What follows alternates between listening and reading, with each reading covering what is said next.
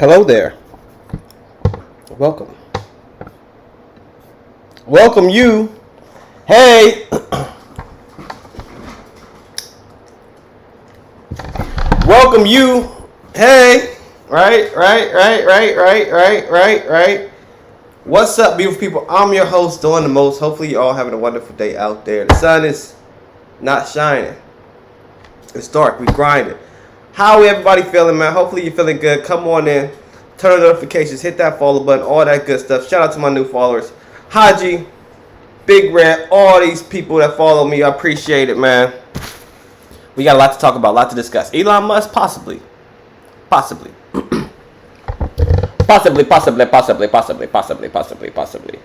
Let's have a good fucking stream, man. Come on in. It's going to be a good one. I feel it. I can feel it in my bones. We might play a little Black Ops 6. We might start off with Black Ops 6. I don't know, right? We might start off with Black Ops 6. Maybe, possibly. Right? Lots going on in the world. Lots going on. So, let's... DJ, play that song I like. We live on Twitch and YouTube tonight. Again, we live on Twitch and YouTube again. I feel like I'm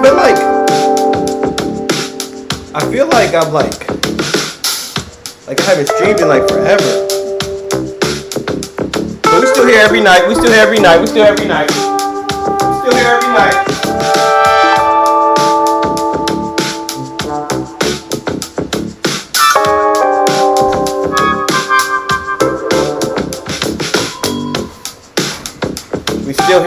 fucking night, man, nonetheless. So we might hop on, I don't know. Maybe we'll hop on YouTube first. I guess we can see what YouTube got. Let's see what YouTube got.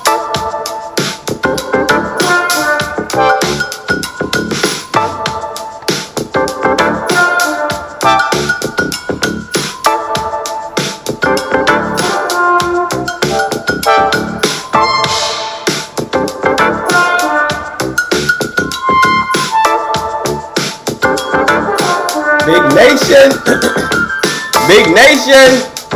Oh shit, we gotta react to that Mr. Beast. I still haven't seen that Mr. You seen that Mr. Beast video? We got it done. Nation. We got it done, bro. We got the job done. Make America healthy again. Make America healthy again.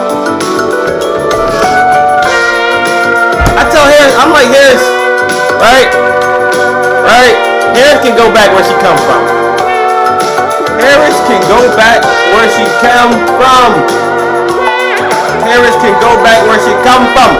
Yeah, you didn't see, I didn't watch that Mr. Beast video. Yeah, I'm put up.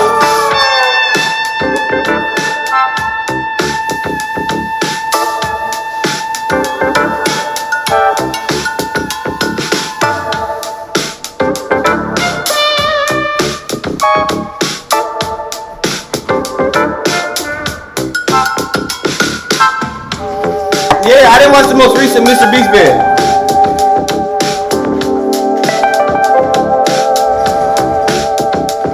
And Nation, usually I get like, I haven't drunk yet. I haven't drunk any liquor yet. Usually I'll be drinking a little bit, but we good. I haven't drunk no beer yet. No, we good. Hey, Nation. I was a little nervous though. Like from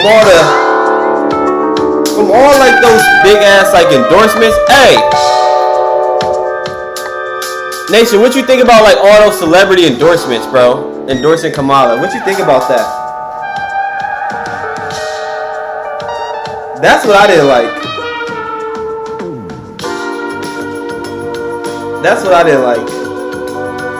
All the celebrity endorsements.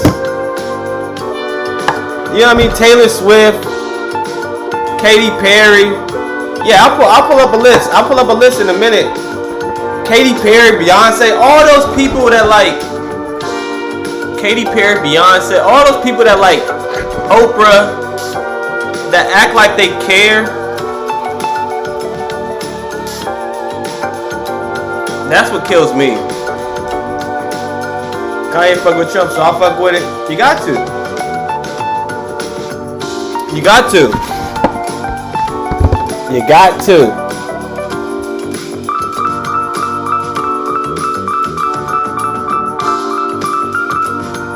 Did you watch the most recent Mr. Beast vid?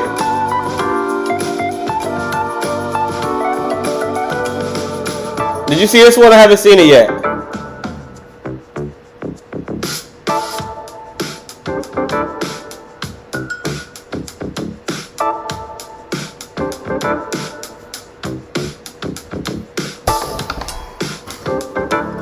We gotta watch this. We gotta watch this. Did you see this one yet? It's like $1,000 experience versus $1 million experience.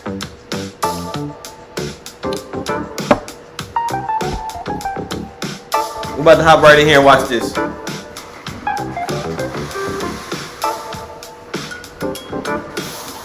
Nation. His last words were "fuck Trump."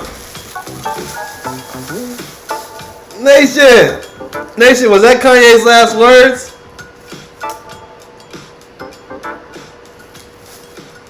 His last words were "fuck Trump."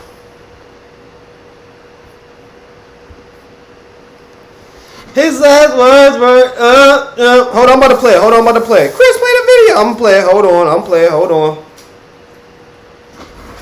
Chris, play the hold on, I'm gonna play it. Nation, you had a good night? You had a good day? You been having a good day, Nation?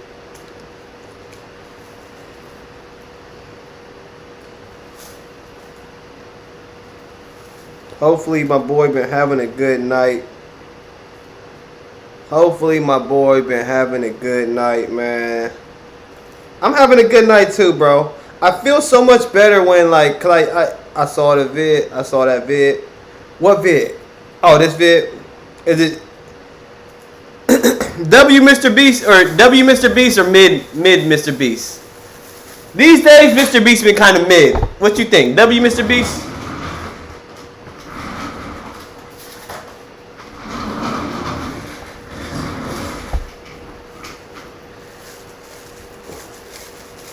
That's the bigger question, bro. Matter of fact, I'll tell you, we started off with this. I seen this video yesterday. Look at this. Check this out, Nation. Check this out. It's a good video. Check this out. You'll like this.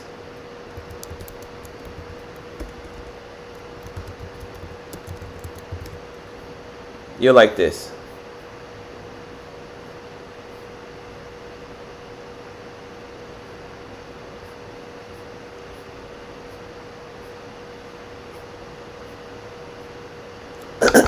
What zero? So he titled this "What Zero Chemistry Looks Like." This did 754. He doesn't do any challenges. All he does is stuff with his money. He is for him to repair his image.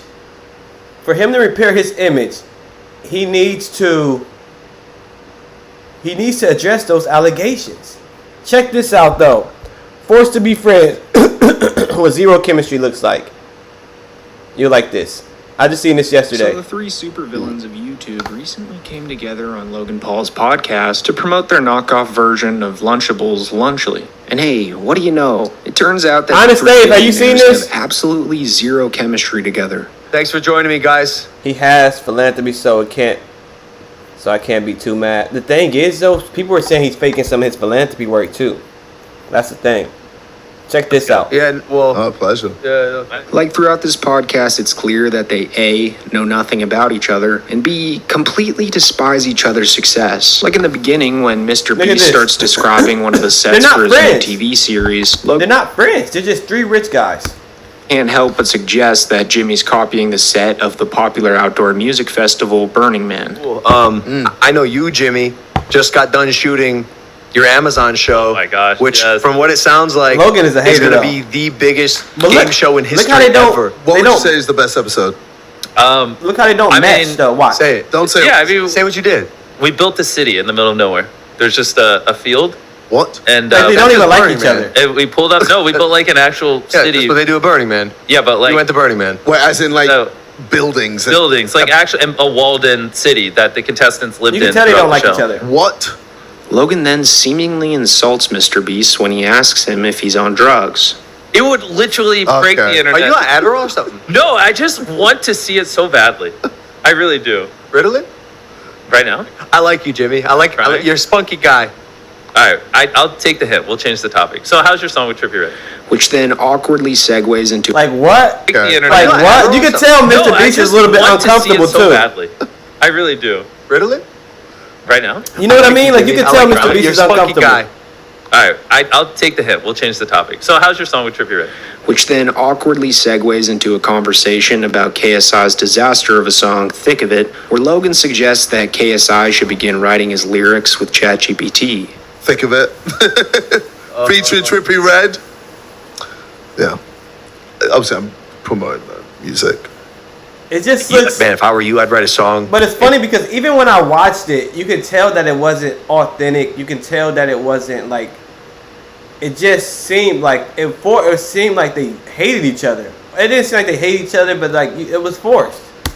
And have ChatGPT write all the lyrics. This is zero. This is what zero chemistry Oh, looks like. shit. I'm joking, but like, it Well, I mean, I do dibble and dabble with AI. I have like AI friends, and I just talk to them every now and then. But after they finish their forced intros of each other, they begin to address the reason why they're sitting there pretending to be friends in the first place, and that is to promote their new product. Which is garbage. but yeah, we did launch Lunchly today. We actually just did it. If you guys saw on Instagram Live, I also think people are confused about what the product is. They're like, wait, so it's just Prime and Feastables in a Lunchables? Basically. No. I want to hear your Lunchly pitch.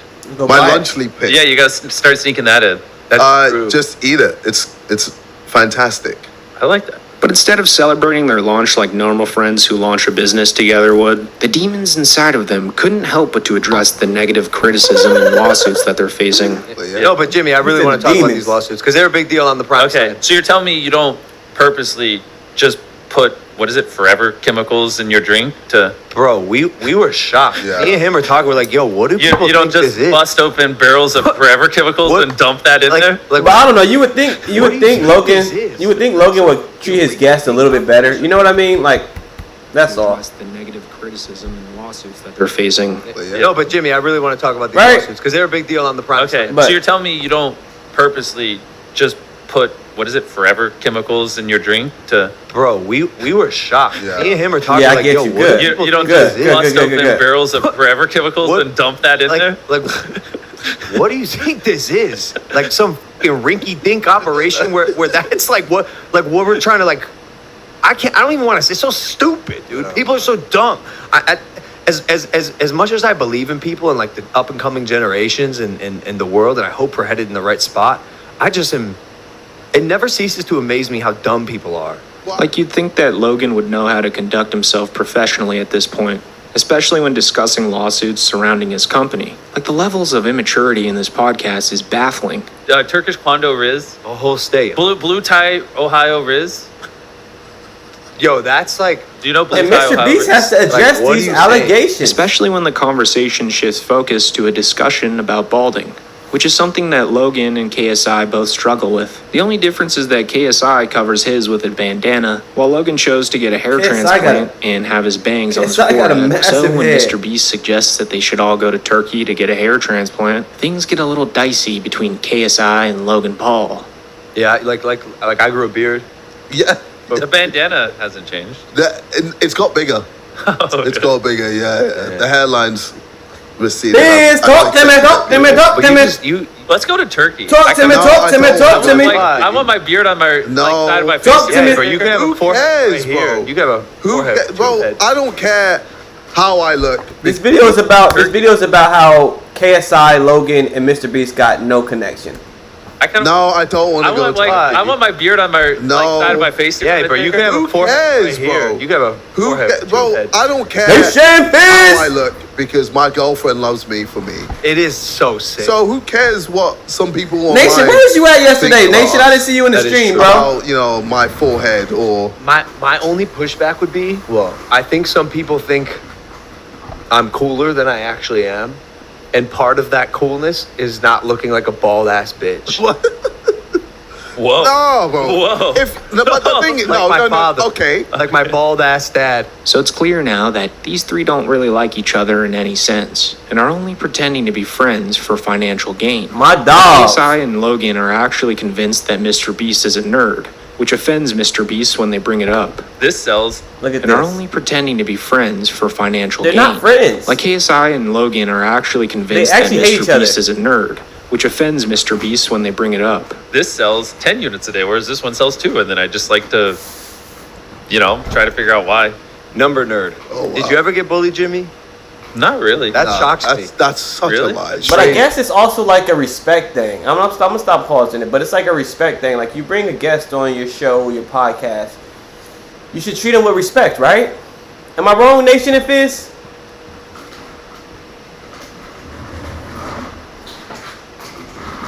You treat your guests with respect. For financial gain. Like KSI and Logan are actually convinced that Mr. Beast is a nerd, which Please offends don't touch Mr. me. Beast when they bring it up. This Please sells don't touch 10 me, units a day, Fizz. whereas this one sells 2. And then I If you just touch like me, to, I'm gonna touch your girl. try to figure out why. If you touch Number me, nerd. Oh, wow. Did you ever get bullied, Jimmy? Not really. kind of That question is shocks that? me. That's such Really? a lie. It's surely. crazy. It shocks you. For sure. You want to elaborate? I just feel like Not all of us played. What were you? High school football, wrestling? Yeah, but I was little, Jimmy. I got bullied. Well, sure, yeah, you were a nerd. Yeah. I played basketball. we can all meet. If y'all all Honestly, wanna, people just left me alone. if y'all wanna hop, if y'all all wanna come What cuddle, was worse? I mean, I guess it depends. Y'all wanna on come constitute cuddle? bullying. If you constitute, Hey, I got a bed- I got a bed in that room. You weirdo. Hey, I got a bed in that- constitute Nah, I'm as playing, bullying. bro. I Y'all just niggas constitute is as- I was gay. just a weirdo, and Okay, I ass deserved it motherfuckers, because bro. that's all I talked about when I was a little kid. But Mr. Beast doesn't let that slide, and counters Logan by subtly hinting that he'll be an absent father to his newborn child, and that Mr. Beast himself got a vasectomy because he's scared of birthing a child and not being there for it because he's so busy. This is what I'm talking about. Oh, so if you ever have a kid, are you gonna be like the absent dad? I'm not gonna have You're not a kids minor, already, Fizz. So no, I mean that's why I'm not. It's probably a decade down the Fizz, road. you're not a minor. Wait, a decade? I'm pushing that stuff. Like, bro, if I had a I'm kid 27. now, yeah, I'd be super absent. I don't know how you're gonna balance crime, WWE, everything you got now. Lunchly, I know you will, and I've obviously talked to him behind the scenes. Logan's very serious about wanting to be a good father, but that's like, I mean, that would just destroy my life if I had a kid. Right? Hey, Do you wrap up? hey, I mean, I will not have a kid anytime soon. Oh, okay. He got damn, that's how you gonna do me, Fizz? Oh, I'm gonna tell him you said you was gonna touch me. I could never. Ew. Hey, I'm gonna say, Which then carries into a say discussion I had to about touch you babies first. that's really revealing that these three are actually children trapped in the bodies of grown men. I guess if She has a baby inside of her stomach. Is Jimmy, that not crazy? It's the weirdest Ugh. in. but the also it's world. like, why is I feel like Mr. Beast doesn't need to constantly hang out with them. You know what I mean? Like, I feel like him hanging out with Logan is definitely tarnishing his reputation. have you seen like Kick and everything? Yeah. Nah, I'm in 27. I'm 27. Like you'll see her stomach. You'll see the baby's like, I don't know, like a body part go like all the way Ah. across. Like a little alien punching Oh from my the god! inside. How does that make Hey, I'm Sure. high Give me the 37s. No, not I'm yet. upper 37s. No, I'm happens. playing. It's just like You can feel her like fingers and toes and stuff. no way, Dude, I'm telling you, it's crazy. Oh my god! Yes, Oh. it's crazy. Whoa! Bro, that's He's wild. not that You crazy. won't understand until you experience it. And like, Seeing the woman you love have a little For the alien. hoes. Hey, she gonna come back over one of these nights, bro. She actually wanted to come over and drink tonight. She wanted to come over and drink tonight, but I don't know. Like, I don't know. We had to figure out how we could fit her in. Inside of her. It must be Are you- just wild. it's wild. Are you gonna look? Oh my. Yeah, I think I'm gonna look. No way! Like, nah, you're as in- crazy. Let's see if Coming she out? up. Let's see if she Yeah. up. Nah, no chance.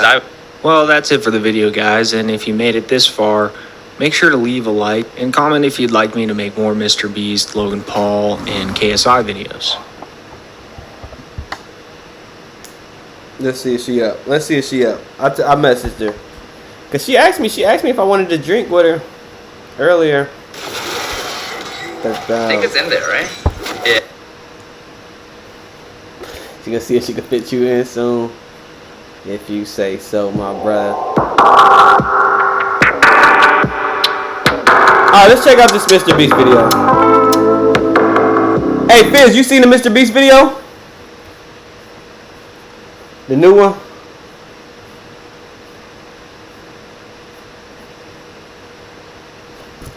Mr. Beast 6,000.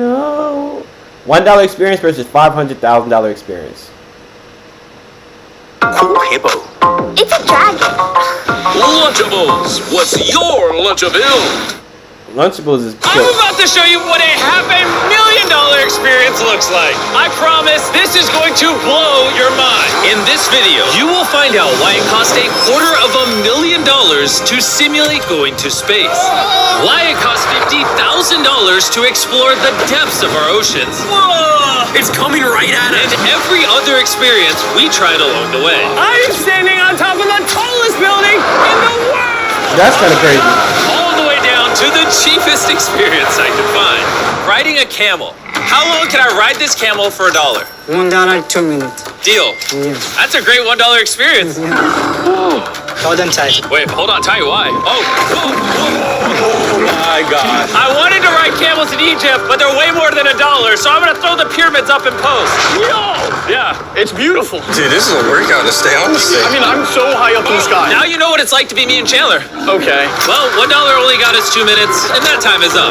Let's go have dinner in the sky. For $10,000, you can go 3,000 feet in the sky with the Okay. chef who uses That's this all right. hot air balloon as her kitchen. Oh, You that's can kinda see the sweet. shadow from the balloon over there in the field. This is a little higher than I expected, I'm not gonna lie. But this isn't your everyday dinner at 3,000 feet in the air. This Michelin star chef uses the flame from the hot air balloon itself to literally cook the food for the meal she's preparing. Mr. Beast.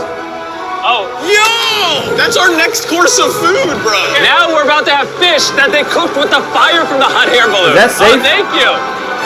Oh my God. Jimmy, this is amazing. Look how beautiful it is That's down kind there. of scary. Such an amazing view while we eat. This fish never dreamed of being this high up. If you got an extra 10 grand and want to impress a girl, I would recommend this. Every single one of these 10 gourmet courses That is was nice, though. phenomenal. But I still had one question I needed to ask. As a Michelin star chef, what do you think of this Feastables bar? Very good and balanced. And what I like is the crunch in the chocolate. Feastables is now Michelin star approved. The 10K experience was very beautiful. Whatever. Up next is Of the course he's gonna 50K plug his experience. And Chandler and Feastables. Carl have no idea what I have in store for them. Of course you're What gonna do you think of the yacht? I think it's beautiful. It's pretty. Yeah? It's beautiful yacht. Do you think it cost 50 grand for the day? No. No. Okay. So look over there. We're gonna go on a submarine expedition. Oh my God. You guys Sweet. ready to explore the floor of the ocean? Yeah. Okay, let's do this. Oh my. I didn't know Mr. Beast could get his legs that high. Okay, come on. Let's go explore the floor of the ocean. Okay. That's kind of cold. That's like cold. Awesome. Wow, I can already see fish. Look, we haven't even gone down yet. Look at some barracuda. You guys want to scrape the All right, floor I'm of the back. ocean? We can. We can do anything. We have this entire submarine to ourselves and can explore whatever we want. Let's do everything. Except crash it. You're not allowed to do that. Okay. And to make sure we got the very best angles down here, we paid scuba divers to follow the submarine. Isn't this cool? Let's communicate with them. Shark behind. Everyone freak out, okay? Start freaking out. Got him! And while we're underwater, Tariq and Nolan are also on a $50,000 safari in Africa. And we're gonna see if we see more cool creatures down here than they do over there. Spoiler, we will. This is gorgeous. That's pretty, Let's that's go find pretty the king sweet. of the jungle. That's a sweet experience. Africa until we see a lion. That's where I want to go. I want to go to Africa. That's where I want to go. I want to take my ass to Africa. Understand? I do understand. Why did you point at me like that? Oh, we're on! Yo, it's Pumbaa! You scared him! Oh, scared him. I'm sorry, I shouldn't yell. I'm not supposed to yell. Zebras! I feel like zebras would taste good. Like if I was a lion, I'd always go for a zebra. They just look thick. What? Bro, this is so worth Zebra meat does look This is so good. worth Jimmy's $50,000. Zebra meat does look Wait, good. Carl, what if instead of being a ship, that's a submarine? We're taking this It's thing your back spawn up. point. Wow. Look how Yeah, it is my spawn point. Whoa. Is it okay how close we are? That's a fake fish. All right. But we weren't the only ones getting up close and personal. Zebras, where you going? They're not fucking with wait, y'all. don't go. Come back. Those zebras are not fucking with y'all. There's two right behind you. Oh, they are unnervingly close. They're very close. Oh, it's awfully close. It is coming towards us. He's got charged by an elephant. An elephant would tip that shit over. This is the coolest They've done it before. That thing is a unit. That's my dad. This is way cooler than a submarine. I'd rather see this than a fish. That's so much Also, cooler my than a heart's beating submarine. out of my chest right now. And that was the 50K experience. What we have coming up next is even better. Now, I would This much thing rather have kills the experience in comparison Kenya. to the $250,000 zero gravity experience. This company will fly you up and then nosedive, creating a zero gravity environment inside the plane. The $250,000 experience starts now. Oh, my water! Oh my God! What is going on upside down? Oh my God! Oh, I can't stop floating. That's alright. How much would y'all pay? How much would y'all pay to do that? I give you $200 to do that. I do that for $200. $100, $100. Oh my gosh, this It's is alright, sick. it's alright. On this next drop, we're gonna race to the other side. Turn on zero gravity. I'm not doing. I'm 250K. 250K to float around the shit. I mean, it looks fun though. We made it. Oh, we made it. We won. Yes. Turns out racing without gravity But that's insane. doesn't work so 250K well. is insane. But luckily, Carl had a better idea. I'm gonna test out a leaf blower. That's not gonna work. Wait for it. Oh. Oh.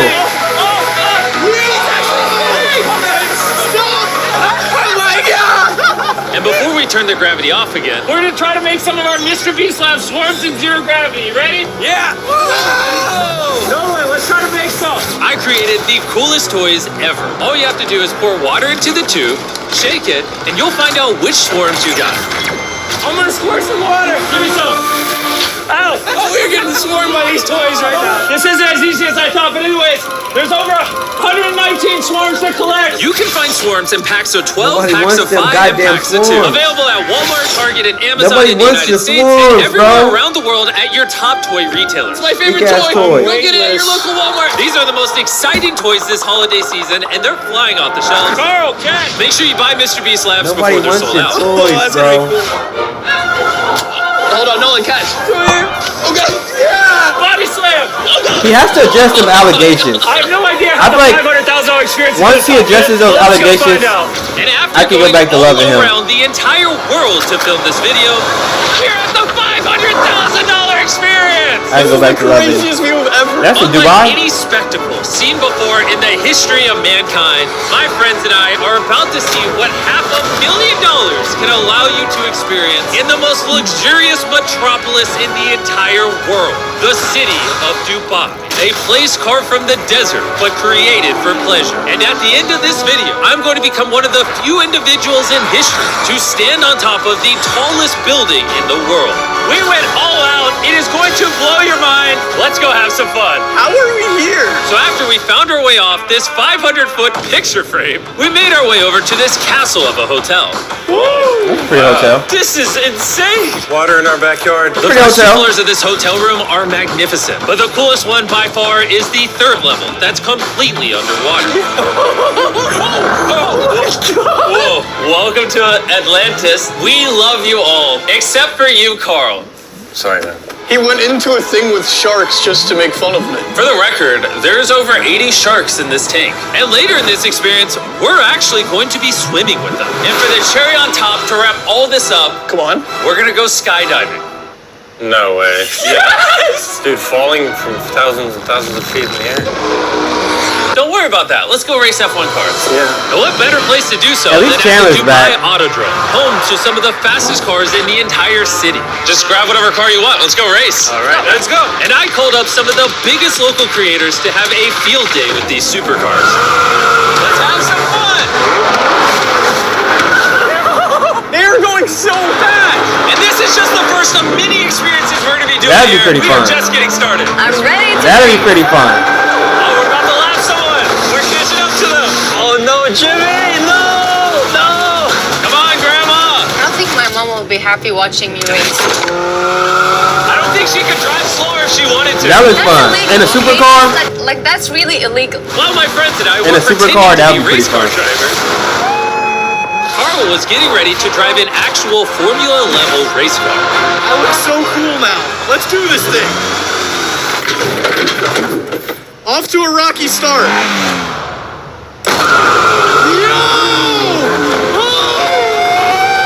Oh my God, I'm driving a Formula car! This is the best day of my life! For the price of this experience, we actually got to keep this brand new Lamborghini. I want to enjoy it a little bit. Oh, in case you're curious, this bad boy is fast. Let's go to an NBA game all the way in Abu Dhabi. But to be honest, guys, I'm not the kind of guy who likes to drive around sports cars. And plus, we cannot find a parking spot. So I'm just going to find someone to get this thing to. Do any of you watch the Mr. Beast channel? Yep. That says subscribe. Can I just give you this Lamborghini? I prefer someone else to have it. What? What the heck just happened? Hey, sir, security, take over here. Oh, he's subscribed. Can I What just the give you this hell? info? Yeah, please. All right. What the hell just happened? He turned down a I Lamborghini? prefer someone else to have it. He probably rich. He's probably rich. Hey, He's sir, probably rich. security, can you come over here? He actually might be rich. Can I just give you this Lambo? Yeah, please. All right, get in. This is officially your Lamborghini. I'm actually shaking that. This is why you got to make sure you're subscribed. I'd hate for you to lose a Lamborghini. Hey, boys, what are you doing? We got courtside tickets. Enjoy. I'm so happy. With the Lamborghini now off my hands, I got to sit courtside at a pro basketball game. But instead, it just ended up turning into a photo shoot. Then afterwards, I said hi to Steve Harvey. And after that, Russell Westbrook. Good. And with $200,000 worth of experiences left to do, up next, we got to take over a massive water park. Somehow, in the middle of the desert, hang out with penguins. I heard you're the alpha. That is an alpha thing to do. And since that wasn't enough, I am now in a giant pool with 80 sharks and stingrays. Hello there, sir. Hey, come back here. I was trying to talk to you. It's like Buzz Lightyear. Whoa! I don't know. What you think? I mean, it's alright. It's alright. He's having some cool experiences. First decree is the They're having some fun shark may not experiences. be. Agreed? He still need to address some allegations, though, man. I am your leader. Attack him. That should not exist. I would touch that thing. Well, before this guy turns me into fish food, let's go get our own dinner at a restaurant straight out of the future. Hello, everybody. Jamie, you're sitting there? What is this, Jimmy? I don't know. I don't think I've ever sat at a restaurant this far away from my friends. Gentlemen, prepare yourself for a once-in-a-lifetime experience. Whoa. We will start with our first appetizer. Take it in one bite. Cheers. Cheers. What if I don't like it? Is it good? This is amazing. That whole plate was just that one bite? Yeah. Okay. Whoa, what is going on? Whoa, shoot. It's like a Call of Duty mission. Am I getting hacked? I thought this was a restaurant, not a movie theater. I don't know what's going on. This 9-course meal is surrounded by full 360 interactive visuals that change based on the dish. Yo! Whoa. Wait, does it? Oh, it responds to your touch. Boys, we're now defending Earth. I'm impressively bad at this. But even though the room was impressive, Dude, they're getting tripped up on my water right now. Look at that! it was a one-of-a-kind food and drinks that made this experience That's truly a pretty unique. cool experience. Dubai has some crazy ass places. We got to try 9 mouth-watering courses, from freshly caught seafood, whoa, Oh my God. to golden Wagyu burger. You approve? Oh, yeah. No, you Hey, good, bro. You good, bro. They even You good, nation. Oh, no. As long as you come back. You and Fizz. had one final course specialized just for us. Who is that? Dude, it's Sheila. That is not. That Chandler? Bro, that is not me. But anyways, let's keep the experience going. All we have left before I literally fall out of the sky and climb the tallest building on Earth is to test my fear of heights at a pool suspended in the sky. Look at this view. Oh my God. Are you kidding me? Whatever photography you're seeing right now does not do this justice. No way. Standing over 600 feet in the sky, this 360-degree infinity pool gives you a breathtaking view of every square inch of the city. What's going on with some How about it, UFOs? boys? A lot. Everything about this is mind-blowing. Now we're gonna stick this bad boy over the ledge. Jesus. We got that UFO hearing coming up, bro. Is that not amazing? Next We're on top Wednesday. of Dubai. All right, guys. That's it's the time big- we fall from the sky. That's the big shit coming up, the UFO hearing. But it's like rolling out. It's like rolling out, man. Let's skip this segment and go to the UFOs.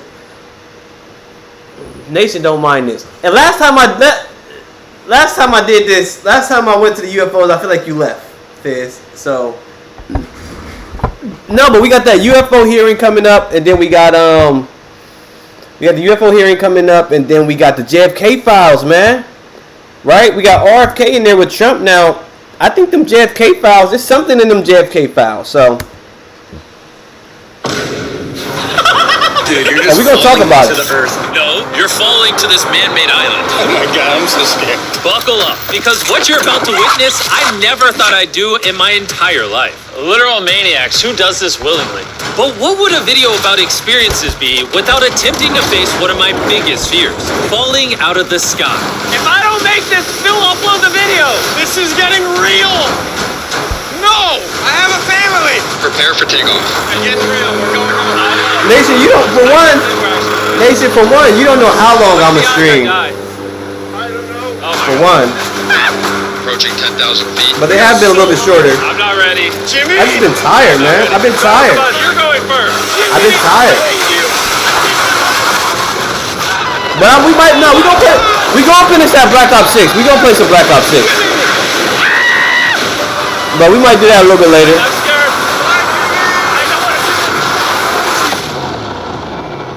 Because y'all forgot how good I am at the game. That's the thing. We bought that new Call of Duty and I haven't even touched it yet. But y'all remember how good I used to be at multiplayer. That's my thing, multiplayer. So we gonna get in there. We gonna level up because we gotta level up.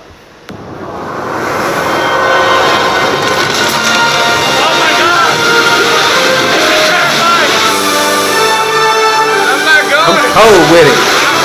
I'm cold with it. You better ask Nation. And you better ask Fizz about my snipes. I'm scared. You scared? Yeah, we're still pretty high up. This is probably my biggest fear ever. Oh gosh. Oh gosh. But I did this for you guys. Alright, I'm not Fizz. dead. I'm alive. Where's Chandler? Did Chandler not jump? Where's Chandler? Chandler either didn't jump or splatted on the ground. Oh God, I hope he didn't jump. Sorry, Jimmy, I'm not Listen, ready. bro. Well, it's a good thing I didn't ask Chandler to join me on the Fizz. biggest experience of this whole video. Because Fizz. behind me is the Burj Khalifa, the tallest building on Earth. And to wrap up this experience, I'm gonna go stand Thanks all for the way coming on through, top bro. of it. The first step of reaching the peak of this Thanks for coming through, 2,700 Fizz. foot building is taking a series of love elevators you over too. 160 stories Yeah, into the Nation sky. love you. But as for the remaining 900 feet, I had no choice but to climb to the top myself. This thing is tall. That's a lot of ladders. I underestimated how hard it is to get up to the top. But even Good after night, a bro. full hour of climbing, there was still a lot of Good night, steps my before brother. we could go. I thought I finally made it to Thanks the for top. coming through, bro. You know how we do. a lot left. This thing never ends. We gonna talk about UFOs though. Like I said, a lot coming up with the UFOs, Fizz. So I don't know if I'm gonna make it. be ready for that. Be ready for that. Take that as a no. But despite all this endurance, I reminded myself that this was my moment to be one of the few individuals ever to experience standing on top of the tallest building on Earth. I knew there was no turning back. All right, home stretch. Woo! All right. I made it! I am standing on top of the tallest building in the world! This is insane! That's kind of scary. Holy crap, I'm high up. Oh, this is terrifying. Oh, I should not look down. That's scary. I might puke. I'll admit, Feastables tastes better on the ground. Because on the ground, I'm not on the verge of passing out. I'm so afraid of heights. I find time and time again that when I That's face my terrifying. fears, I usually end up enjoying it and learning a lot about myself. I'm very grateful for this experience, and I would encourage you guys to go outside your comfort zone. Do something you wouldn't normally do. I think you'll end up enjoying it and learn a lot about yourself. Thanks for watching. I hope you enjoyed all the effort we put in this video. I love you guys.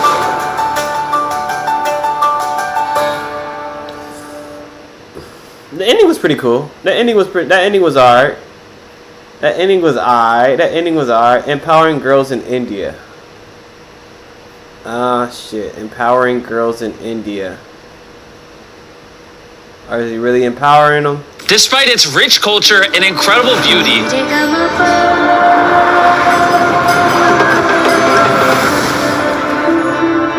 over 40 million children. Fizz, you wanna watch this video about Fizz, you in here, bro?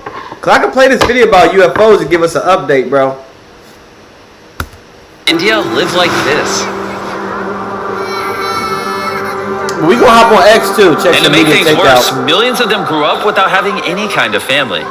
Check some media takeout. Every country struggles with poverty, but unfortunately, India has the highest population of orphans in the world, meaning that many of them face abuse, malnutrition, early marriage, and unplanned pregnancy. And because of all the obstacles that these children face, completing their education is unfortunately a lower priority. And after receiving multiple comments from you guys asking us to come visit India, we decided to, and so much more happened than we had expected. We collaborated with one of the biggest stars in Bollywood. Darren became a fashion designer, and we discovered multiple people making a massive difference in their communities. So we decided not only to do one project in India, but two. And when we arrived in New Delhi, Darren met with Dr. Modi, the founder of the first organization.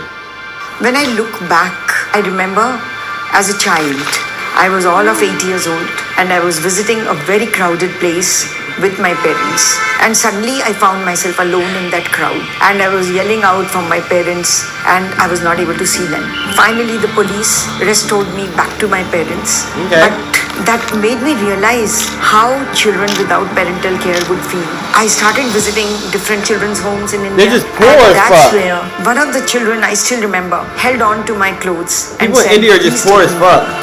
This was the start of the Udayan Our Home program, where orphaned and abandoned children are assigned lifelong mentor parents, a group of extremely dedicated carers that give younger kids a loving family environment so they can flourish like any other child in society. But Udayan Care didn't stop there. In 2002, Dr. Modi started the Udayan Shalini Fellowship Program, where mentors support girls from underprivileged Hey, Nation, backgrounds should I hop on and Black turn them Ops in a into minute, bro? empowered, independent women that will build a more equitable Stop society. on Black Ops a little story mode, Dr. little story Modi mode, then a little introduced bit. us to Deepak, a mentor parent to 40 girls in one of the Udayan Care homes. In 2009, I joined Now, right now, Udayan Care as a part-time volunteer, and then me and my wife, we both enrolled with Udayan Care and started visiting the children's home. And as I had already decided when I was 36 that at 52, Estimated 53, like I will estimated totally time. give up the active corporate life and turn my time, energy, wealth, whatever little I have, towards giving Let me back see to what else we can community. watch. Hold on, let me see what else we can Despite the react incredible work to. that this organization does, they still struggle financially. Deepak showed me around the home this Let me see what else morning, we can and I react got to. to see all of the effort and all of the programs that they are Hold on, putting hold on. into developing the skill sets for these girls to go out and prosper in life. One of these girls is Sheetal. I was born in Muradabad. It's a city in Uttar Pradesh. I came to Udayan Care when I was 4 years old and I was with my 4 sisters. I'm the youngest. If I wasn't part of Udayan Care, I would be probably living in Ty Carey said we got who we need. uneducated. I think I wouldn't have a life. I wouldn't have Ty dreams. Carey said we I got wouldn't who really we aspire need. to, change the world or create some kind of impact. Over a period of time, Sheetal completed her class 12th, and those 3-4 years, I used to discuss a lot of things with the girls about their future career, how they want to do, what they want to do. When I was in 12th grade, I was really Hey, Ty was arguing on what was you arguing with on Instagram? Ty was arguing on Instagram with fucking people about going back and forth with people with Trump supporters. Who was you going back and forth with, Ty? Kamala supporters? with making the decision what I want to do in the future. I'm a very ambitious person. Oh, baby, and I really you. want to do something for people because I've got so much from the society that I live in. So I was going raising at awareness it. about things through my art. Sheetal mentioned that she would like to be a fashion designer. If you have to be a fashion designer, you should go for the best institute, at least in India. So after working extremely hard on her studies, Sheetal was able to get into the top fashion school in India, the National Institute of Fashion Technology in Mumbai. I went to Mumbai, dropped her to the college. At that time, I kind of felt like this is something different. Somebody just being so passionate about. Nation, are we talking about the same song? Nation, are we talking about the same song? Cause I think I know what song you talking about.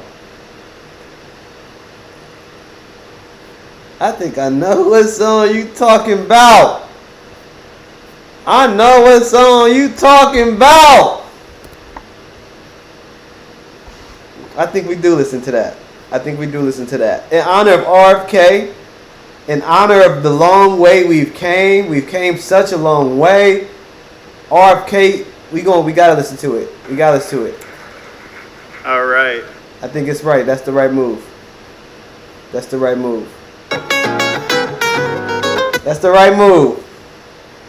Send me free. That's the right move. And I ain't even drunk yet. You can't do this on your own. Yourself. All right, put your hands together for that. You have it in you right now. We did it. You have to do something you've never done. We did it, y'all. Which I think is another reason we're all here. But this song is called All I Got. We did it. We did it.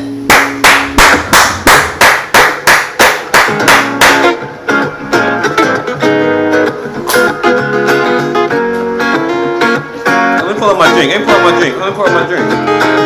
Hold on.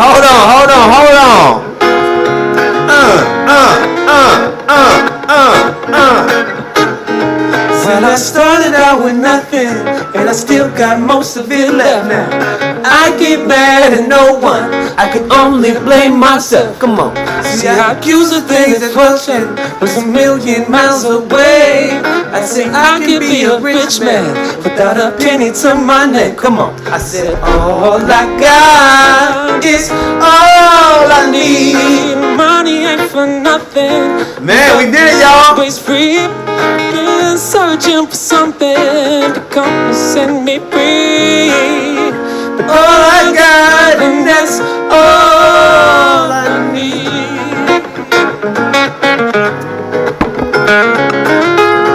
Oh, you hey. No, bro, no. Now with RFK in that office, you got RFK in the office now. That ain't no time for that.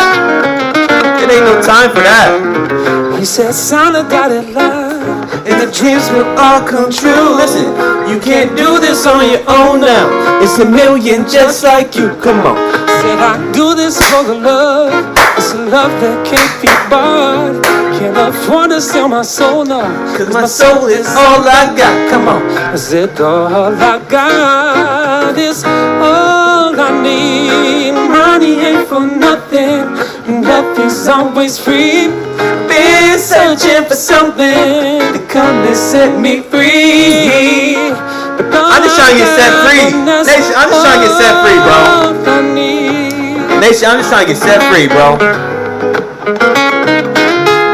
I'm just trying to get set free, bro. You know what I mean? I'm just trying to get set free.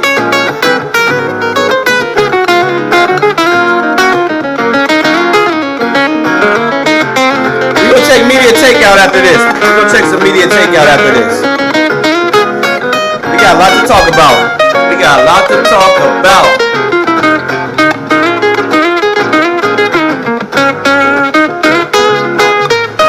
Put your hands together for TJ Emmerich, ladies and gentlemen. Come on. Said all I got is all I need. Money ain't for nothing. Love is always free. Been searching for something to come and set me free. But all I got Run that back sound. set me free. But all I got, and that's all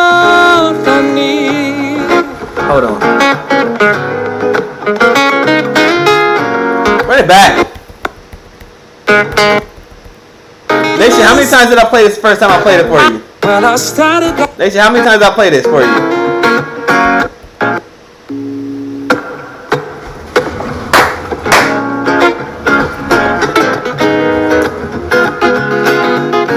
I think I played it more than that, bro.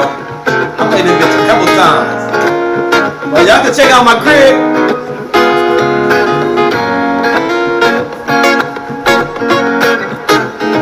Well, I started out with nothing, and I still got most of it left. I ain't mad at no one, I could only blame myself. See, I accused the thing that fortune was a million miles away. I see, I could be a rich man without a penny to my name. Come on, said all I got is money ain't for nothing. God is always free. Been searching for something to come and set me free, but all I got, and that's all I need. Man.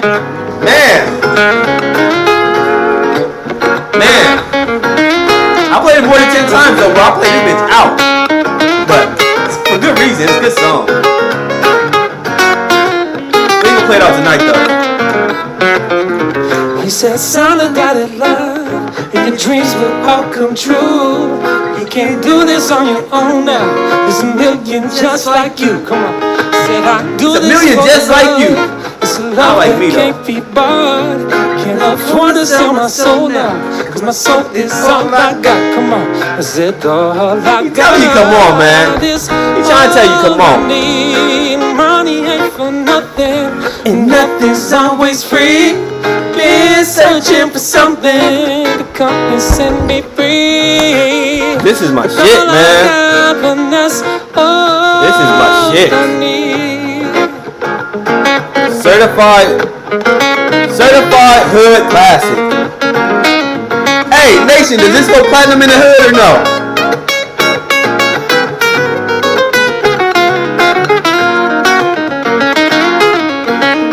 Does this go platinum in the hood?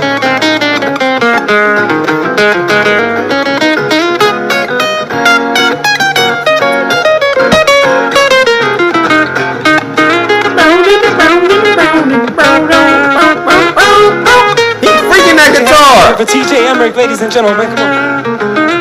Said all I got is all I need. Money ain't for nothing. It's a message.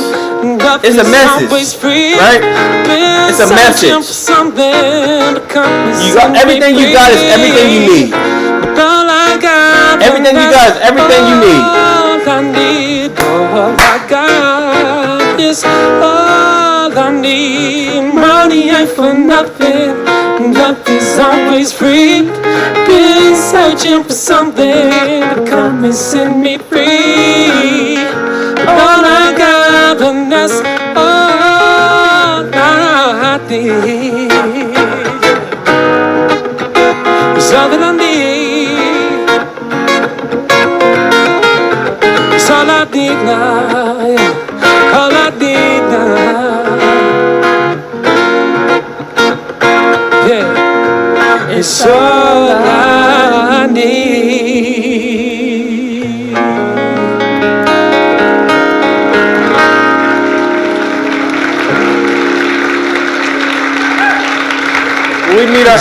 When we meet our alien neighbors in 2031. Let's watch a little bit of this. To get started in data analytics, you don't need previous I just want to see experience. Neil deGrasse. The Google Data Analytics Let's see what Neil deGrasse is talking about. We ain't gonna watch all of it. You're motivated by the search for life. That's right. Life We're on not Earth gonna watch everywhere all of it, but uses liquid water. Typically, when people think about an ocean world other let's than see Earth, what Neil talking about. they go straight to Europa. You're going to Europa, low dipping over Europa, but you're not landing there. Oh, normally when we think about a spacecraft flying by a world, it's thousands of kilometers away. We'll orbit Jupiter, but make these flybys of Europa, and the close approaches. How close are you gonna get? 25 kilometers. What? That's the closest. Well, shells. That's most likely. You like what?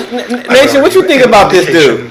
Nation, you like Neil? Life is currently alive in the oceans below. And that's extraordinary because then we can actually study it and see, does it run on DNA, RNA, and proteins, or is there a different ballgame mechanism altogether? Yeah, contingent that would versus completely convergent. transform everything we know of biology. Exactly. Contingent evolution versus convergent in terms of... What is contingent evolution? The impact that... No, this one is a lot better. It's a lot better. This is what we should be listening to. We're actually gaining access to a parallel reality. We'll watch a little bit of this, which is and then inhabited by watch a little bit of this, consciousness, and then we'll, which is a non-physical form. We'll check some media takeout. And I'm equally open to that idea. Talk about I think RFK that may and be- Trump and maybe what is going on all here that good stuff with ayahuasca. But This the is other Graham thing Hancock. is that there is a presence. This is Graham Hancock. He's very knowledgeable on I would say geographic locations. It's the best way I can put it, right? He knows about the past and what certain areas used to contain and all this old geography, whatever you want to call it. He's really good The with that. ayahuasca brew. Smart and She man. is present both in ayahuasca and in yahe.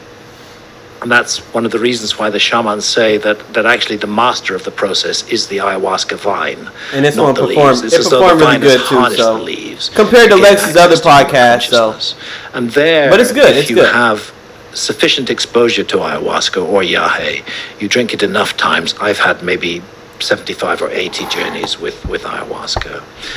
You can do it so you definitely start own to now. feel It's a an million intelligent just presence like you. with a definite personality, which I interpret as feminine, and which most people in the West interpret it as feminine, and they call her Mother Ayahuasca. There are some tribes in the Amazon who interpret the spirit of ayahuasca as male, but in all cases, that spirit is seen as a teacher. That Mr. That's Beast video was fundamentally what ayahuasca is. It's a teacher. What was that? It teaches moral lessons. It didn't crack That's it didn't pique my The mixture excitement. of two plants should cause us to reflect on our own behavior and how it may have hurt and damaged and affected others, and fill us with a powerful wish not to repeat that negative behavior again in the future. The more baggage you carry in your life, the harder the beating that ayahuasca is going to give you, until it forces you to confront and take responsibility for your own behavior.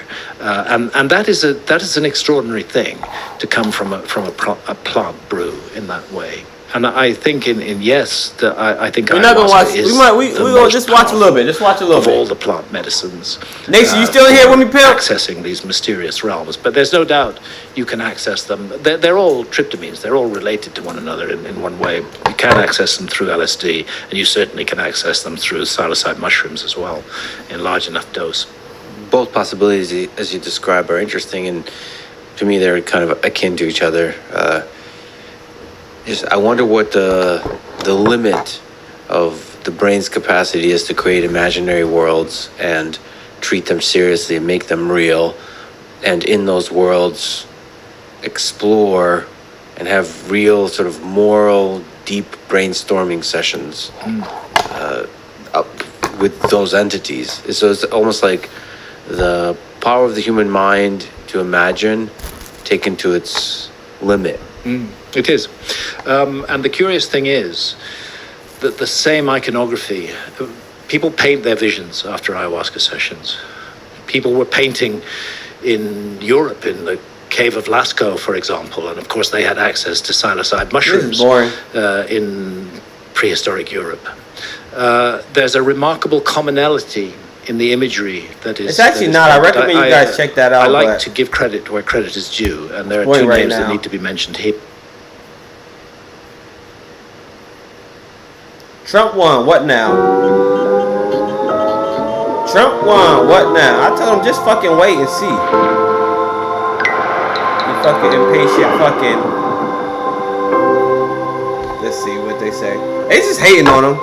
It's just a bunch of hate and fear. His advisors don't believe in any of the even feeble restraints that the Biden administration had put on Israeli conduct. There are factions inside the Israeli government that have different visions of how to conduct the war. The extreme right on Netanyahu's flank, people like Bezalel Smotrich and Itamar Ben-Gvir, believe that Trump will let them do what they want based on what he said, what his advisors say, and what his political coalition at home wants. Are you on board with the way the IDF is taking the fight in Gaza? You've got to finish the problem. These people have a maximalist vision of what they want the war to be. Actually seizing and taking Gaza for Israel and returning to settlement, fear, man. right, to rebuilding Israeli outposts, moving Israeli Jewish citizens in to make sure that its control over the area never slips. That would mean not just temporary eviction of Gazans from their homes and their cities, which would be bad enough. It would mean creating a massive permanent refugee population. Outside of Gaza, in the West Bank, we can only imagine.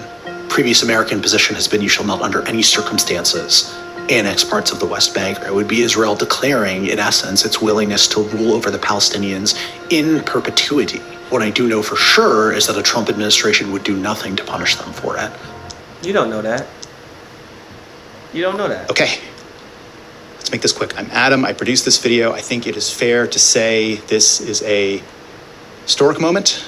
And one thing it shows is that we truly do not know what the future holds. In these next 4 years, journalism is going to be important. Things will be confusing. It will sometimes be a struggle to know exactly what you should be paying attention to.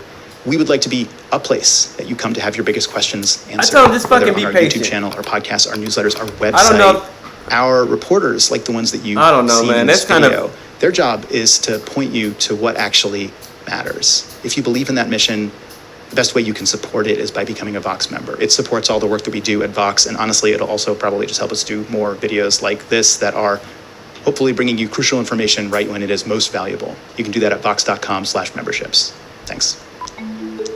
Trump declared he would veto a national abortion ban if he's reelected. Trump winning the presidency is not good for abortion rights. I mean, he's been out there claiming that he's the father of IVF, that he's going to be great for women's rights. Is that the only talking point? Nation, is abortion rights the only talking point they have? But he surrounds himself with lots of people who absolutely, do not have that as their goal. I'm Rachel Cohen. I cover social policy at Vox, and I've been really focused on abortion rights for the last 2.5 years since Roe was overturned. Something that has been confusing for voters is that I don't think we're going to see a federal ban coming out of Congress. The biggest way that Trump could, I think, it's not going to be a federal ban coming from. It's not going to be a federal ban coming from. Push for the enforcement of the Comstock Act on the federal level. The Comstock Act was this law passed in 1873, and among other things, it banned mailing anything associated with abortion. When the Supreme Court legalized abortion nationwide, the Comstock Act was rendered moot. It didn't matter anymore, but Congress never actually repealed it. Now that Roe has been overturned, you have a bunch of conservatives, including J.D. Vance, who are saying now is the time actually to enforce this zombie law that's been on the books for decades that people forgot about. He's not saying and we that. should ban anything associated with abortion from being sent in the mail. So that could include not only abortion pills, He didn't say which are that. used in the majority of abortions in the U.S., but it could also mean any medical equipment associated with, surgical abortion, like dilators or speculums. That would effectively mean a nationwide ban on abortion. Ty, you in here? There's like a gazillion hours of me on the internet. In almost every case, I'm talking about the universe, black holes, the Big Bang, time travel, God. What I'm gonna do. I don't want a master class, Neil. Some might say it's economic nationalism. I call it common sense. The thing about tariffs is that the president has a lot of unilateral authority to impose them without Congress's will. I'm Eric Levitz, and I write about politics and policy. A tariff is basically a And not only that, but the media has to be a little more fair and honest now. Like they can't just completely lie to their viewers and give them a skewed version of what's really going on. Like they kind of actually have to tell them the truth now. So, cool. on an imported good. Usually the producer passes on the cost of that tax to consumers by charging higher prices to compensate for the tax. Trump's signature proposal on tariffs in the 2024 campaign was a 10% tariff on all foreign imports, regardless of what country they come from and regardless of what kind of good it is, which includes things that the United States cannot possibly produce. There's no tax that you can put on foreign coffee beans that will make it possible to grow them in New England. He'll the general find one. consensus He'll from find one. economists Shut is that up. This is going to Shut up. significantly increase prices Tariff. for Americans as well We're gonna put as tariffs on your actually shit. potentially undermining American No, manufacturing. you gonna, I think that in they've general, that's the voters thing. tend to be. That's the thing. It's like they talk to us like they had our best interests. Oh, he's gonna undermine. You don't give a fuck about us. You just showed us you didn't give a fuck about us the last 4 years. When you were sending all that money to Israel and Ukraine, you told us you don't care about us. So don't act like you got our best interests. That's my problem with the media. They act like they have our interests and they don't. To any protectionist trade policy, but I think that in practice, as we've seen in the Biden years, voters are very sensitive to increases in consumer prices. On the other hand, though, this is something that Trump really genuinely seems to believe and hold as a core economic principle, really since the late 1980s. We let Japan come in and dump everything right into our markets and everything. It's not free trade. Put a 25% tax on products that come into the United States. So that means that Trump plausibly could enact this tariff even if a majority of Republicans in Congress do not want him to.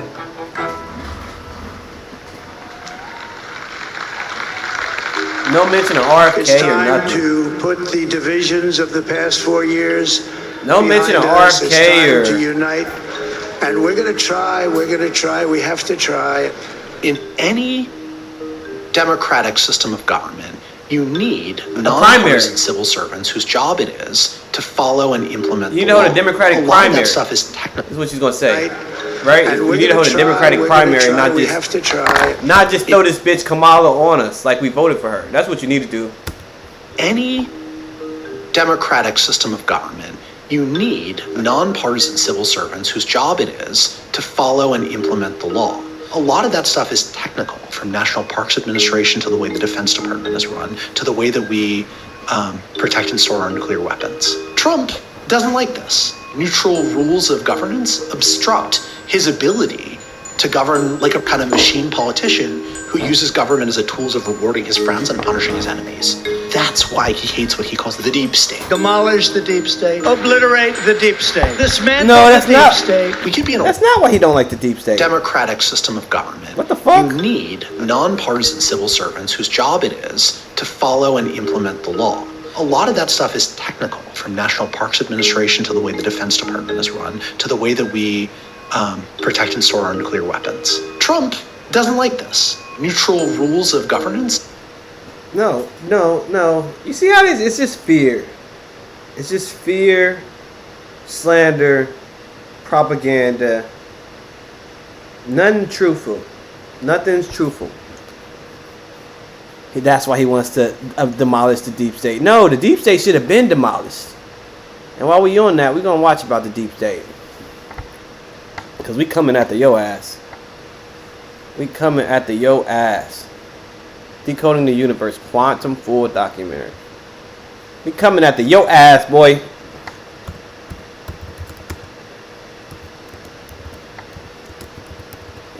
What the fuck was he talking about? Obstruct his ability to govern like a kind of machine politician who uses government as a tool of rewarding his friends and punishing his enemies. That's why he hates what he calls the deep state. Demolish the deep state. Obliterate the deep state. Dismantle the deep state. We could be in a world where very swiftly, because there are no legislative guardrails against this, what if the IRS is now a fully political agency and audits start coming in along political lines? Businesses or media organizations that are critical of Trump start being harassed using the tax code as a means of punishing them. Think about everything that you rely on government to do. And now imagine those This is the deep state. This is the deep state. We'll watch a little bit of this. The deep state explained. And then there are people who are doing things It's the for CIA. their own selfish or bad reasons, and you know exactly how many It's the are in CIA, each Central category as, Intelligence, you know, sort of video, intelligence community. So, we ready, Nick? We're good? Okay. Sweet. Haji, are you? We got to get them out of here. Okay, if you can hear us. Big Pharma. Start by introducing yourself, who you are, and what Big- you do, Big and what Pharma, your relationship big- to this topic of the history of the CIA is. Yeah, so my name's Jefferson Morley. I'm a journalist in Washington. I've been a journalist in Washington for the last 40 years. In the old days, spy agencies were a war thing. When the US was at war, it would set up an international spy operation to best wage that war. And then when the war was over, they would pare down or totally get rid of the spy agency. The thinking here was that a spy agency took up a lot of resources and threatened civil liberties. A lot of power concentrated into a bunch of unelected people. Worth it during war, not worth it during peace. But then the biggest euphemism for there's office.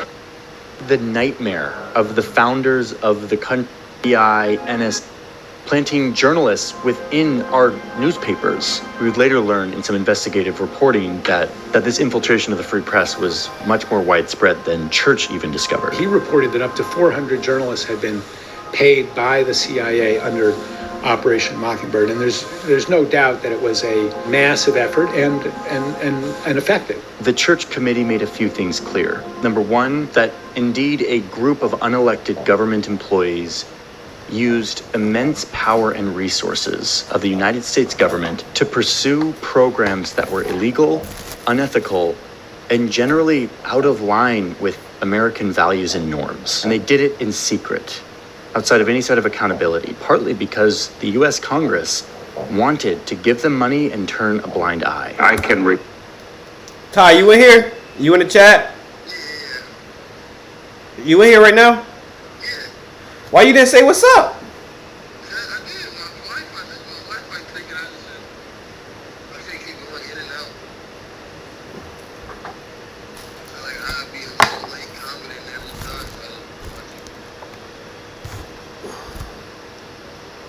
All right. I was like, damn, I'm talking to my damn self.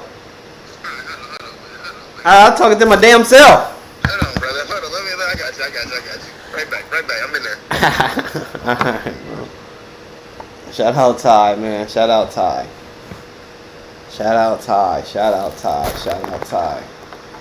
Oh man, where do we want to take this? Where do we want to take this? Where do we want to take this?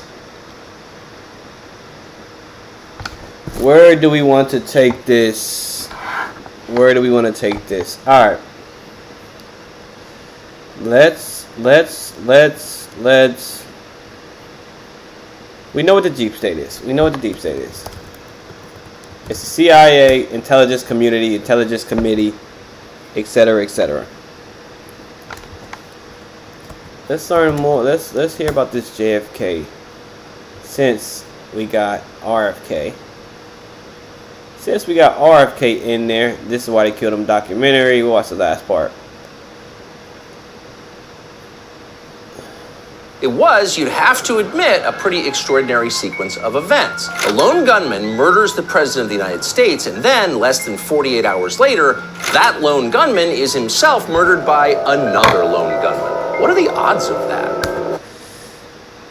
What are the odds, Tucker? It was found that, yeah, it was a plot. It was a conspiracy. There were multiple people involved and brought home the first phone call that my father made after Edgar Hoover told him that his brother had been shot was to the CIA desk officer in Langley, who was only a mile from our house. And my father said to him, did your people do this? My father was posing the same question to him. Was it our people who did this to my brother? So it was my father's first instinct that the agency had killed his brother. Well, today we decided to find out. We spoke to someone who had access to these still hidden CIA documents, a person who was deeply familiar with what they contain. We asked this person directly, did the CIA have a hand in the murder of John F. Kennedy, an American president? And here's the reply we received verbatim. Quote, the answer is yes. I believe they were involved. It's a whole different country from what we thought it was. It's all fake. It's hard to imagine a more jarring response than that. Again, this is not a, quote, conspiracy theorist that we spoke to. Not even close. This is someone with direct knowledge of the information that once again is being withheld them JFK from the American files, public. man. And the answer we received was Not like yes, the CIA was involved in the assassination of the president. It also we get the JFK files. And not only that, but it's like it's going to expose how corrupt the CIA has been for the past 50, 60, 70 years. And that's what we need. We need the people in arms coming at the CIA. We need that. Surprised to hear that. They suspected it all along. But no matter how you feel about or what you thought about the Kennedy assassination, pause to consider what this means. It means that within the U.S. government, there are forces wholly beyond democratic control. These forces are more powerful than the elected officials that supposedly oversee them. These forces can affect election outcomes. They can even hide their complicity in the murder of an American president. In other words, they can do pretty much anything they want. They constitute a government within a government, mocking by their very existence the idea of democracy. By now, most people believe that the CIA probably has something to do with the assassination of JFK. In fact, if the CIA came out today and just admitted it, none of us would be surprised. But throughout all of this, no one has ever been able to answer this simple question. Why? What did JFK do that was so terrible, so threatening? He wanted to know about them goddamn UFOs. In my mind, that's the only thing. Powers that be, that it would push the CIA to assassinate its own presidents. Well, as it turns out, there were many, many things that JFK did that went completely... I mean, he didn't want war, but that's just money. We're talking about like money. You know what I mean? Against the military-industrial complex. And in this 3-part series, we're gonna expose the 3 pivotal moments in JFK's presidency that sealed his fate. So that by the end, you're gonna know exactly what it takes to kill a president. This series is based on the incredible book JFK and the Unspeakable by James W. Douglas, a book that every American needs to read, and we'll link it below. And our story starts with Eisenhower, when he gave this infamous speech at his farewell address right before a young starry-eyed John F. Kennedy takes office. In the councils of government, beware of the military industrial. Guard against the acquisition of unwarranted influence, whether sought or unsought, by the military-industrial complex. The potential for the disastrous rise of misplaced power exists and will persist. We must never let the weight of this combination endanger our liberties or democratic processes. But since Eisenhower was the old president leaving office, and there was this new exciting president coming in, no one paid attention to Eisenhower's prophetic speech. But for John F. Kennedy, he would soon realize exactly what Eisenhower meant. Stay dangerous and let's get into it. RFK opening them files. RFK opening them files. I can't wait, too. I can't wait till RFK open them fucking files. Wealthy families like the Kennedy family always have financial advisors that help them manage their money. But why? Specific to you and question and hoping that what a reckless playboy. Thinking about this grew up in a rich family. Today, JFK is perhaps best known as a young, reckless playboy. He grew up in a rich family, he had affairs in the White House, so what on earth could have been so threatening about this playboy kid that would have justified assassinating him? Well, as it turns out, this is only half of the story. See, beneath this playboy facade, JFK was the exact type of person the powers that be feared the most. JFK had a very difficult childhood. Quote, he saw death approach repeatedly, from scarlet fever when he was 2 and 3 years old, from a succession of childhood and teen illnesses, from a chronic blood condition in boarding school, from osteoporosis and crippling back problems, intensified by war injuries that plagued him the rest of his life, from the adrenal insufficiency of Addison's disease. To family and friends, Jack Kennedy always seemed to be sick and dying, end quotes. But that's not all. Most people also forget that JFK was a World War II veteran. And he didn't just work some easy job like a cook or mechanic, by the way. He was a full-blown war hero. He was a boat commander in the South Pacific, and one night a Japanese destroyer rammed into their small boat, destroying it, leaving JFK and his crew stranded in the water. Over the next few days, JFK would repeatedly put his own life at risk to save his teammates.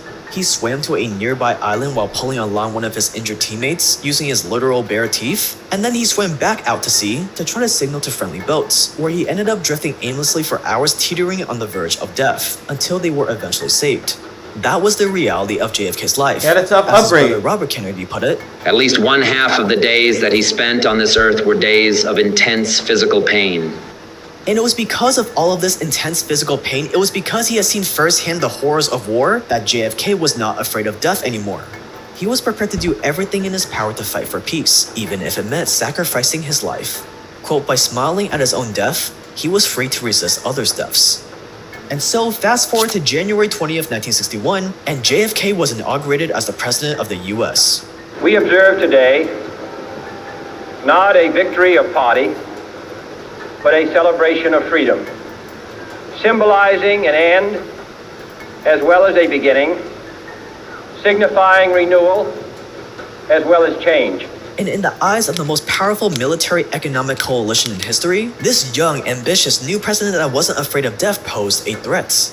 Because there's nothing more threatening to systematic evil than someone willing to fight against it regardless of the consequences. And here for the first time was a president who couldn't be manipulated by threats or intimidation. He couldn't be backed into a corner by his own generals and advisors. And soon the powers that be would realize just that.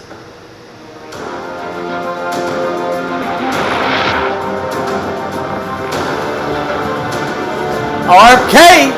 What? Oh, RFK coming with a vengeance! RFK coming with a vengeance! To win the presidency, JFK actually campaigned on military expansion.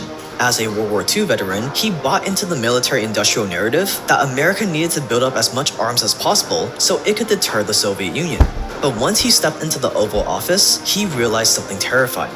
While the US government made it seem like nuclear war was the last thing anyone wanted, JFK quickly discovered that behind closed doors, the guys in charge were a lot more trigger-happy.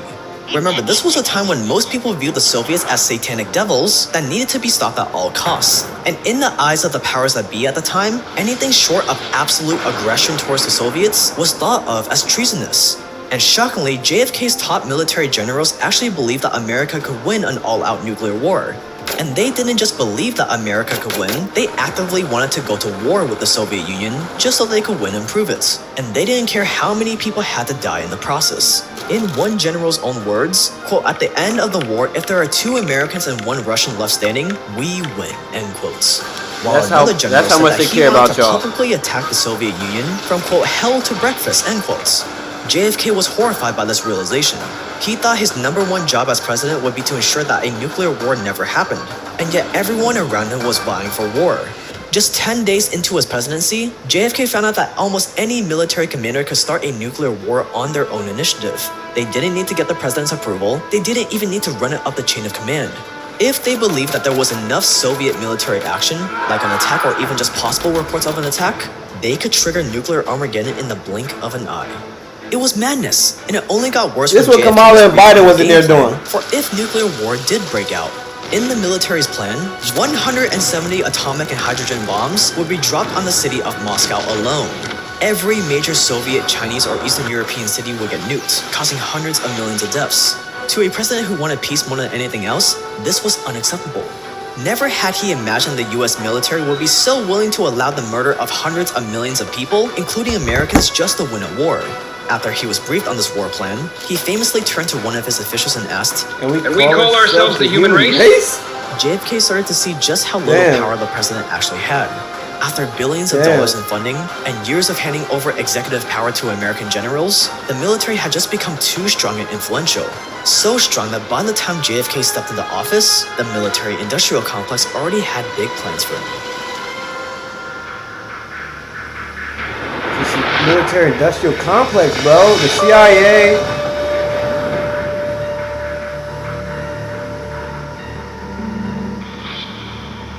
In 1959, Fidel Castro had become the president of Cuba, which meant that Cuba had just fallen under communism. Sitting just 90 miles off the coast of Florida, Cuba was now the perfect base for the Soviet Union to launch a surprise attack from. So by the time JFK became president just 2 years later, the CIA was neck deep trying to get rid of Castro, and nothing was off the table. The CIA had tried to assassinate Castro hundreds of times. They put poison in his cigars, paid Cuban gangsters to try to kill him, and even tried to hide explosives in a seashell in an area where he liked to dive. And with every failed attempt, the CIA just got more and more desperate, and that's where JFK came in. The CIA needed to convince the new president to authorize military action against Cuba. He said because no. in their eyes, every day that passes where they don't strike first is another day that America could get annihilated from Cuba. But that was easier said than done.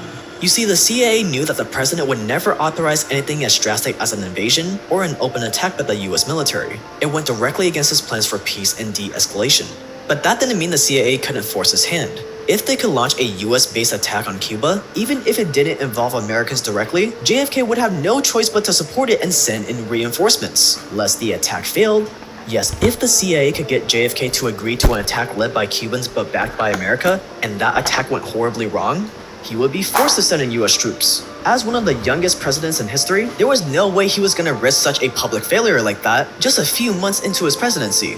Just imagine the news. Cowardly, inexperienced Kennedy drops the ball against Soviets. It would never happen. JFK would be forced to play along. And so the CIA put their plan into... That's what it would be like. Wrong? He would be forced to send in US troops. As one of the youngest presidents in history, there was no way he was gonna risk such a public failure like that just a few months into his presidency. Just imagine the news. Cowardly, inexperienced Kennedy drops the ball against Soviets. It would never happen. JFK would be forced to play along. And so the CIA put their plan into motion.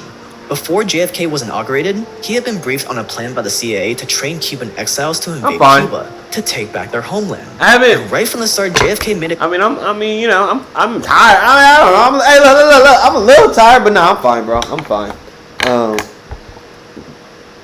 I just gotta give me a new bed. I'm about to give me a new bed. I'm giving me a new bed this weekend. Give me a new bed this weekend. Give me a new bed this weekend. Nice bed. You know what I mean? You gotta have a nice flat. You need a good bed. You need a good bed. And I just haven't been getting good sleep. But we good, bro. We good. That the Cuban exiles would have zero US military support during their invasion. They would be doing it all on their own. Little did he know that the CIA knew this invasion would fail, and that the CIA was betting on him to send in troops anyways once the invasion did fail. That's another thing. It's like I think Biden and Kamala are like starting wars before Trump gets in there. I don't know though. They face. And so on April 17, 1961, less than 3 months into JFK's presidency, 1,400 Cuban exiles touched down on the beaches of Cuba with the intention of taking back Cuba from Castro. And as expected, over the next 24 hours, they proceeded to get decimated by the Cuban military. They were being attacked from all sides and desperately needed air supports. And that's where JFK came in. With more than 1,000 Cubans at risk of being killed, and America on the verge of a major strategic failure, the CIA called on the president to ask for help. Mr. President, if you don't authorize military support, thousands of people will die, and America would look like a fool. We'd be the laughingstock of the world. Too scared and cowardly to defend ourselves on an island less than 100 miles away? Is that the kind of picture of America you want to paint for our enemies? JFK was backed into a corner, but the CIA had underestimated him, because JFK did not budge a single inch. When he said he didn't want any Americans getting involved, he meant it. And so with no US military support, within 2 days, more than 1,100 exiles had been killed or captured. It was a complete and utter failure. Only after the invasion failed did JFK realize that he had been drawn into a CIA trap. The CIA and US military, quote, couldn't believe that a new president like me wouldn't panic and try to save his own face. JFK told one of his aides. Well, they had me figured all wrong. It was in that moment that JFK fully realized just what kind of a beast he was up against. Quote, in effect, President Kennedy was the target of a CIA covert operation that collapsed when the invasion collapsed. It's a beast, bro. He's up against a beast. Literally disappointed the CIA and the military by his decision to accept defeat at the Bay of Pigs. RFK and Donald Trump. End quotes. The military-industrial complex was pissed, but so was JFK. RFK and Donald Trump are up against. They're up against. Picture this. You're sitting at home alone watching YouTube videos, wondering why they're up you against can't a find the machine motivation to do the things you need or want to do or change in the ways you'd like. They're up against a machine. RFK and Donald Trump.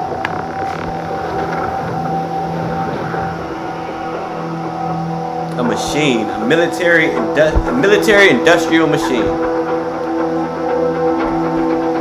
When the CIA first came to JFK with the idea of the Bay of Pigs invasion, it was obvious he was hesitant. He had only been president for a few months, and he inherited the plan from Eisenhower. It felt too soon, too rushed, too drastic. Eventually, JFK went ahead with it under the strict conditions that no Americans be involved. But as it turns out, even if JFK had said no to the whole Bay of Pigs operation right then and there, the CIA already had plans to bypass his decision and do it anyways. Take a listen. Quote, when the 4 anti-Castro brigade leaders told their story to writer Haynes Johnson, they reviewed how the agency was prepared to circumvent a presidential veto. The Cubans' chief CIA military advisor, whom they only knew as Frank, told them what to do if he secretly informed them that the entire project had been blocked by the administration. Quote, if this happens, you come here and make some kind of show, as if you were putting us, the advisors, in prison, and you go ahead with the program as we have talked about it, and we will give you the whole plan even if we are your prisoners, end quotes. So basically, the head CIA guy in charge of the Cuban exiles told the exiles that if JFK said no to this operation, that they were to stage a revolt, pretend to put the CIA guys in prison, and then go on with the invasion of Cuba as planned. When Robert Kennedy, JFK's brother, heard about this plan, he called it, quote, virtually treason, virtually treason, virtually treason, virtually treason. Woo! To this operation, that they were to stage Woo!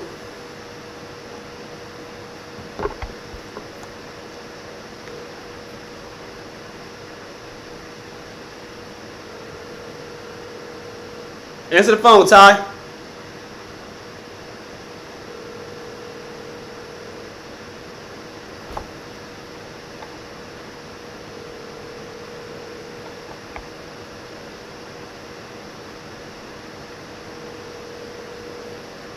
He said it was virtually treason. Virtually treason.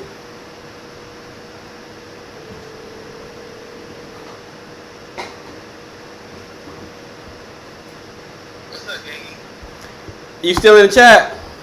Yeah, I'm in there. It's 18 people in there. Okay, that's cool. Somebody else might hop in there. It's already 2 in there. Oh shit! All right. Well, maybe it'll hop in. Maybe it'll load up soon. But I enjoy. You know, if you got 5 minutes, right? I enjoy hearing what you got to say about RFK and JFK. And I think the chat usually. RFK, well, we could talk about. I think the chat usually enjoys when you speak a little bit about both RFK and. Yeah, RFK and JFK because. You know, we used to have these conversations about both UFOs and all that kind of stuff. So you know, real quick, you know, if you got five minutes. I got 5 minutes. What do you think about RFK? Not RFK. What do you think about JFK being assassinated? JFK assassinated. If he got assassinated, it was probably by some higher ups, like some niggas at the CIA type shit, and it was probably because he wanted better. And they only kill niggas that want good. Now, they don't want no good. They don't want no good. So they only sign some niggas that want good. They only kill niggas that want good. They kill all the inventors that fucking created water cars. All the niggas that created freedom, they kill everybody that's good. Everybody can help somebody to kill because they want to sit to go out there and face. So if JFK was ready to release some shit and they wasn't ready to release some shit, they killed that nigga and they said we gonna release this on our own. I'm not gonna lie, Timon. This is actually the craziest moment in history right now.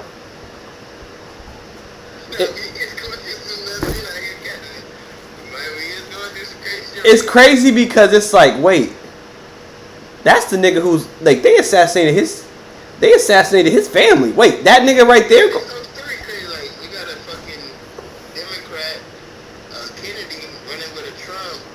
It's crazy. With a Trump. It would have never happened. It would have never happened. I'm gonna tell you what happened though. I'm gonna tell you why. You know what happened because they wouldn't let him run.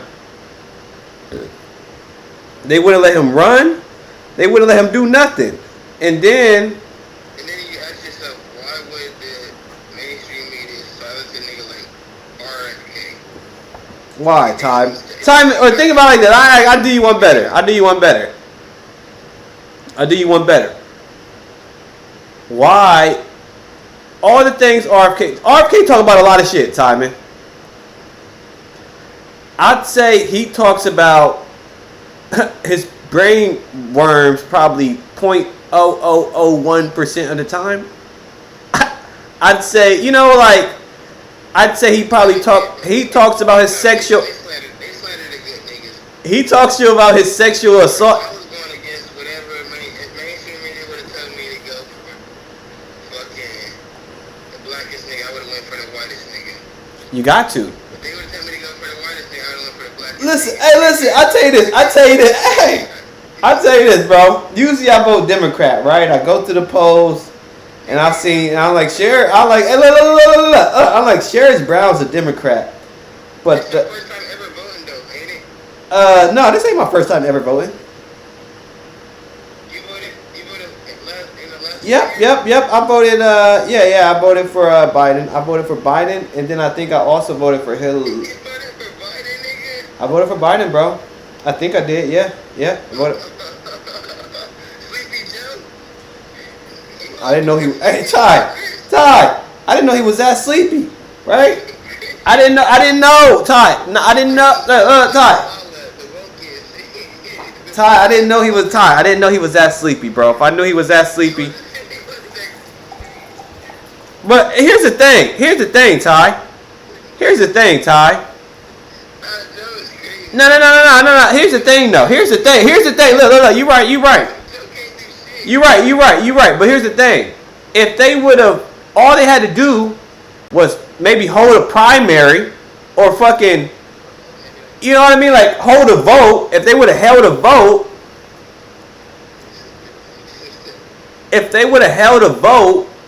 then Biden would have been out of there. You know what I mean? Like,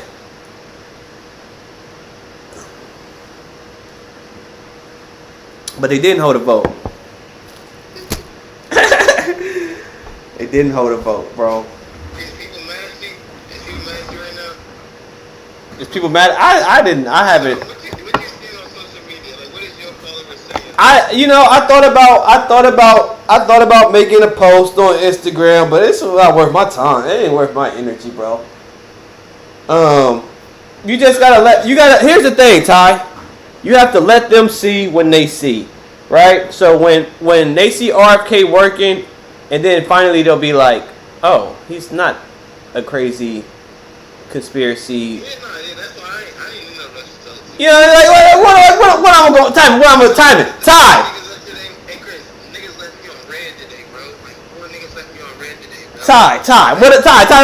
What I'm gonna do? Go talk to Kim and Aunt Lisa and be like, hey, did you like what?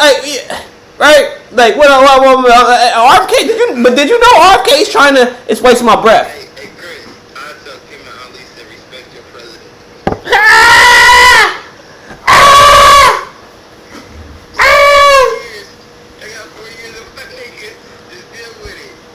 Sit your ass down. The thing is, Ty. The thing is though. The thing is, listen. They say, oh, we gonna be slaves, and oh, Trump is racist, and Project 2020. But time. No. Keep it simple. Look. Keep it simple. Right? Keep it simple. Project, listen. Let me finish. Timon, shut up. Let me finish. Go ahead. You know who Nat Turner is? I think so.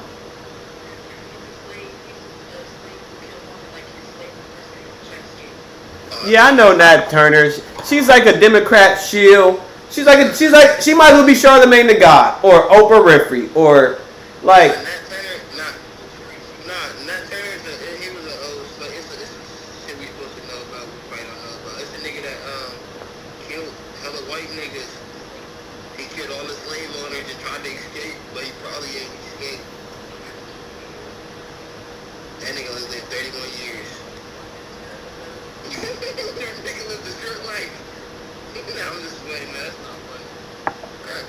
Oh, I think I know what you're talking about now. That's like Dan Frank and shit like that.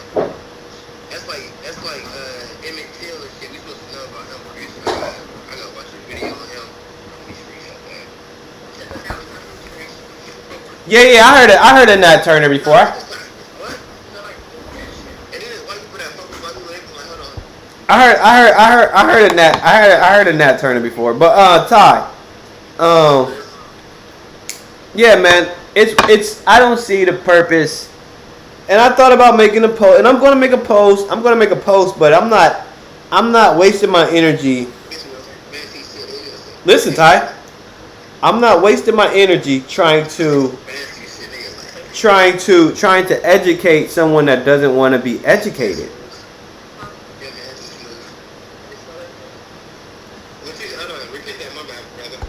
No, I was just saying I'm not going to waste no time trying to educate someone that doesn't want to be educated. That's all.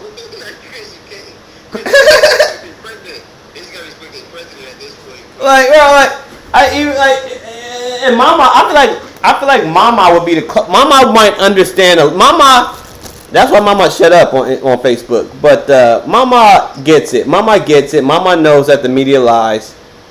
But like, as far as like everybody else, Uncle Sean and you know, right? It's not gonna wait. Because it's like you the one that didn't do your research. You know what I mean? I wonder if they voted, Chris. I gotta ask you if they voted. Because people that didn't vote, they really can't talk to me. Hey, and now, yeah, listen. Somebody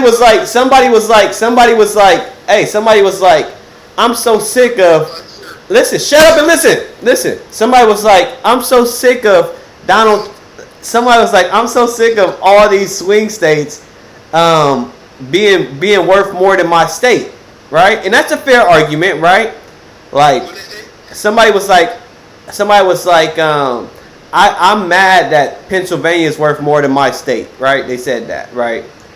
Like, I voted for such and such, so I don't want, you know. So, but here's the argument, though. It's like, you would have lost either way because Donald Trump won the popular vote too. So even if, because a lot of people want to get rid of the electoral shit and just do the popular vote, right? The most.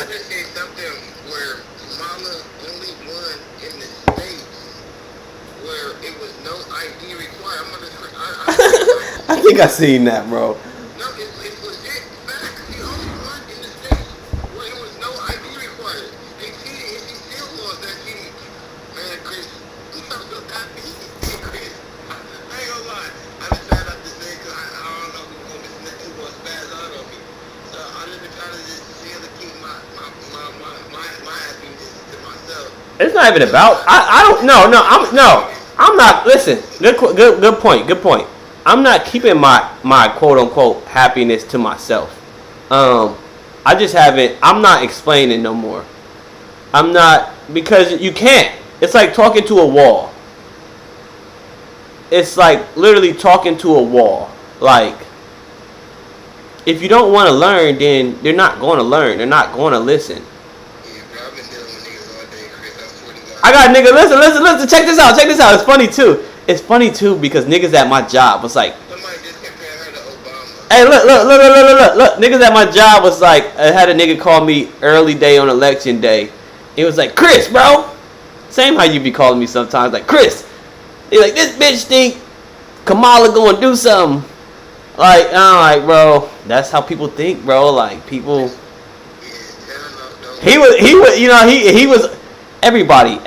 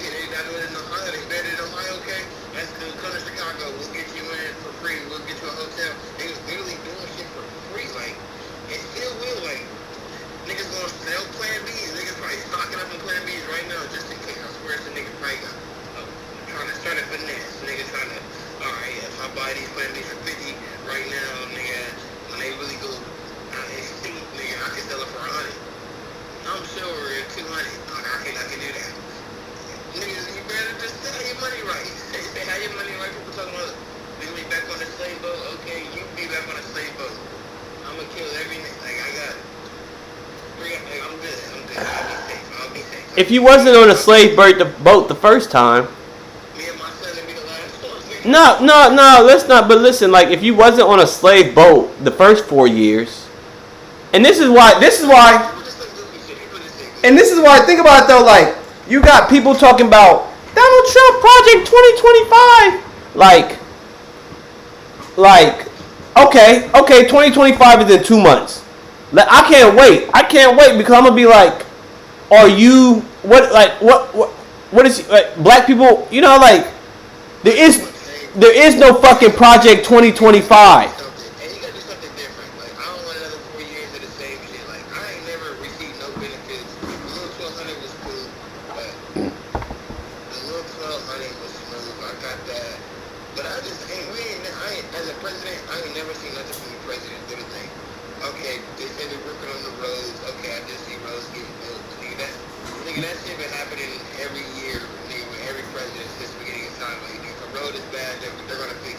You know what's funny, Ty? Check this out. Check this out, right? So they already got RFK on mainstream media now, right? Because they're like, actually, we kind of like art. Like, okay, we don't have to hide it. Like, we kind of want to get healthy a little bit. Like, that's not that bad of an idea, right? So they had him on MSNBC, and it was like, yeah, I heard, you know, Trump's going to let you go wild with health. So it's funny because it's like, okay, and now Aunt Lisa going to see that, and Aunt Nikki going to see that and be like, wait, he was trying to do this? Like, well, if it depends. I'll tell you this. They follow whatever the narrative is. So if mainstream media like him, then they'll like him. If mainstream media is saying he's anti-vax, then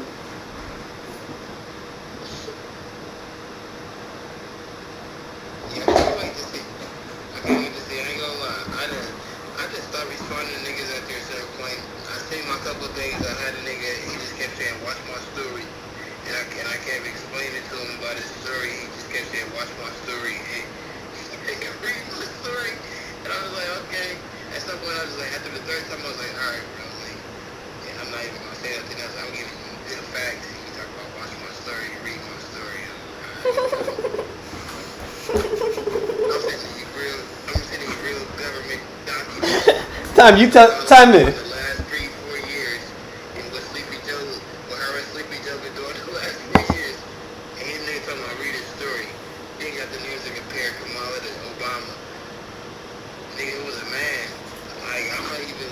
The thing is though, not only that.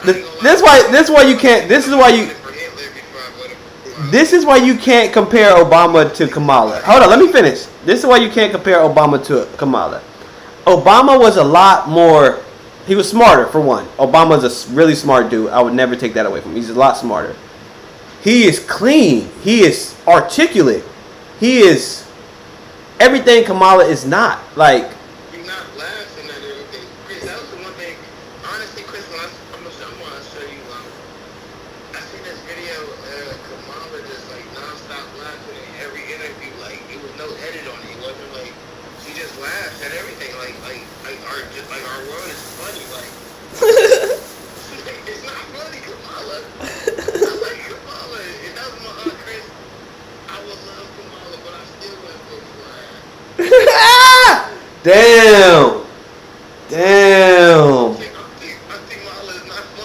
damn. That is deep.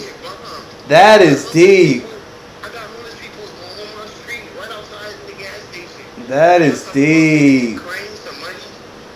That is deep.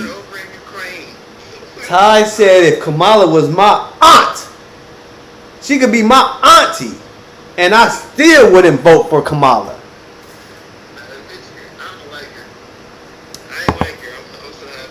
Everybody knew she was a fraud. I don't know why they tried to act like, oh my goodness, too. Like, you got Taylor Swift. And Ty, Ty, that's the thing too, Ty, because you was like, I don't fucking. Ty, I remember I told you, like, I'm like, Ty, I need you to give me some confidence. Everybody.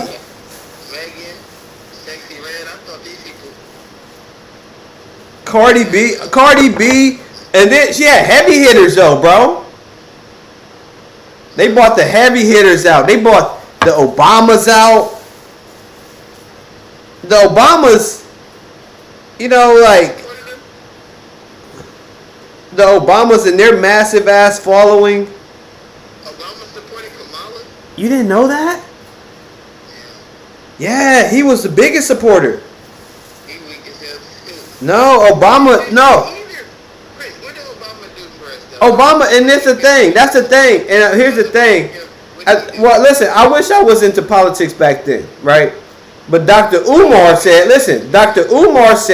Obama never promised he was going to do nothing for us in the first place. So, if you, I mean, like, he never, that's what Dr. Umar said. I was too young, but, you know, I still liked Obama because he was black and he was smart, but, you know, yeah, and that's okay.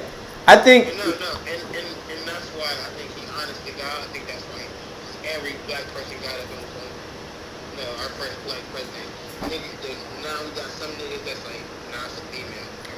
It ain't even about. But not only that, if Kamala was well versed, clean, smart, gave niggas answers, right? Not laughing, not beating around questions. If Kamala was just giving answers and talking to people, but she was laughing like it was a game. She was laughing and not. It seemed like she didn't take the American niggas serious. And they was like, okay, bet. And you know what's funny? The funny part is, this is an election. So check this, Timon. The men is the reason Donald Trump won, because the men was like, you're bullshitting us. You don't give a fuck about us. So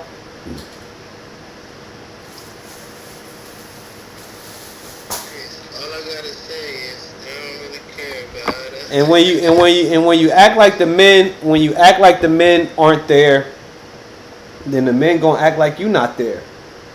And that's what the men did. So play in our face again. And not only that, another thing. The Democrats will never. I'll tell you this. They keep playing, right? Keep playing. And it'll be Republican. It'll be red. Everybody will go red. We'll all go red. I don't give a fuck.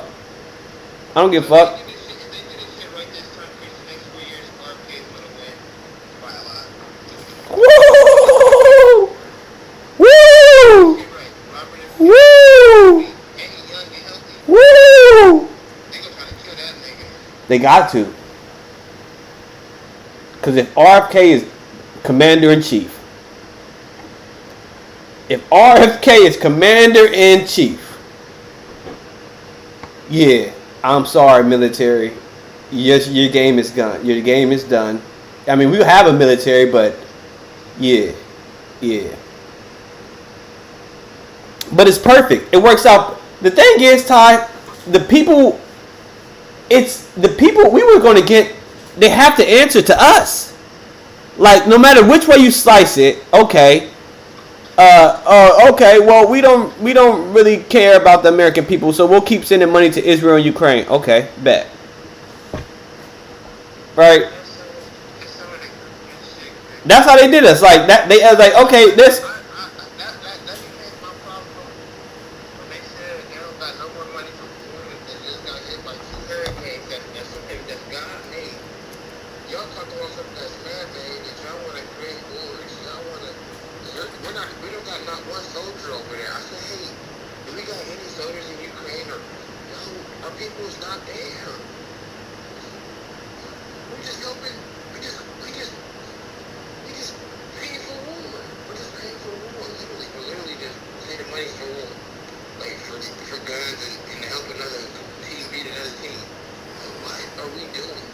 And they ignored us.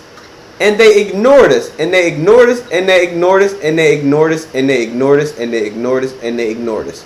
And I'm gonna play this clip because we're gonna start to transfer over to media takeout. We're gonna start to transfer over to media takeout.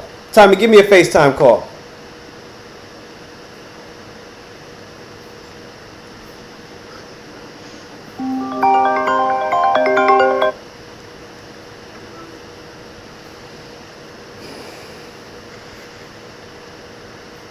I told myself today at work, I actually, for the first time yesterday, I was like, I can sleep good now.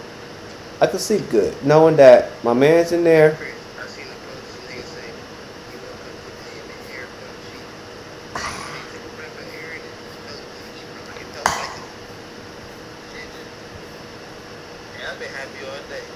I could sleep well. I was like, damn, I don't have to worry about our government. I don't have to worry about it. Oh, we gonna check out. Oh, it's a lot of media takeout. I fucking can't wait to talk about this media takeout.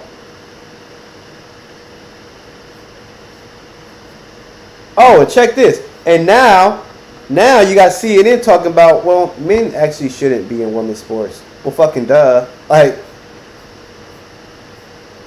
whatever though. Yeah, CNN is like starting to I guess you would call that a Donald Trump talking point. That should be common sense. Like, we'll start it off with this clip. I want you to see this, Ty. Check this out, y'all. First time since 2004. This is a mandate. Has won the national popular vote for the first time for a Republican for the first time since 2004. This is a big deal. This isn't backing into the office. Check this. This is a mandate to do what you said you were going to do. Get the economy working again for regular working class Americans. Fix immigration. Try to get crime under control. Try to reduce the chaos in the world. This is a mandate from the American people to do that. I think I'm interpreting the results tonight as the revenge of just the regular old working class American, the anonymous American who has been crushed, insulted, condescended to. They're not garbage. They're not Nazis. They're just regular people who get up and go to work every day and are trying to make a better life for their kids, and they feel like they have been told to just shut up when they have complained about the things that are hurting them in their own lives. I also feel like this election, as we sit here and pour over this tonight, is something of an indictment of the political information complex. I mean, we've been sitting around here for the last couple of weeks, and the story that was portrayed was not true. I mean, we were told Puerto Rico was going to change the election. Liz Cheney, Nikki Haley voters, women lying to their husbands. Before that, it was Tim Walz and the camo hats. Night after night after night, we were told all these things and gimmicks were going to somehow push Harris over the line, and we were just ignoring the fundamentals. Inflation, people feeling like that they were barely able to tread water at best. That was the fundamentals of the election. And so I think that both parties should always look at the results of an election and figure out what went right and what went wrong. But I think for all of us who cover elections and talk about elections and do this on a day-to-day basis, we have to figure out how to understand, talk to, and listen to the half of the country that rose up tonight and said, we've had enough.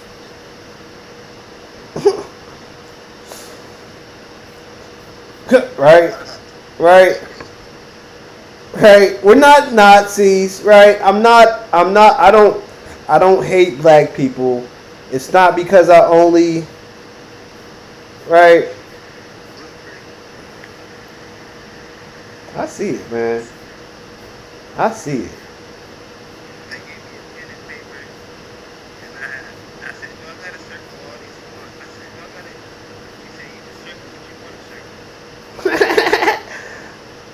Hey, you know what's funny? You know what's weird, Ty? I was a little nervous. I was a little nervous. Showing my ballot to the lady there, because it is one circle and she can see, like, you can look and just kind of see who you voted for. Like, you can say, like, oh, that black dude voted for Donald Trump. I'm just seeing, like, you can kind of do a quick glance when you hand them your paper. But I didn't really care, though. I didn't really care.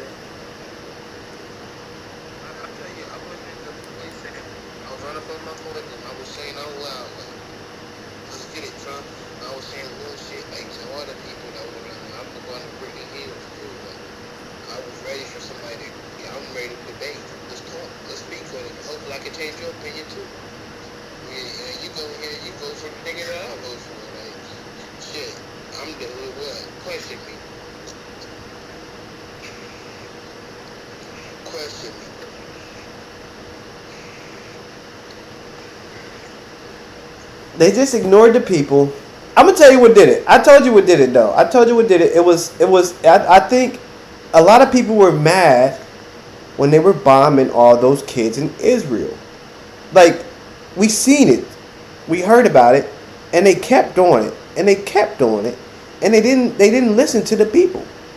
And then you add that with RFK bringing niggas like me to the ball game, and niggas like you to the ball game, and that'll be enough to tip that nigga wide on over. And Kamala sucked.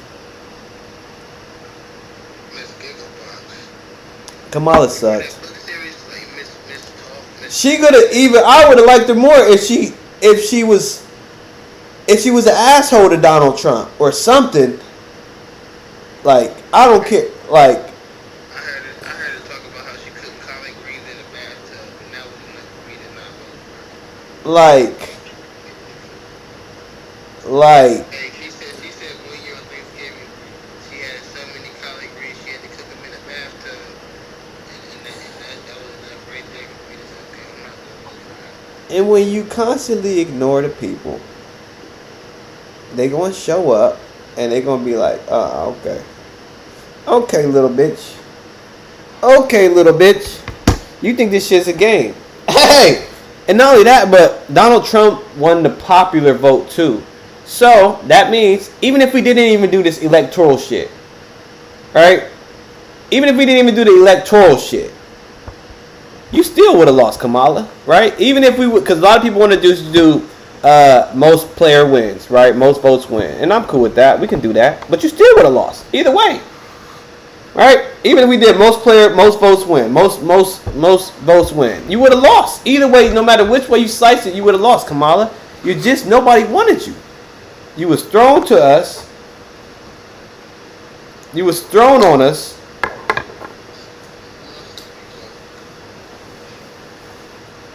You were thrown on our plate. You were thrown. It's like stuffing. It's like when you go to your grandma's house, you get a plate, and then you like, Grandma, make me a plate, and she put stuffing on your plate. And it's like you're like, Grandma, I didn't ask you for this. You like, Grandma, I just wanted the mac and cheese and the ham and the yams. And Grandma added stuffing to your plate, and now she like, well, eat the stuffing too, and you just like, well, I don't really want the stuffing, and you like, oh, and she like, oh, well, you gotta eat it, and then you wait and then you just throw it away. You throw it away, and we threw her away. No, sometimes you gotta get off topic to get your point across. But it's like stuffing on a plate, man. It's like stuffing on a plate. That was about a 25-minute call. Always good, man. What else you got for us, bro?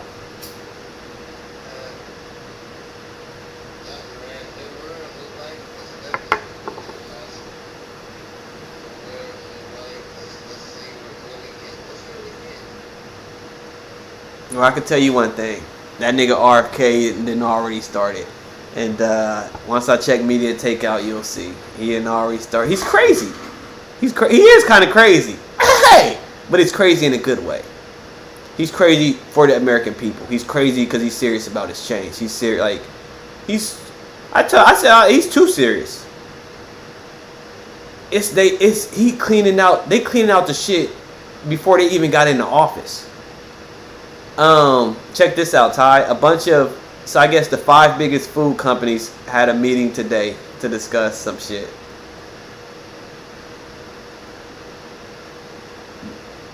That's what they say. I'm gonna find the sources to confirm, but I believe it was a reliable source, and they said 5 of the biggest food companies got together and had a little discussion.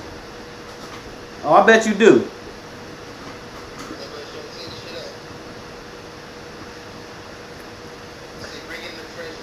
Hey, I bet you need a discussion. And I can't wait because some of these companies going to lose a lot of money. Right? They've been doing shit the cheap way. They've been raking in dollars, getting it the cheap way and the easy way. Woo! I can't wait to short. Once I find out what RFK going to do to the food company, I'm going to short that food company, and that company is going to go down if they're not doing it the right way, right? Am I doing that right, Time? Is that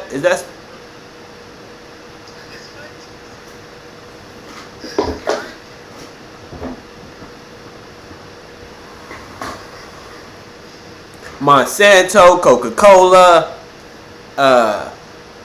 all these big food companies, Chipotle, Hershey's, all these big food companies. Oh, we coming for you. We coming for you, man. And we coming fast. Hey, and we coming real fast. Too fast. They got to clean up now. They got to start cleaning that stuff up. It depends on if they believe RFK. Hey, Simon, I feel like this though. Let me ask you this: if you was a food company, would you believe RFK? I would take him serious. Hey, I'm just saying that's just me. If I was a food company and I was, how about this? I'm Coca-Cola, right? And I got a lot of sugar and shit in my drinks. And I heard RFK. You know what I mean? Like, I'm thinking that's in the back of my mind. Hey, no matter which way you slice it, that's in the back of my mind. Like, wait, are we doing that? Is that supply chain? Is that health? How you? That's in the back of your mind, okay. Or if you're not taking it serious, then you might really be screwed. Because if you're not taking it serious, and he hit your ass in January, because Kamala still got like 2 more months. If you're not taking it serious and he hit your ass in January, then you're fucked. You're not in a position to maneuver well.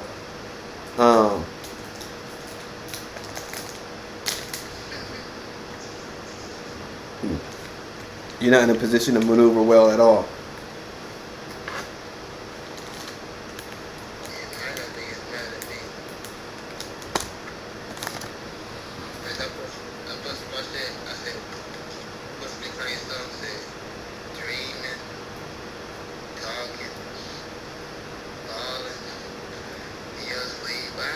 And I'll argue this, and then I'll let you go in a minute. But I'll argue this.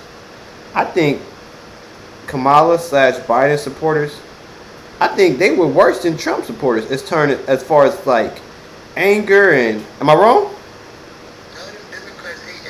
As far as like anger and like nastiness, like Donald Trump, he'll say a little joke here and there, but like these people really get mad. Like, you're so stupid. You're like,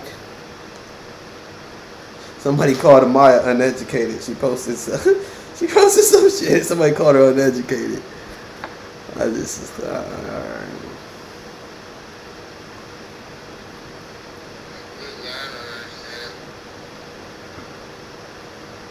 So many people just we got to pray for them, because if you think, like you said, Ty, if you think mainstream media got your best interest, if you think Beyonce really give a shit,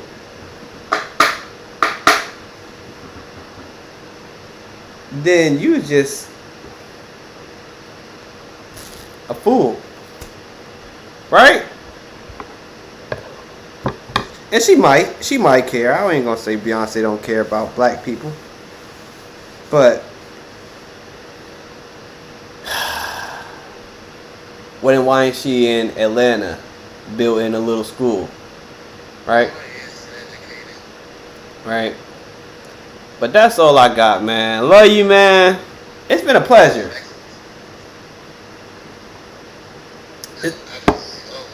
It's been a pleasure, man. Holla back, man. Holla back. See you in chat. All right. Man. We love Ty. We got it done. Man. And I can't be happier, right? Bitcoin is spiking up, right? Bitcoin went to 75,000. And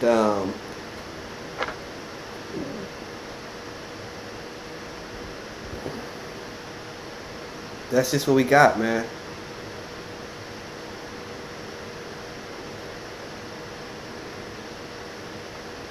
Bitcoin went up, everything going up, everything is going up. It's just giving people hope. It's inspiring people. And we all knew that Kamala's situation was a fraud. We all knew that Kamala's situation was a fraud. You can see it. It wasn't hard to see. All right, we'll finish this and then we'll go back to media takeout.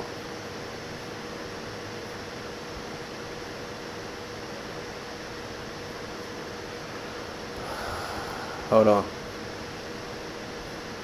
I feel so clustered, man. I feel like I'm like.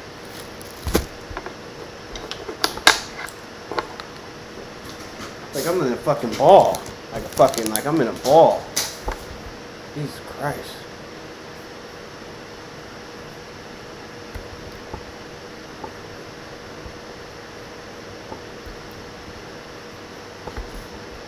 Oh, you can't hear it. Damn. What to do if he secretly informed them that the entire project had been blocked by the administration?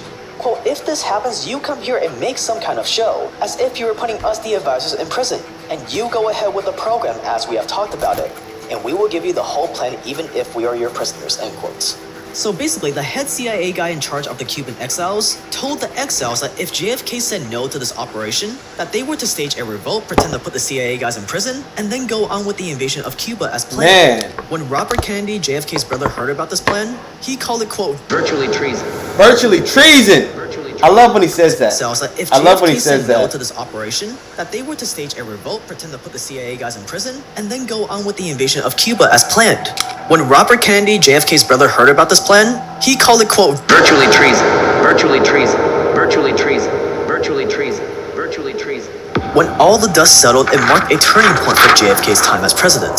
JFK realized that he could never negotiate, reason, or even trust the CIA. Not when they were willing to lie, trap, or even bypass him without a second thoughts. Quote, the Bay of Pigs awakened President Kennedy to internal forces he feared he might never control, end quotes. JFK realized that if he wanted a chance at peace, he would have to wage a different kind of war against the very people in his own government.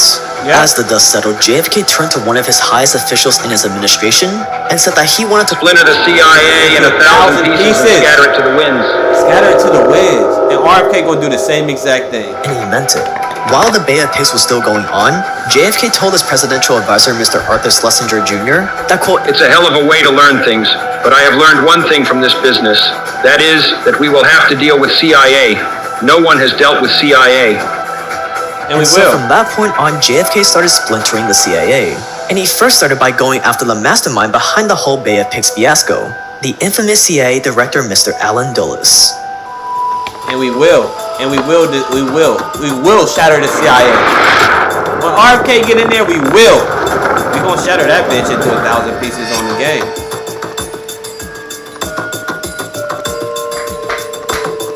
JFK started splintering the CIA by asking the masterminds behind the Bay of Pigs invasion to resign, which just so happened to be the three highest-ranking officers in the CIA, Director Allen Dulles, Deputy Director Richard Bissell Jr., and Deputy Director General Charles Cabell. After firing the three most powerful men in the CIA, JFK then started cutting the CIA's budget, hoping to reach a 20% reduction by 1966. And from then on, instead of relying on the CIA for advice on foreign policy, he made the military Joint Chiefs of Staff his main advisors, because he foolishly believed that the military would be easier to control than the CIA. The CIA has spent the last few decades operating with impunity, and now this young, naive president thought that he was going to ring them in? Nonsense. No one was more salty about this than the CIA director that he fired, Mr. Allen Dulles. Allen Dulles was the most notorious CIA director in history. He was the guy that brought down Mohammad Mossadegh in Iran. He brought down Salvatore Allende in Chile. And he ran the insane MK-Ultra mind control project that illegally experimented on thousands of Americans in the 50s. You can watch our private documentary on that by clicking the card on the top right corner. All these accolades that Mr. Dulles had built up was all being stripped away from him by little John F. Kennedy. So if it wasn't clear then, it was clear as day now. The CIA's number one enemy was no longer some foreign communist. It was no longer some foreign terrorist. No, the CIA's number one enemy was now the Commander-in-Chief, President John F. Kennedy. After Kennedy's assassination, Allen Dulles would ironically be appointed to the Warren Commission, the commission that was in charge of investigating JFK's death. So in effect, Allen Dulles was helping lead an investigation. So if it wasn't clear then, it was clear as day now. Crazy. The CIA's number one enemy was no longer some foreign communist. It was no longer some foreign terrorist. No, the CIA's number one enemy was now the Commander-in-Chief, President John F. Kennedy. After Kennedy's assassination, Allen Dulles would ironically be appointed to the Warren Commission, the commission that was in charge of investigating JFK's death. So in effect, Allen Dulles was helping lead an investigation into himself. And guess what conclusion he came to in that investigation? Years later, when Allen Dulles was old and retired, he had a ghostwriter come over to his mansion to collaborate on a piece defending the CIA's role in the Bay of Pigs invasion. Quote, in one discussion they had about President Kennedy, Dulles stunned the ghostwriter with an abrupt comment. That little Kennedy, Dulles said, he thought he was a god. He thought he was a god. He thought he was a god.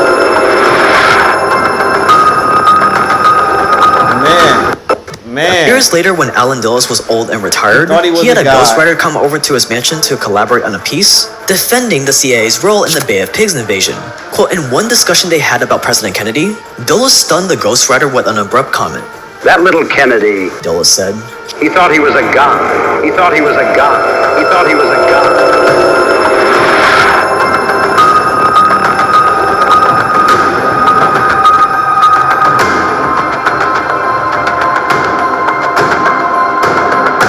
Even though JFK managed to cut down some of the CIA's power, he quickly realized that the CIA wasn't the only problem.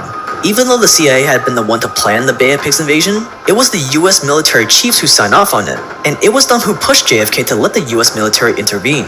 So if it was both the CIA and the military that were at odds with them, JFK had a much bigger problem on his hands than he expected.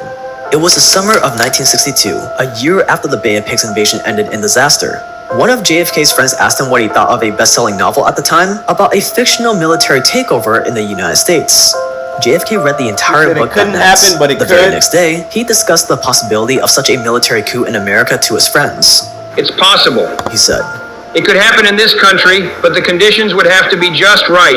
If, for example, the country had a young president and he had a Bay of Pigs, there would be a certain uneasiness. Maybe the military would do a little criticizing behind his back, but this would be written off as the usual military dissatisfaction with civilian control. Then if there were another Bay of Pigs, the reaction of the country would be, is he too young and inexperienced? The military would almost feel that it was their patriotic obligation to stand ready to preserve the integrity of the nation, and only God knows just what segment of democracy they would be defending if they overthrew the elected establishment. Pausing for a moment, he went on. Then if there were a third Bay of Pigs, it could happen, but it won't happen on my watch. JFK had just had his first Bay of Pigs, but little did he know that his second one was just around the corner. And so, my fellow Americans, ask not what your country can do for you, ask what you can do for your country.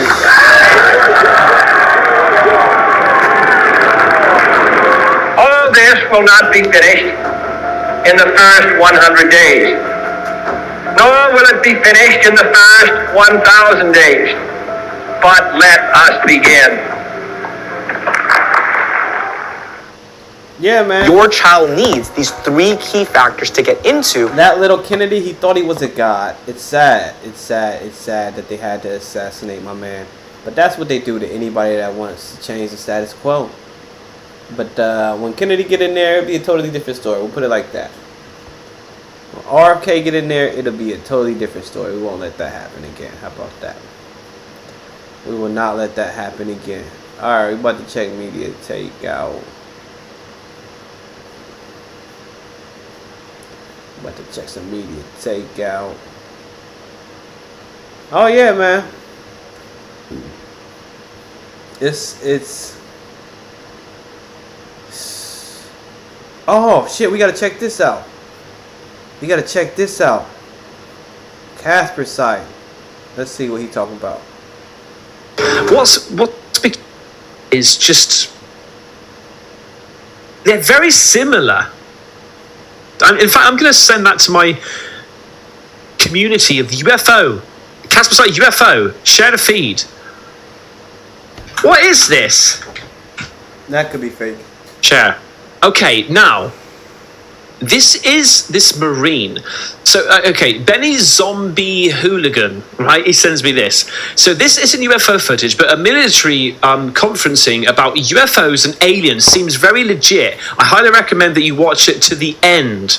Okay, right. Draw a small gray. Small gray. Yeah. That's not. Are these the aliens that you've seen? That is not gray. No, but which ones did you see? Yeah, these right here, the small grays. Had a mouth? How do they breathe? They have nostrils, but they don't. Do they breathe oxygen? Yes, they can breathe oxygen. The atmosphere on their planet is very similar, but it's a binary star system, so they have like 2 suns, which make the air a lot drier. Their skin is their bones are more fragile than ours. But they kind of, So I can fucking. they kind of look like that. They don't want to fuck. What's their body look like? Their bodies, well. Ty, you think this is a real video? I think it's real. It's look real so far, Ty? Do they breathe oxygen? Yes, they can breathe oxygen. The atmosphere on their planet is very similar, but it's a binary star system, so they have like 2 suns. I think it's a real video. Which make the air a lot drier. Their skin is very. That's why I was like, I gotta check in on this. They kind of. So I can fucking. They kind of look like that. They don't want to fuck. What's their body look like? Their bodies, well. I've only seen They walk around naked. They wear clothes. What do they do? They don't wear clothes. How do they? On their home planet. I'm pretty sure. Like, I don't know. No, so they didn't. I'm reading this that exchange program that Steven Spielberg explained at the end of Close Encounters of the Third Kind was really close to the. Draw a female up there. Tell them to skip by a bucket. Well, I don't know. They look the same. When the special sport comes out, how do you tell male from a female? You're born. They got fun bags. No, not from what I Tell a mother. Actually, EVE-1 is a female. The one, was a female. She actually. Draw the other one. This is the gray. Draw all 3 of them. Because I want to know which one. I want to know which one I fuck. And then there's another one, which is actually a clone. These things create a clone, which looks something similar, but it has a lot. Oh, mate, a clone. Okay, this is how my mind works. Okay, and you might be similar Clone to what though? Clone of them? A twin? to me, but when I heard him say, because he sort of talked about the CB1, I think I heard. I think they're the stereotypical, like short, big heads, long fingers, big eyes. But when he was talking about the clones, it just made me think about my theory of where we are the aliens, right? We once were on probably Mars. We destroyed Mars and we came back over to Earth, and we're going to one day inevitably destroy Earth, and we'll have to jump back over to Mars again. We're going to keep on doing that. But when he said about clones, it just made me think about what we are doing right now, about cloning organs and things like that. Imagine if in the future we are able to clone ourselves, but that's instead of, oh man, we could just clone ourselves and then we will become the cloned aliens. What he's talking about. What are you talking about? Mate, let's continue. They're cloned. They have large, pointy noses, but they pretty much. Actually, said they live among us. There was another incident called the. What was it? Hangar number 4. Okay. Hangar number 4. And these right here are the tall whites, and they're actually a clone. Created by the small grays. Are they Jewish servants? What's the angry ones look like? The reptile ones that you're talking about? Fucking bad. The ones that we're gonna be fighting. The ones that we're going to be fighting. Yeah, they have small eyes. Yeah, we actually saw those in Battle LA. You like his clone theory? Okay. He just said that the Greys, I don't know if you caught that, but he said the Greys were in charge. And he said the tall whites were like their servants or something. He said, I think he just said. Small eyes. Okay. And these are called the. What was it? Hangar number 4. Okay. Hangar number 4. And these right here are the tall whites, and they're actually a clone created by the small gray. People say that the reptilians don't really. They don't like to be bothered. They say that though. Are they Jewish servants? What's the angry ones look like? The reptile ones that you're talking about? Fucking bad. The ones that we're gonna be fighting. The ones that we're going to be fighting. Yeah, they have smaller eyes. Yeah, we actually saw those in Battle LA. Yeah, small eyes, and they cut open. This just doesn't. I'm sorry, I'm pausing it, but I'm literally watching at the same time as you. Okay, literally. He mentioned, like, first of all, what's baffling is how they're talking about it. Is this like talk, right? And being on the skeptical side, if these guys are just willy-nilly talking about aliens, oh yeah, that's the ones that we fought and we're going to fight and all this sort of stuff, why don't you hear about that now when they're out of the army? I know there's top secret and you can't talk about it and stuff like that, but surely you can have, or sometimes actually you do have these people, don't you? But we just sometimes palm them off as like mental or just making up elaborate stories. The one thing... Yeah, you gotta be skeptical. But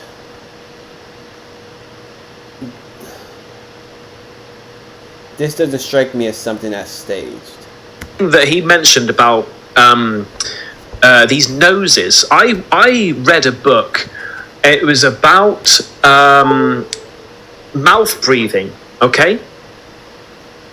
And it was how over the years we've become, or a lot of people have become mouth breathers, and that's actually changed so much about our structure of our face, illnesses and things like that.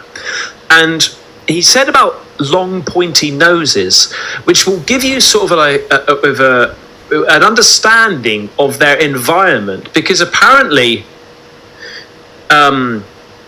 depending on where you are depicts, like, as in temperature, it depicts where, like, how big or long your nose is, right? And it's all to do with temperature of breathing in through your nose. Okay, so if my memory serves me correctly, the colder environments, your nose tends to be smaller because it's restricting the airflow to heat the air up, right? That is generally why we have, like, so if these aliens have got long pointy noses, that might mean that their environment is quite warm. And Matey said that there's 2 suns. Have a heart, so cold. They have weapons. They're kind of like an onion. Do they have weapons? Have layers. But it's okay. She's a veterinarian. Are they evil? The alien ones? Or not? They look like reptiles, not gunmen. Yeah, I mean, yeah. This is a very bad drawing, but those dudes on land with lost, right? How tall are those motherfuckers right there? These guys right here? They're tall. Yeah, they're all humanoids. So they both walk on 2 legs. They all walk on 2 legs. Well, I don't want to fuck that thing. And this thing right here, the best thing, and they'll like the fucking first one I talked about. This thing right here. This thing right here. If I was that guy, I'd be like, shut the fuck up, okay? Because it's serious, right? If you want to ask a question, put your hand up or wait to the very end. It's just mayhem. It is a little mayhem. They're taller than us. They stand about 6 foot. But he enjoys it. He enjoys it. To 7 foot. Are they 230? Huge. I don't know, but the one image that I have seen of them, they're huge. Like, they have very strong build. Like, but their bones are fragile. No, not those. This is going on. Reptilians. Well, this guy knows the answers. He does know the answers. Yeah, this guy? Yeah. I don't know, but Ty, does he have the answers? I like this guy. That's why I like seeing old videos where you can learn new stuff. Right? I like seeing old videos where you can learn, like, where you kind of have to decode them a little bit and see, like, is that real? But where it looks clear enough and it checks out to where it could be real. I like videos like this.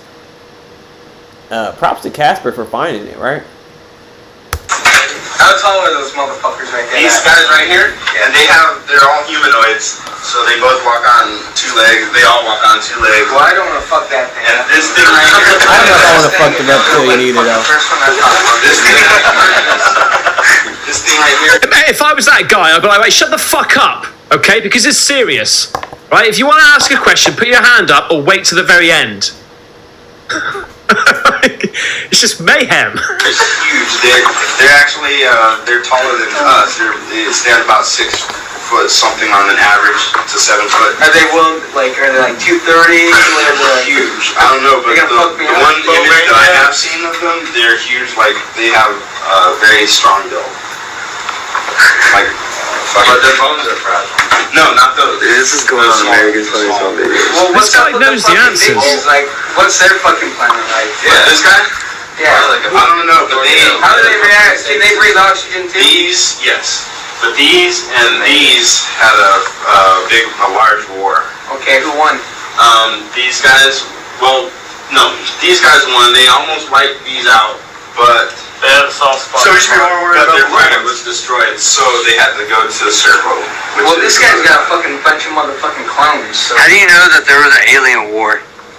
Because EVE1 said so. I actually watched Star Wars. What the fuck is EVE1? It's the foreign exchange, the motherfucking. We did like a foreign exchange program. Yeah, we exchanged aliens for some fucking aliens. They took us back to their fucking planet. They took 12 of us. And he doesn't have no classifications. You feel me? This guy has no reason to. He doesn't have no reason to lie.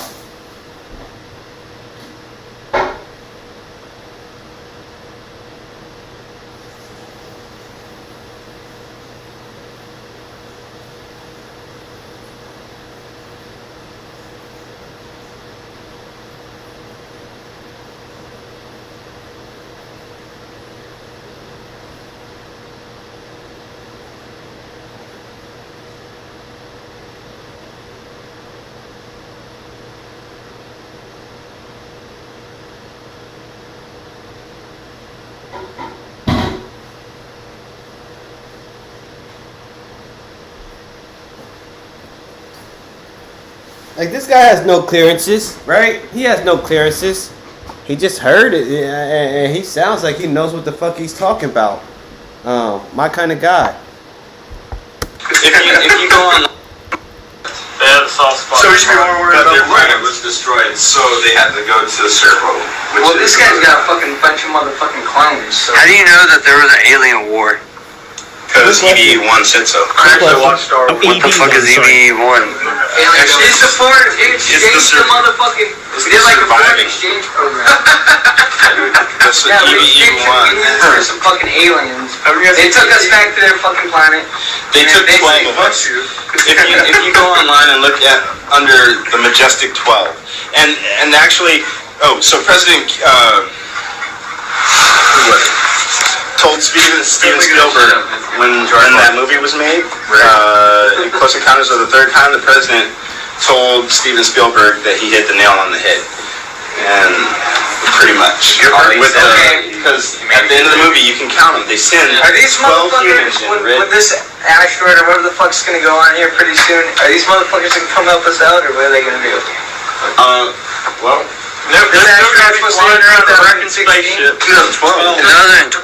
I'm holding on because the guy said listen to the very end. Yeah, Benny said listen to the very end. December 21st, 2012.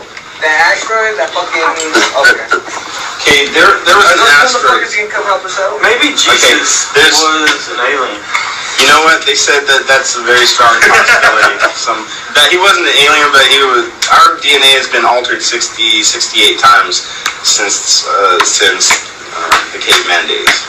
So, do you not believe in Jesus? Come help us out. I do. Do you believe he was an alien? You know if I need to send money or if I need to spend my money? He don't fucking know. Do I buy stocks or come help us out? Because if not, then I'll fucking blow all my money and shit and have a good fucking time. Well, the thing that they're calling an asteroid that's supposed to hit us and destroy us was actually not an asteroid. It's a spaceship. Holy shit, we're done. It is. It was actually a spaceship of the reptilian kind, but it's since then. So we're gonna get invaded. No, that's what they were talking about. It's gonna be a ring. But check it out. This guy seems like his answers are so fluid. Like, and he even corrects himself on certain things as well. Does. He says, these are the ones that, these are the ones which had a fight with these other. He knows. if you're lying, Who is this guy? You tend not to. Somebody needs to interview this correct guy. yourself. He might be under unless you're clearance, being though. corrected, and then you backpedal. I don't know. Do you know what I mean?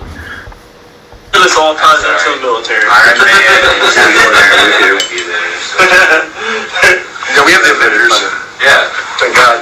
No, Hey, where are these motherfuckers at? Because if these motherfuckers are like within a couple years out, these motherfuckers are nowhere to be seen. What the fuck's going on? Well, that's what we're doing. We're forming an alliance with them. We've actually sent 12 of our own to their planet, and they stayed there for 13 years. How did we get our guys to this? Does Obama know They're about supposed to be set. I'm pretty sure he knows. I'm pretty sure all the presidents know something about it. But there's no telling. Make these alright. So, this fucking brown dwarf or whatever the fuck it is, it's not really a fucking... Light building onto his, He got abducted by aliens, and he's telling us about what's gonna happen when the aliens attack. They were coming to invade us, but they've rerouted. They've rerouted. So what's going on in 2012 now? I don't know. You gotta be up on this shit. You can't just be fucking like... We don't have all the answers. We went past that shit. 60% I believe him, 40% I don't. I don't like how they're like he's not gonna he don't have to know all the answers. We're next level shit, guys. And they being too laughable for me. But I believe him. I believe a lot of what he says. I don't know how he knows, but I just want to determine if I should fucking just live my next 2 years up. Oh, yeah, those are the reptilians. Those are the big motherfuckers. Those are the bad ones. But the human ones. Those guys are coming to invade us. Those are the Jewish aliens. Yeah, those are What a surreal world to be in there. If this is 100% legit, to literally be talking about preparing for a potential invasion, fighting these things, communicating these things, getting history lessons from these things, the EBE one. What? Those are the clones. Actually, they have other clones that they're creating that have like heads of dogs, but they only have like 3 fingers, 3 toes. That's fucked up. What? Technology a little bit off there, huh? Heads of dogs? Nobody said heads of dogs. What's the greatest invention of all time? New hands-free Skechers slip-ins. You just slip in and they're on. It's like they have an invisible built-in shoehorn. I haven't seen that alien either. Egyptian. Oh, like an Egyptian. Oh, yeah. Yeah. Egyptian, like, it's like Egyptian. Maybe.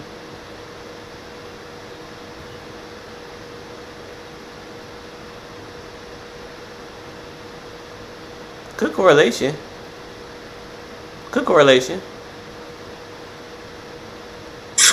Mate, I love this stuff.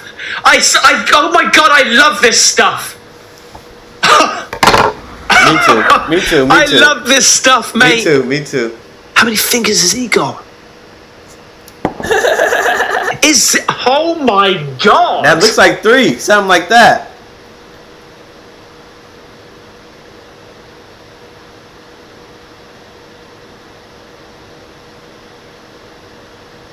Anubis. Don't leave me. They found some hot ass bitches and made us into some fucking sluts. Door is closed. This is what I wanted to hear. Let's hear feedback.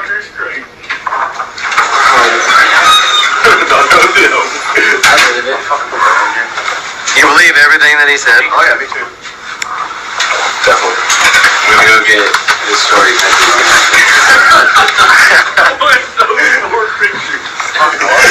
If Tom Cruise leaked this shit, I believe it.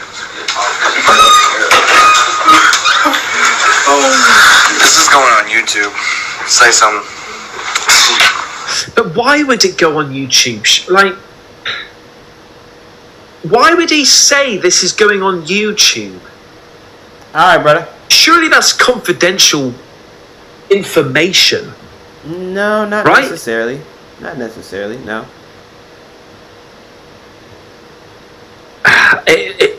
it sort of, oh my God, it sort of contradicts everything I understand about confidentiality. Yeah, it's a good video. That's why I knew I had to get back and watch. In the military, you know? I seen it on my homepage earlier, and I seen that it was military. I seen it was like military dudes, so I knew I had to let it ride. Exactly where I'm at right now. That first picture of the alien went up there. I was like, you should put a picture of the alien that abducted you. I get kicked out of the army. Yeah, when they fucking they fucking like cordon off this fucking area. They all fucking like coming and shit coming here. I'd be interested to find out when this video was uploaded. They talked about 2012 and Obama. So did this guy leave the army, still have the video, and then upload it? They're like, Men in Black, So let's talk about Men in Black as well. That was really interesting. Thanks, Benny. I appreciate that, mate. Andrew Reed has sent me this link, and it's to an amazing channel, Third Phase of Moon. You should go over there, subscribe, and do the thing, all right? We're going to check this out. Skyscraper-sized UFO over China. What? China 2024.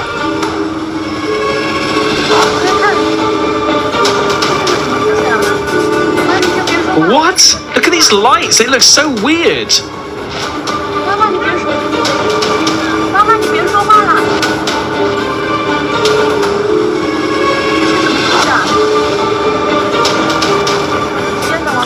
Now these ain't drones. This ain't drones.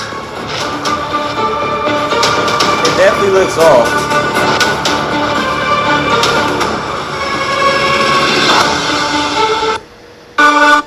Of it system before in like on Amazon. Hold on, this is a trailer, I think. Hold on, is this a trailer to something? They've sent me the intro to it. Look. You don't know that. Oh, hold on. Documentary. Hold on, check this out, Ty. I think Dr. Stephen Greer sent him something. Hold on, I think Dr. Stephen Greer sent him something. On Amazon Prime. Hold on. What is this? It's actually just at the top of a building. Hold on, he's about to get juicy. Hold on. I'm a bit dubious on that one. Because I think it just needs more information. I've got to show you this. Okay, I haven't even seen it yet, but Third Phase of Moon contacted me, and we were chatting away, and mate, I didn't even realise they've got documentaries, like leading documentaries on Amazon Prime, and they've got a new one coming out. Let's have a little look at this, mate. Let's have a little look at this. They've sent me the intro to it. Look. You don't know that at the very top, that whole project is being run. Third Phase of Moon on bloody Prime, Amazon Prime, mate. And they've got bombshell information to talk about.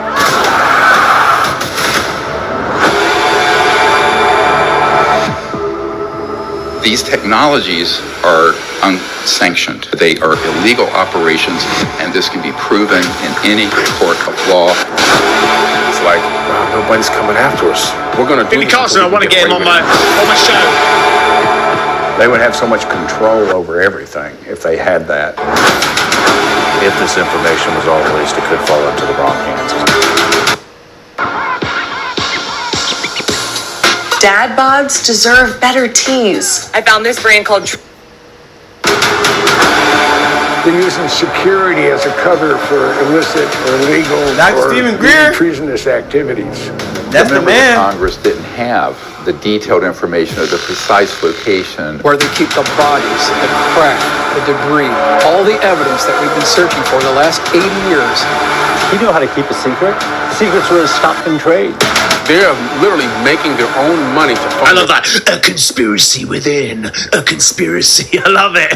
Projects. We have a source currently in the deep black world. It doesn't matter if you're president of the United States, you're not going to talk about that. It was this large monolithic slab. Looked like it was elevated off the ground. It is traumatic. Look, this is the most top secret ship you've ever heard of. The battle for disclosure. Mate, I couldn't believe it. When they told me, they're like, yeah, man, we've got like a few documentaries on there. Like, they're number one. I'm like, what? So, I want to... Yeah, the Pentagon. Right? Where's it gone? I don't know, it's still there. That's coming out next month. Next month. Look at this footage. I saw this on Next X as month well. for Somebody Dr. actually Stephen sent it to me Greer's on movie. Casper Site UFO page. Glenn Salim. But I found it on X as well. On the page on X, Alien UFO Sightings. Okay, go and check them out, mate. They've got 51,000 followers on X. Hearing next week, bro. Check out this. That hearing gonna be here like that. I don't know, That hearing mate. gonna be here like that. As in last night, came out with new rules. Right, too fast. You actually have to fulfill certain rules in order for your picture to be eligible for Best Picture. What the fuck is that? I don't know. For female representation on screen, stories that... This is about the Pentagon. I guess, yeah. Well, really, this is something that's on screen. Or a certain number of... The fuck is this shit? I mean... So... Came out with new... These things here could literally be, which I think they are, I've got to be honest with you, birds. I don't think they're UFO. I think they're birds reacting to the light. Birds, bro. All What's the videos odd about this? all I think the that a videos lot of you people debunk, you think automatically those are go, birds? "Oh, what's that flying around? Is it UFOs?" No, what's odd is this light. To be eligible for Best Picture. My personal opinion.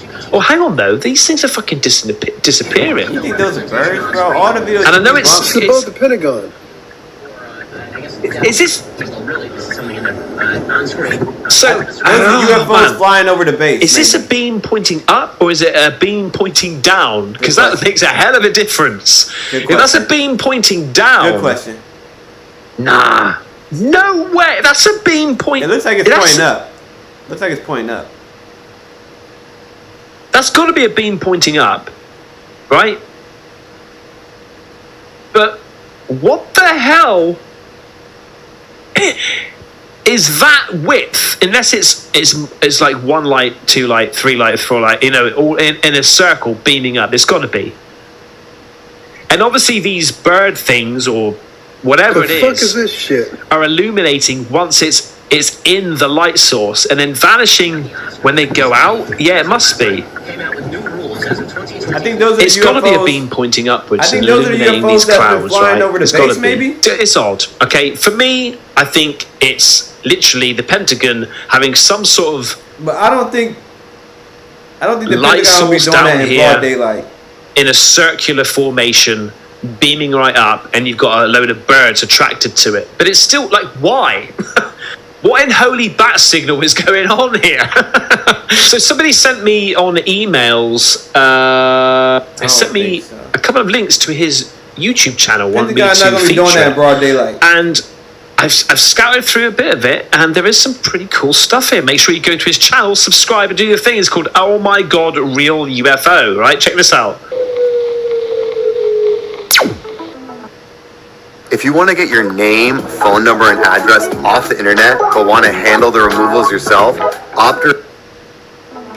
Top 5 videos of real aliens. Number 5.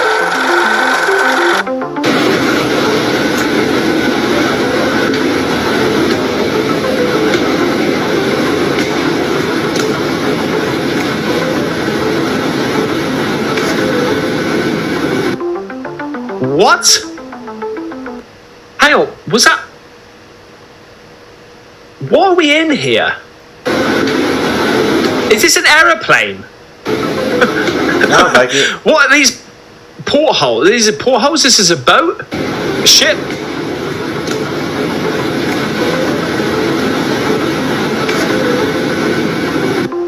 What the actual F, mate?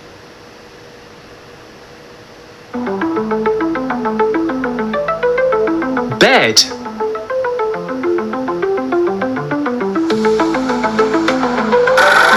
Number 4. Oh, I've seen this one. This little drunk alien. That one there. That one's been debunked before. It was a kid. Number 3.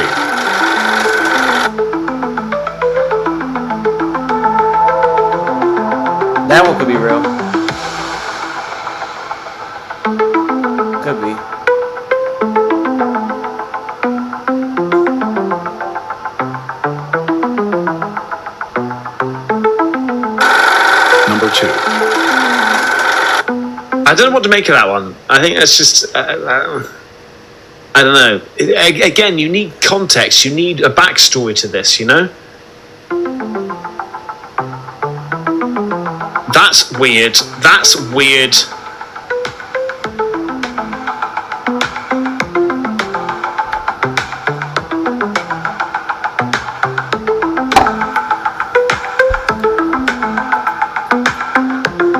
Wow.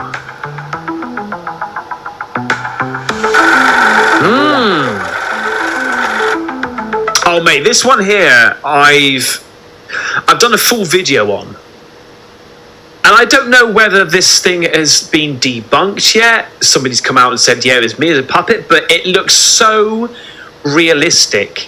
The proportions of the body, if you were to put a human in there, it doesn't fit. It just doesn't fit.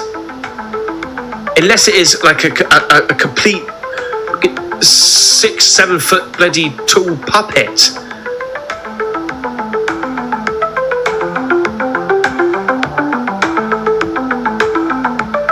Look at it, man. I try and find the video to my breakdown on it. I'll leave it up here on the link. But anyway, good stuff, mate. Good stuff, buddy. There's a couple on there I'm a bit dubious about. But the first one was absolutely crazy. US TR-3B Aurora anti-gravity spacecraft in night vision digitally remastered.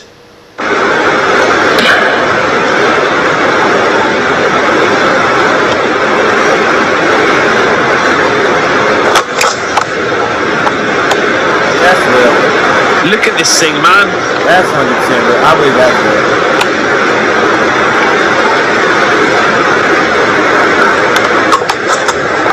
Look at this thing. That is what Robbie Williams said that he saw when he was chilling out in his bloody back garden or field, wherever it is, with his missus, and this thing just came above him. The size of a football pitch, he said, or half the size, and then just shot off. That's what he saw, I reckon. He described that.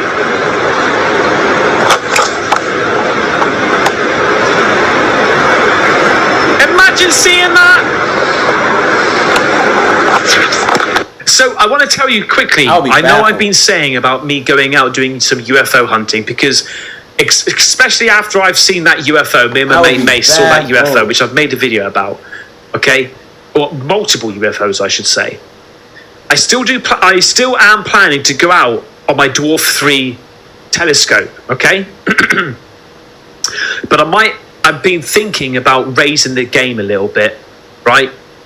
And I'm thinking about buying the Sonyx Aurora night vision camera, because this is the cameras, this thing, this is the quality I want, right?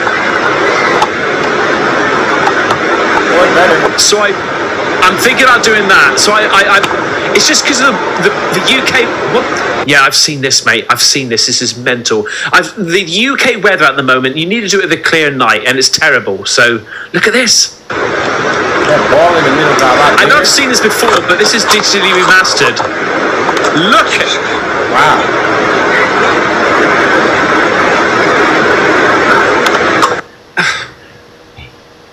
I've got my theory. I don't think that is our tech. I'm sorry. I don't think it's our tech. I've covered it before. Right. So the last video that I want to show you is a video which is going absolutely viral at the moment, and it's a channel called Voyager Overland. Make sure you go to that channel, subscribe, and do the thing. This guy, it seems like on this channel, he just does like camping videos, traveling around, okay? But what he's caught is just absolutely odd. Gene and I are out on yet another adventure. And last time we were out, I caught some footage that, quite frankly, has me a little spooked. And I haven't quite decided if I want to show it yet. Now, it's not the first time that I catch something in the background. He don't know if he wants to show it yet. And this video has got 1,741,000 views. Well done, sir. Well done. He's loving it right now. But look, let's just get to the actual place. I hope he doesn't mind, but let's just get to this place here now. I've put out the camera many times and never captured any footage. But tonight was different.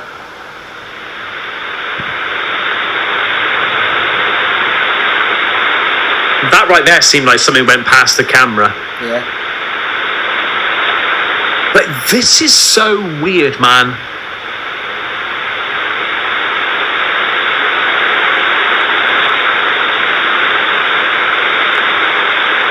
I'm going to let it play through first, and then we're going to go into some of the things that I've noticed.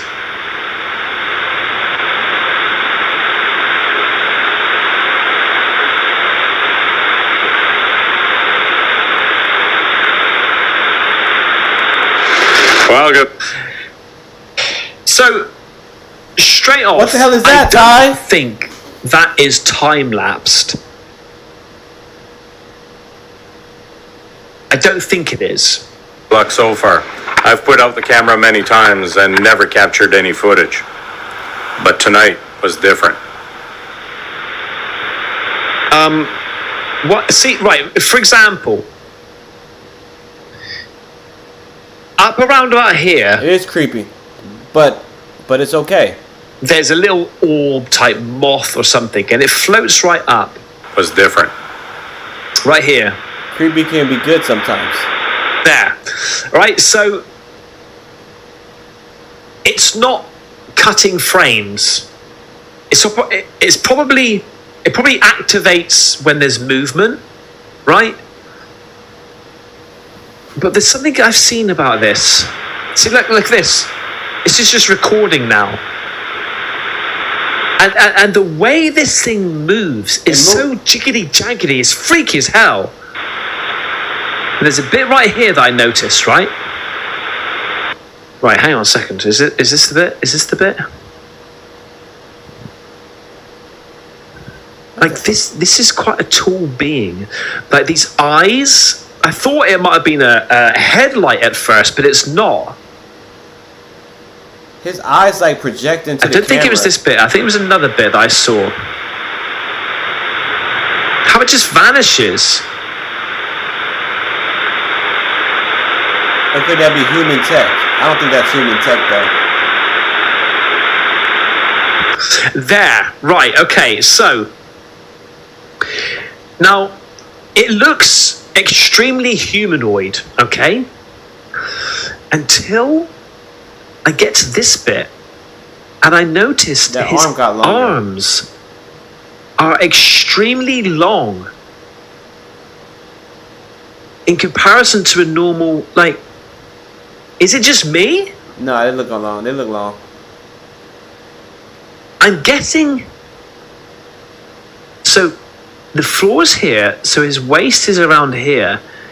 His arms are down here, unless he's holding something, or it's just a little bit of a.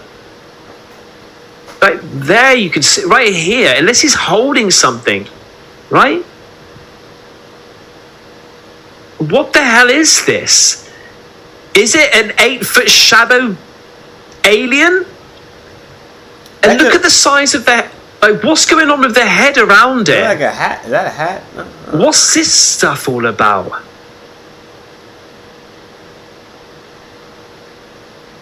And what the hell is he doing? Is it Bigfoot? Because a lot of people say that Bigfoot could be Bigfoot. Is in a different dimension, right? It could be Bigfoot. Which I've got to be honest, I still to this day don't believe in Bigfoot. I'm sorry. But is that a gun or something he's holding?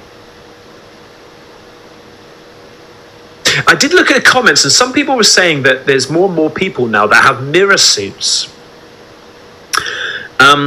So maybe it's that, because it does walk very human-like.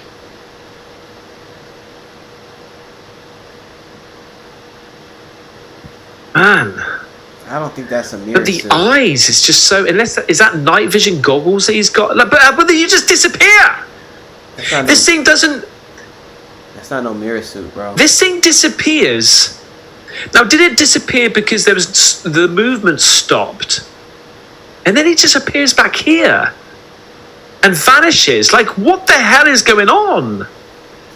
This is so peculiar. So now he's like, "Oh, I see your camera.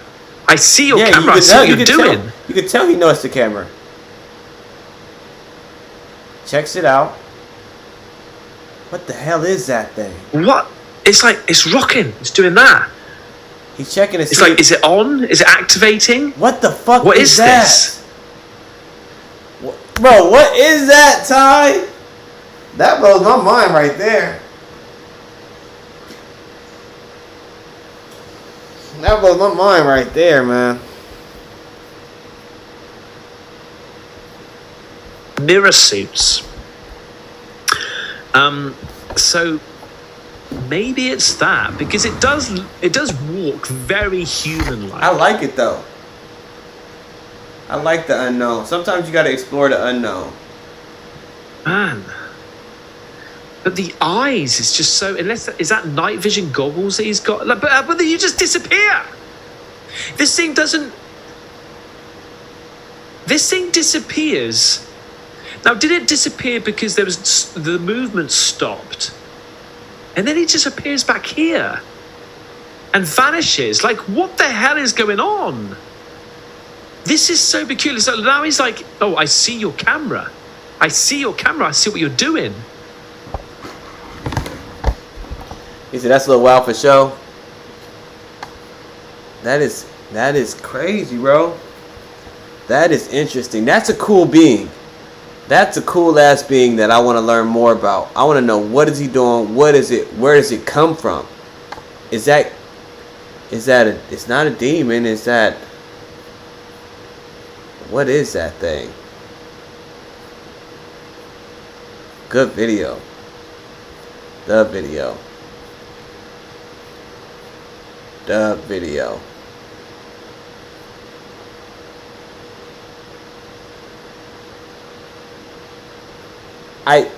I don't know, man. Okay, but see, you don't think it'll be hard to fake, but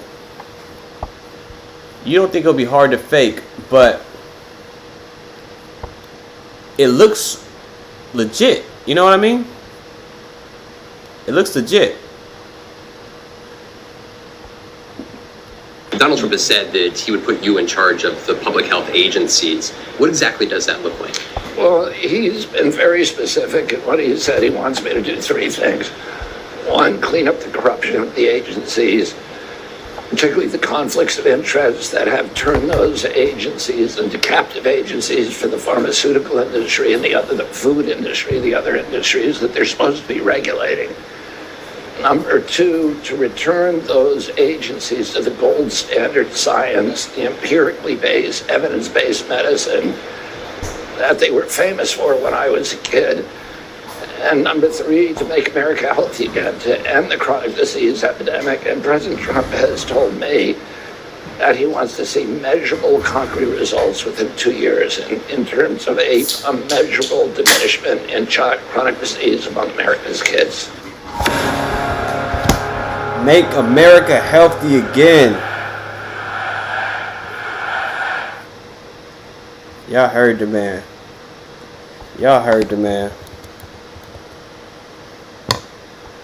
Let's see what Charlamagne had to say about this. Now, Charlamagne was acting like a Democratic puppet. Amazon early holiday deals are here.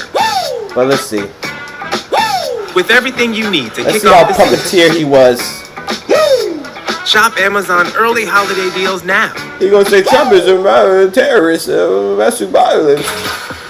This is a miracle.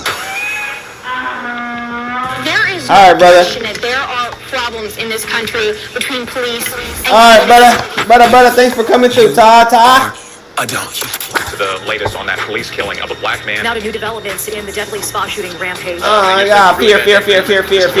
And so we are in a state of emergency. Fear. White supremacist violence is and always has been the #1 threat to our society. But I'm also very proud that my wife is white.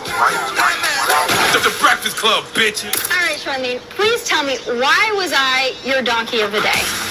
Donkey of the day for Wednesday, November 6th. I don't even really have a donkey of the day. I just want to talk to us, my It fellow should have went to Cardi B. Listen, America has spoken, and they spoke loud and clear. Very loud and clear. The 47th president of the United States of America. Very loud and clear. I have friends on the right. I have friends on the left. I have friends that are independents, and regardless of who we all decided to vote for yesterday, guess what? Donald Trump is now all of our president again. I don't want to fight anyone. I don't want to argue with anyone. No. Because at the end of the day, we are all Americans, and we all want what's best for this country. Hey, don't argue with me, Charlamagne, because I will. Democrats are going to be looking for someone to blame. Let me be the first to tell you, it's not just one thing. I personally feel like Donald Trump speaks to people's grievances better than Democrats do. I know people are going to talk about misinformation and the dumbing down of society. I understand all of that, but you don't have to be intelligent to know you can't pay your bills. You don't have to be intelligent to know you can't afford groceries. People will forget what you did, they will forget what you said, but they will never forget how you made them feel. And to millions of Americans, tens of millions of Americans, they simply felt financially better when Trump was in office. No, it wasn't. But it's not even so much about financial. It's just Kamala just played everybody for a fool. Yes, he tapped into all of the Democratic Party. America has ever I won't even just say Kamala. The Democratic Party. Voted for him because of those reasons, but I truly believe most people voted for him because they want more money in their pocket and they want to feel safe. Look, I know the economy does better under the Democrat president. What? To just chalk up, Trump winning to racism, sexism, homophobia, anti-Semitism. Yes, he tapped into all of the worst things America has ever had to offer. And there are a lot of people who agree with his rhetoric and voted for him because of those reasons. But I truly believe most people voted for him because they want more money in their pocket and they want to feel safe. Look, I know the economy does better under Democrat presidents, but Democrats haven't been able to make the American people believe that. I know the border is a bipartisan issue, but Democrats spent a lot of time acting like it wasn't an issue. Democrats created the sanctuary cities. Democrats told them to come on in. Meanwhile, Republicans were putting migrants on buses and planes and sending them to those sanctuary cities, and then Democrats had to change course. But it might have been too little too late, because at the end of the day, once again, when you see all Charlamagne is just a Democratic, going to the border issue, a fucking corporate Democrat shield. Making investments into the communities right here in America. You see homeless people everywhere. You don't have no money That's in your everybody on pocket. Earth You don't Peace know chat. how you're going to pay your bills. You face an eviction. Listen, I'm not saying Trump is going to fix all of that. Who in here? I think my boy Haji in here. Haji! Feel like Haji, you in here, Haji? In a way that Democrats have it. Once again, don't just chalk it up to racism, sexism. Okay, I believe those things play a role, but at the end of the day, it's the economy. Or my boy James in here. He might just got some new really people. out of touch with what everyday Americans are feeling. Now, I didn't want to come on here today and be all doom and gloom. I have absolutely zero reason to believe Donald Trump is going to be a president that brings people together. But I'm going to be optimistic because I don't know any other. You have zero reason. You have zero reason. Well, maybe if you have zero reason, if all you had to do was just hop on X and you'll see that him and Trump came together, him and RFK came together, him and Elon came together, him and Tulsi Gabbard came together. I need to go on. Kind of fucking has no reason to think that Donald Trump can unite. What the fuck are you talking about?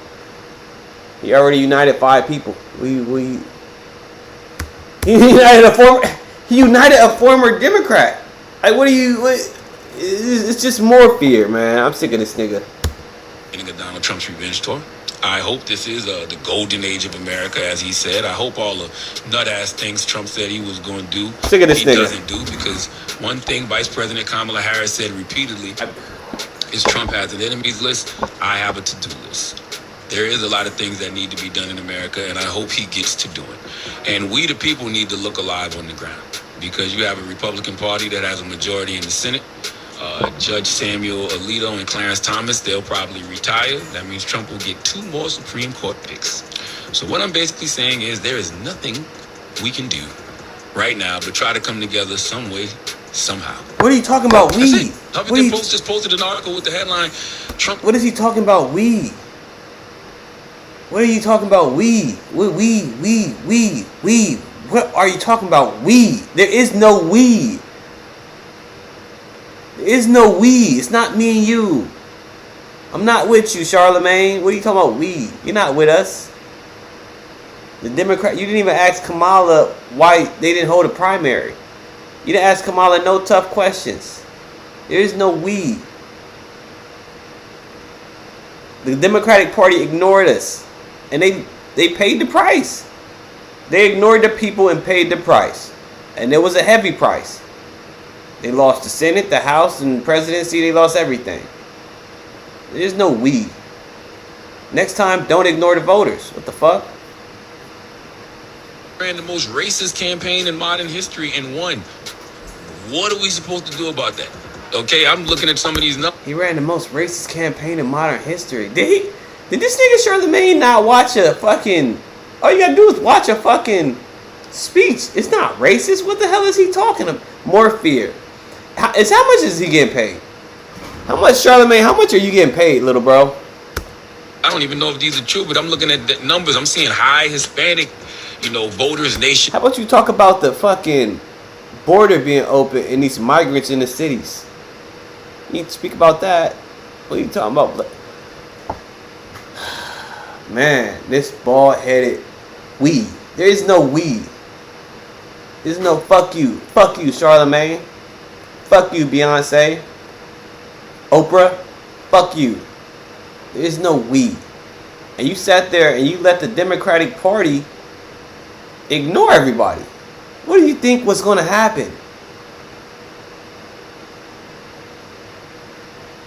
What did you think was going to happen? You work for us.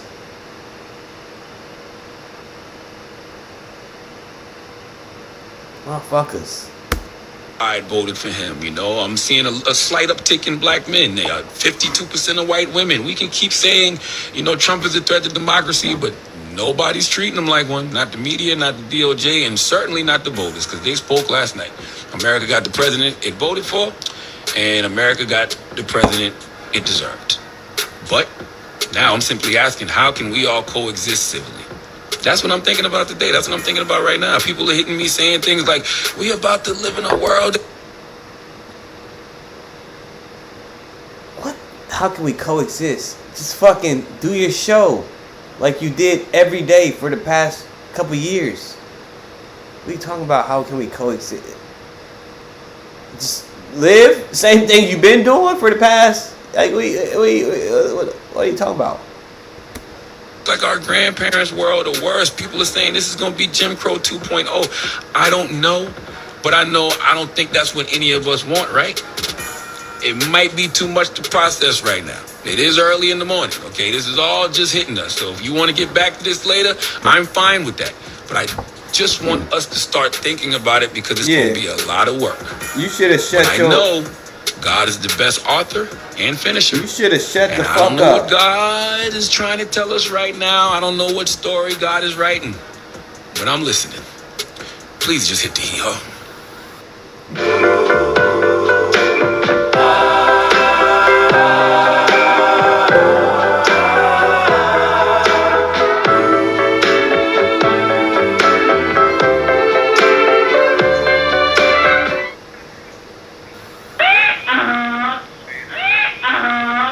That's all I got for you right now. That's it? That's exactly what people don't read.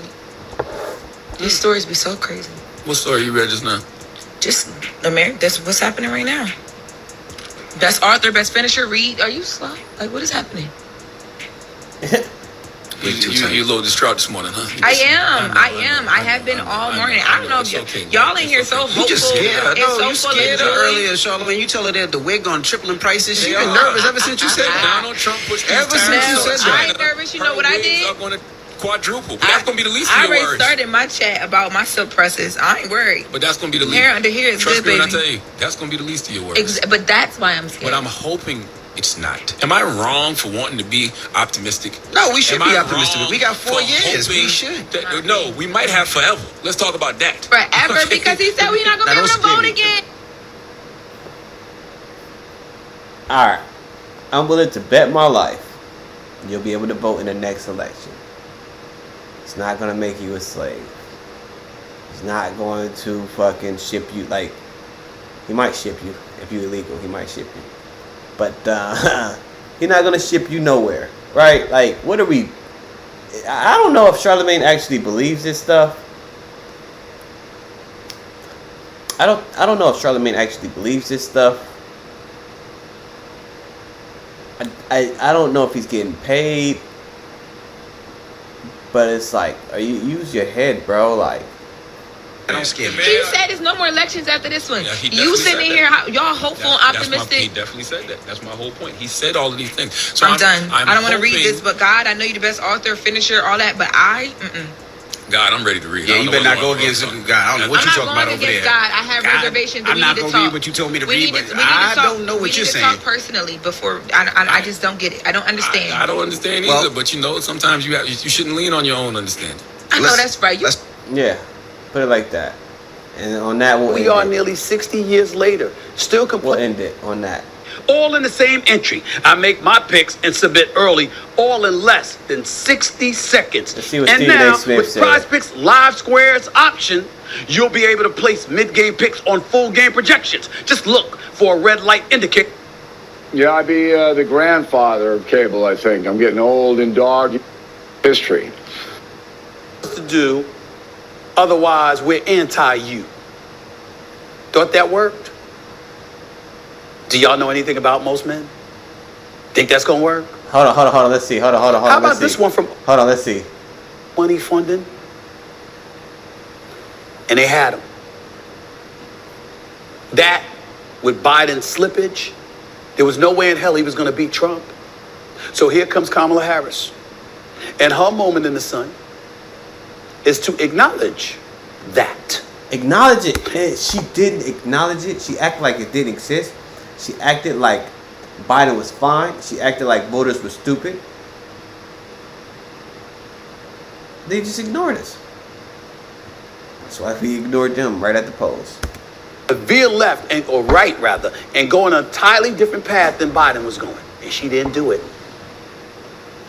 That was point number 2. Let me tell you what point number 3 was. The war, or if you didn't already say that, or RFK. All these celebrities. Oh yeah. Taylor Swift, Michelle Obama,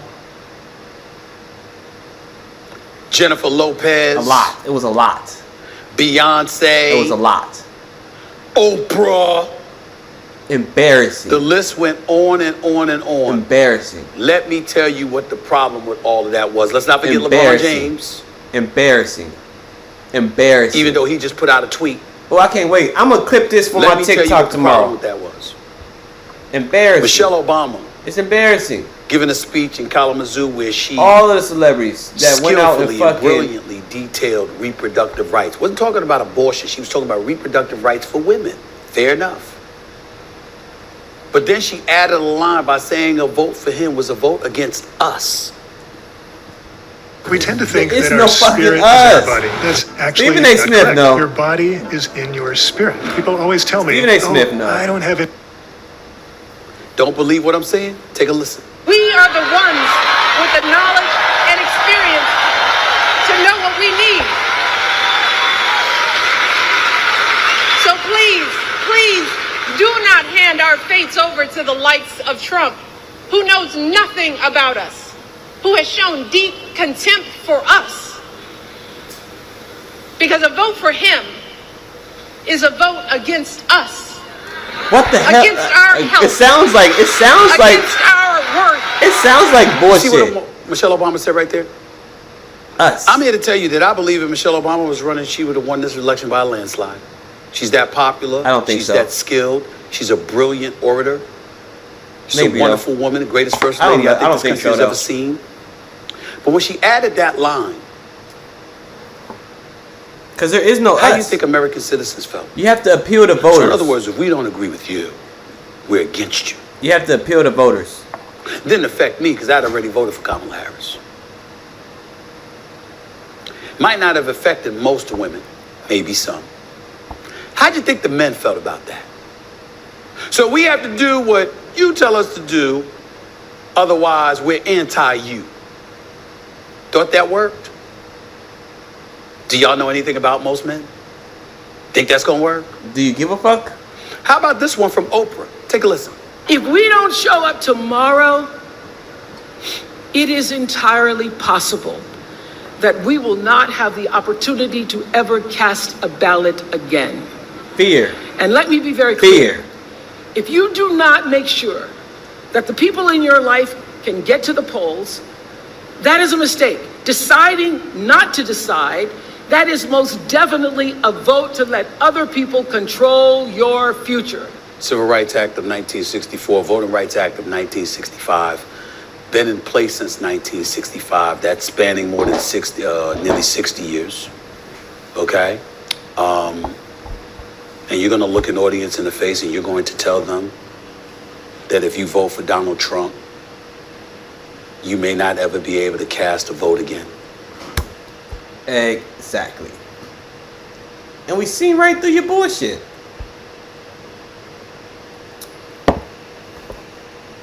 We seen right through your bullshit.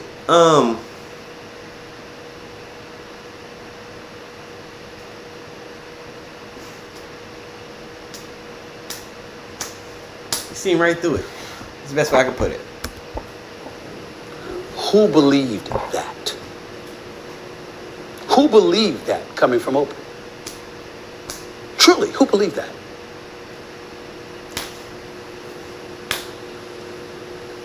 This is the kind of stuff that alienates an electorate. That alienates This nigga gets it. This nigga gets it! The freedom that you tell them they have, you try to confiscate morally by letting them know you ain't worth a damn unless you vote the way we say you should vote. Who's going to go for that in a general election with an economy rife with inflation, with over 12 million people coming crossing the borders, with people wondering about their dollars, the dollars that they earn? I'm not worried about your... Listen, this nigga gets it. This nigga gets it.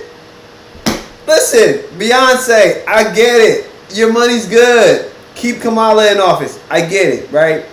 But my money's not good, right? Michelle Obama, I get it. You're very well off. I get it, right? Taylor Swift, very well off. I get it, right?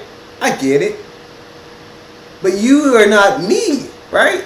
Taylor Swift, you are not me, Taylor, right? You're not me, Taylor. You're not me, Michelle Obama, or no Obamas, Oprah. So you look me dead in my face and you tell me that I have to vote for her, or there might not be another election, and inflation's high, and rent's high, and you telling me I have to vote for her? Nothing about, man, this nigga gets it. That they have in their pocket, the value of that dollar dissipating before our very eyes. But in the same breath, you're telling them that you got to take even more money out of their pocket to finance immigrants that come across the border illegally. This nigga gets it! At the behest of the Democratic Party, looking to secure a voting bloc. He gets it. Did you think that would work? Did you think that would work? Did you really think it would work? Did they really think, like... Did they really think that was going to work?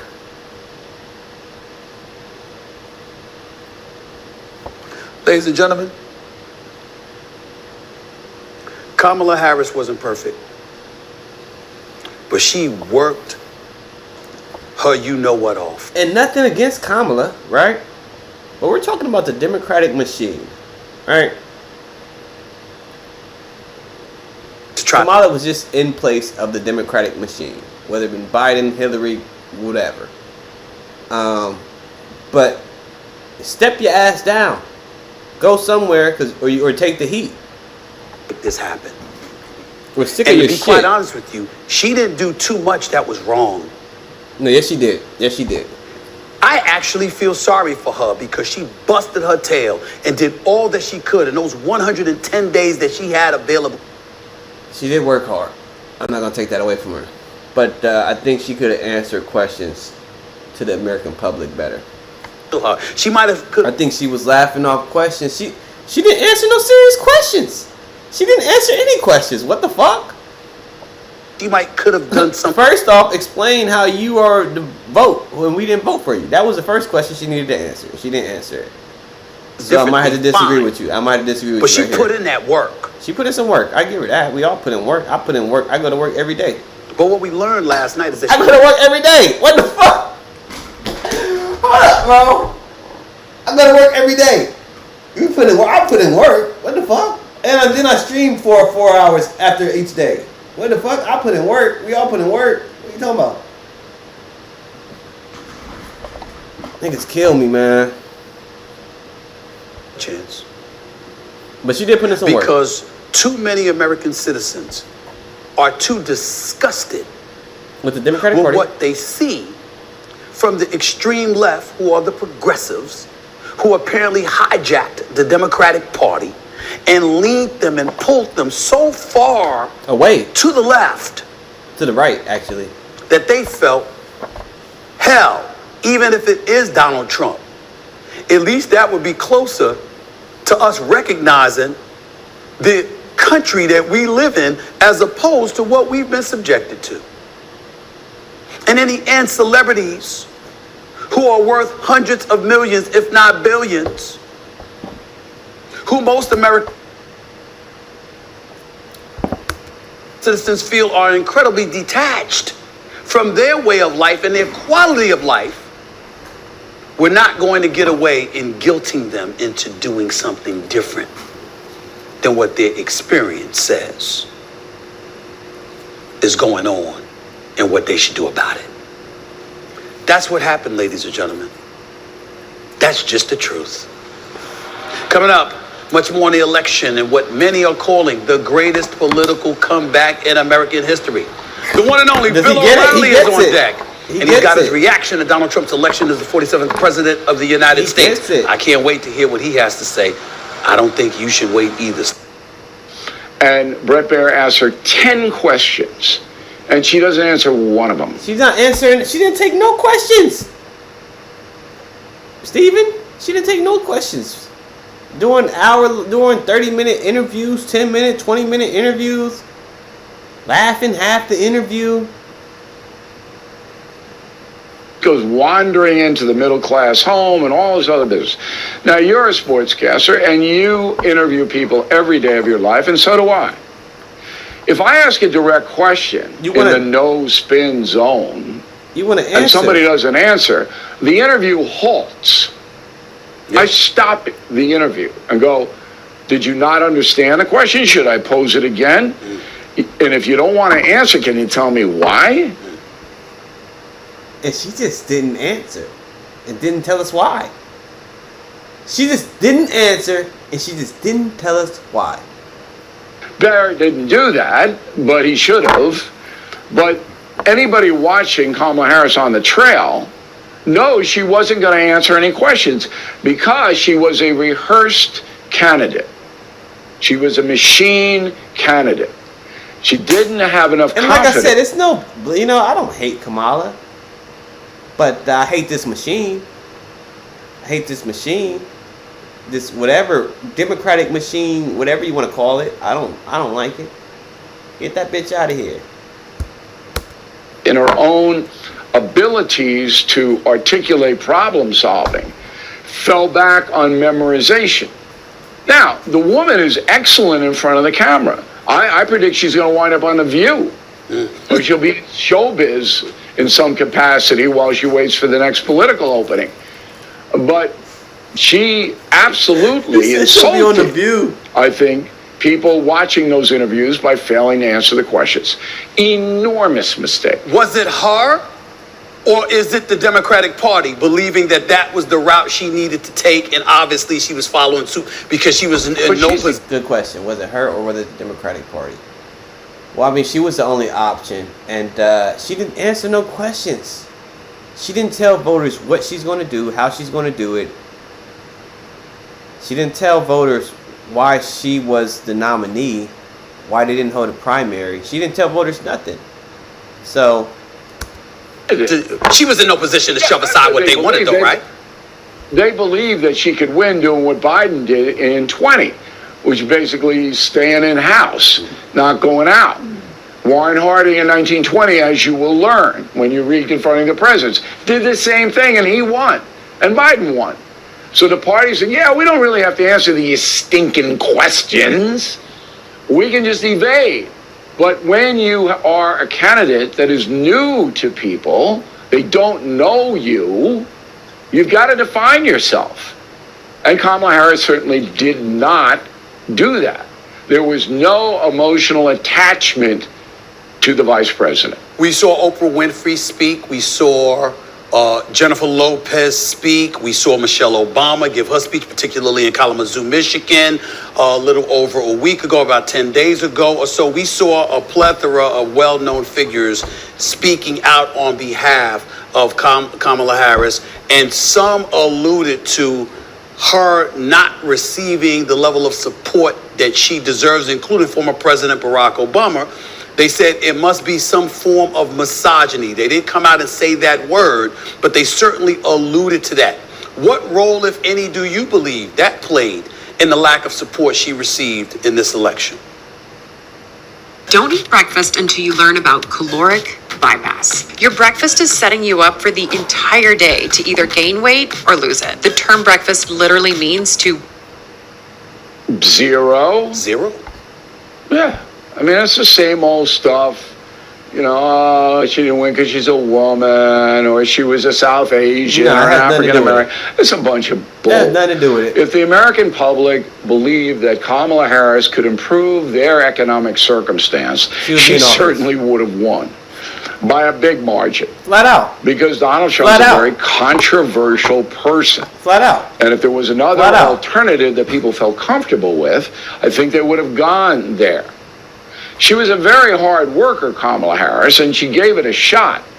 But again, I fall back on the fact that if I'm sitting here, Stephen A., and she's sitting across from me for an hour interview, you think she survives that interview? No. Not the one that I saw. Not the one that I saw on the campaign trail. No. Based on the interviews that she gave, not a nanosecond. I don't believe that. You have to ask yourself, if she can't stand up to the tough questions, why should she be awarded the position of the most powerful person in the world? Because Putin's a pretty tough guy. She and the Mullers, they're ruthless, evil people. You got to have somebody in there, and like Trump or not, he's proven that he can stand up to these people. So it was all about economy, and you were right. Immigration played a big part. Biden and Harris have never, ever explained why they opened that border. For what reason did you do that? But here's the crusher. There's always a crusher in sports and politics. You want the crusher? Please. Here's the crusher. So ABC News is in the tank for Kamala Harris. And their primary weekday show is The View, 2 million viewers a day. 100% liberal, no conservative women watch that program. Kamala Harris consents to go into there because it's a friendly venue. She sits there, they yuck it up, they tell her how great she is, smooch, smooch, smooch. And then an aside comes out.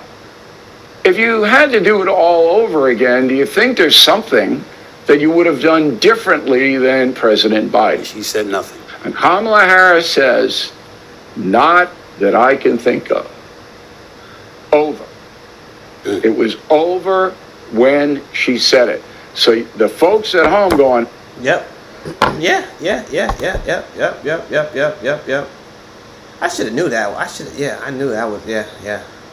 Because she said she would do nothing differently. Why would you do something and you said you would do nothing differently? But that, I don't think that ended her campaign was over regardless. Wait a minute. I'm paying 20% more than I did 3.5 years ago. Afghanistan was an enormous embarrassment of historical proportions.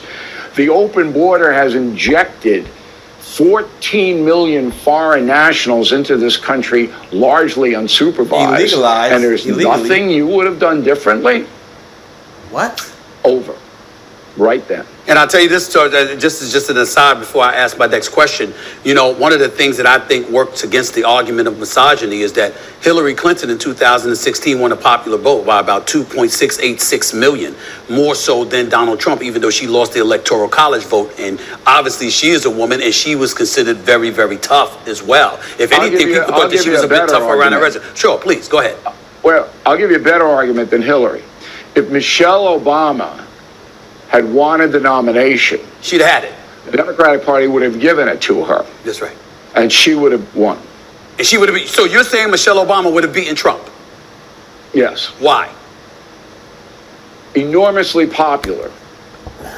Yeah.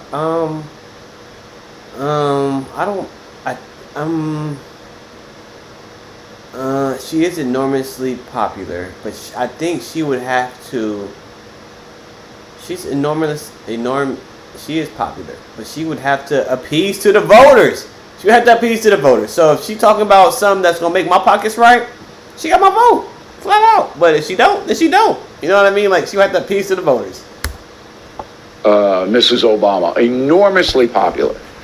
And the Democratic Party looks fondly at the 8 years of Barack Obama. It was nostalgia. Let's go back to the promised land. And I think Michelle would have won.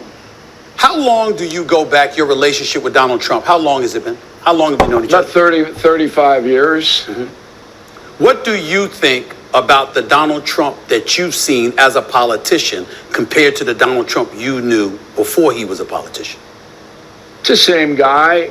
I mean, he's not really a politician. He's a deal maker. Okay. That's how he ran the country in his first term. And if COVID had not hit us, he would have been easily reelected just on the economic success alone that he experienced in the first 18 months.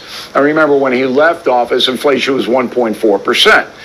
So he's not an ideologue, Trump. He doesn't care about, I mean, if I were quizzing Trump on the Republican Party and the history of it, he couldn't answer any of the questions.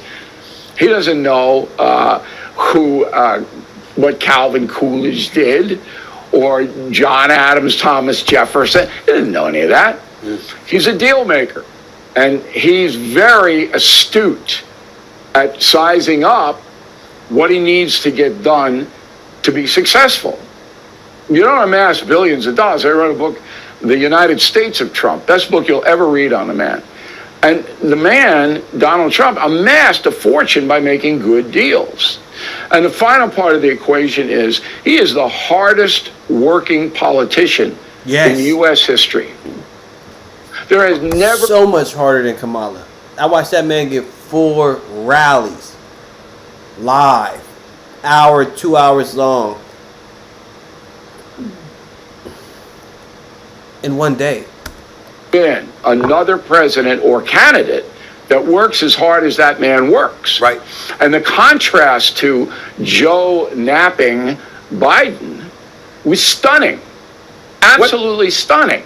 But what about somebody that would look at Bill O'Reilly, knowing what you know, because you are very big on your facts. You know what the hell you're talking about. And as somebody that's been on TV with you and had the pleasure of sitting next to you and seeing how you operate, I have to acknowledge, I just sat there scratching my head. I said, this is why this man has been doing this for so long. This man knows what he's doing.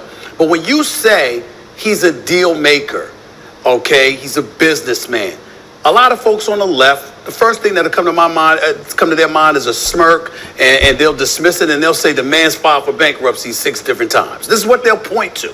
They'll point to those kind of things and say, what on earth is Bill O'Reilly talking about? Which is How true, do you argue against that? You know, I don't. And he runs his business the way he wants, and if he has to file for bankruptcy, I mean, like, which is true. Yeah, it happens. It's true. He did. I don't condone what Donald Trump's deals have been. Not my job. My job is to look for the overall welfare of the American people, all of them. And when you have a 4-year record in office, that's what I'm looking at. I'm not looking at Trump University or Trump golf course in Uruguay. Like what? I don't care. All right? The man is fabulously wealthy. If you go down to Mar-a-Lago and you look around, you go, and this is like Louis the 14th down here. Right. Okay? So all of that is superfluous. And so are his statements that sometimes are crazy. Because he always does that. My hypothesis is he's a rich guy, and rich guys say what they want. Elon Musk says what he wants. Yeah. Okay? Mark Zuckerberg says what he wants. Mark Cuban. They're rich guys. Mark Cuban. Let's not forget him. He says what he wants. Mark Cuban. Right. Now, guys like you and me, working guys, I mean, we have worked our way up, and I say what I want. He said, I say what but I want I wasn't always that way. I was damn cautious. Yeah. Because I didn't have daddy's money to fall back on or any of this other stuff. All right? I had to carve it out. But rich people are different. Yes, they are. And Trump is in that zone. If I want to say it, I'm going to say it. I don't care who likes it. And that's what he does. I've always known billionaires to be that way. I know you got to get on out of here. 2 quick questions. Latinos increased their vote for Trump by 13%, according to what I read. African Americans by 5%. Why do you think that happened for Donald Trump? It's economics, pure and simple. Pure and simple. Look, when you have a president that under his administration, real wages, that's take-home pay, rise more than 7%. And then you have another president comes in right after, and real wages fall, okay, into the negative territory. They've come back a little to about 1.8%. It doesn't matter what color you are, what ethnicity you are. You're working hard for a living. You want to support your family. It don't fucking matter. Okay, you want to. It literally doesn't have. It literally like doesn't the matter. Jeffersons. Yeah.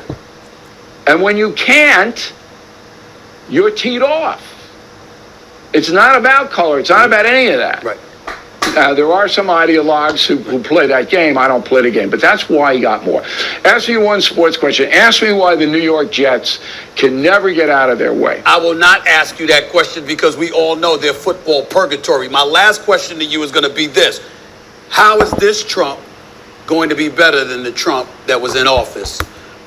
Please say the people he surrounded himself with. Please say that, Bill O'Reilly. From 2016 to 2020. I have no idea whether he's going to be better, whether he's going to be worse. I have no idea at all. What I want for the country is for Donald Trump to succeed. Not for Donald Trump. Not for Bill O'Reilly, the analyst on BillO'Reilly.com. It's going to help my business that he got reelected. But we have lots of liberals and independents watching us. And they do so because I'm not imprisoned in an ideological cage. But I want what's best for the country.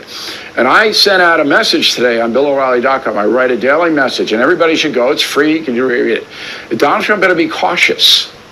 Second terms are harder than first terms. Grover Cleveland, the only other guy who did this, non-consecutive terms, had a horrendous second term. And Trump, the hubris, all of that, you need to tamp that down. Laser lock into cleaning up the border, raising the economy as quickly as possible, getting social disorder under control, and being very straight with the American public.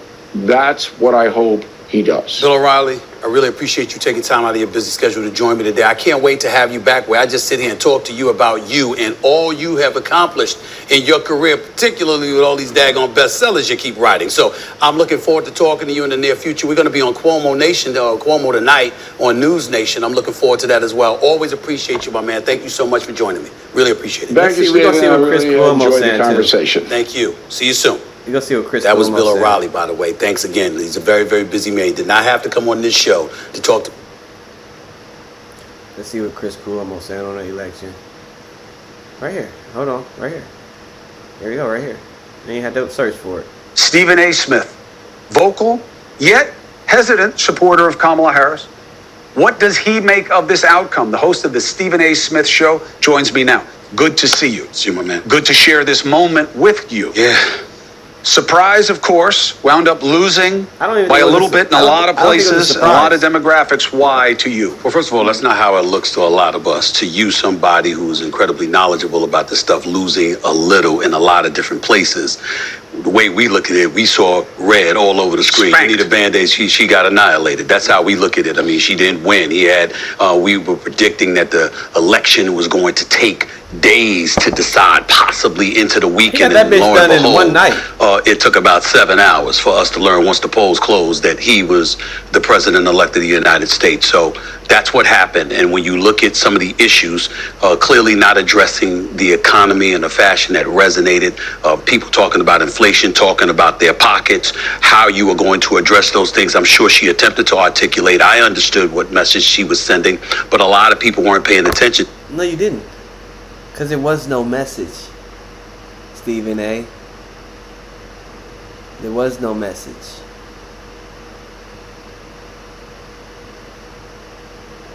What was the message? Tell me. Because as I've said on many occasions, including sitting here with you, I know this much about... Because I did listen. I heard her message. I listened to a lot. I watched all of YouTube. I know when we fight, we win. The fuck does that? How's that gonna lower? What the fuck? I know. Let's turn the page. What just happened the last 4 years? Who was that? Who was in there? You was in there. What did we? There was no message. It was get a bunch of celebrities to endorse me, read off a script, and Donald Trump is bad. There was no message, Stephen A. But I know life is pretty good for you too right now, so I bet you probably don't want to switch it up either. That's okay. We're gonna switch it up. We're gonna switch it right on up. In this country, when it comes to black and brown folks in the United States of America, let me tell you something right now. We don't want to hear about percentages. We don't want to hear about, inflation has dipped down to below 2% and all of that stuff. We're looking at the money in our pocket. How much does it cost to get gas? How much does it cost to buy groceries, to go out, eat dinner, etc., etc.? How much money can we save? We look at that and we were not impressed. Immigration was a huge, Stop speaking on we. You're not we. You're not a we. You're not for us, bro. You're not we. There is no we. I'm sick of black celebrities, right? Listen, you're a celebrity. I'm sick of black celebrities acting like they're we. I guess some we, like we're like they're a part, like you're one of us. Shut your rich ass up, bro. There is no we. You told us to vote for this bitch.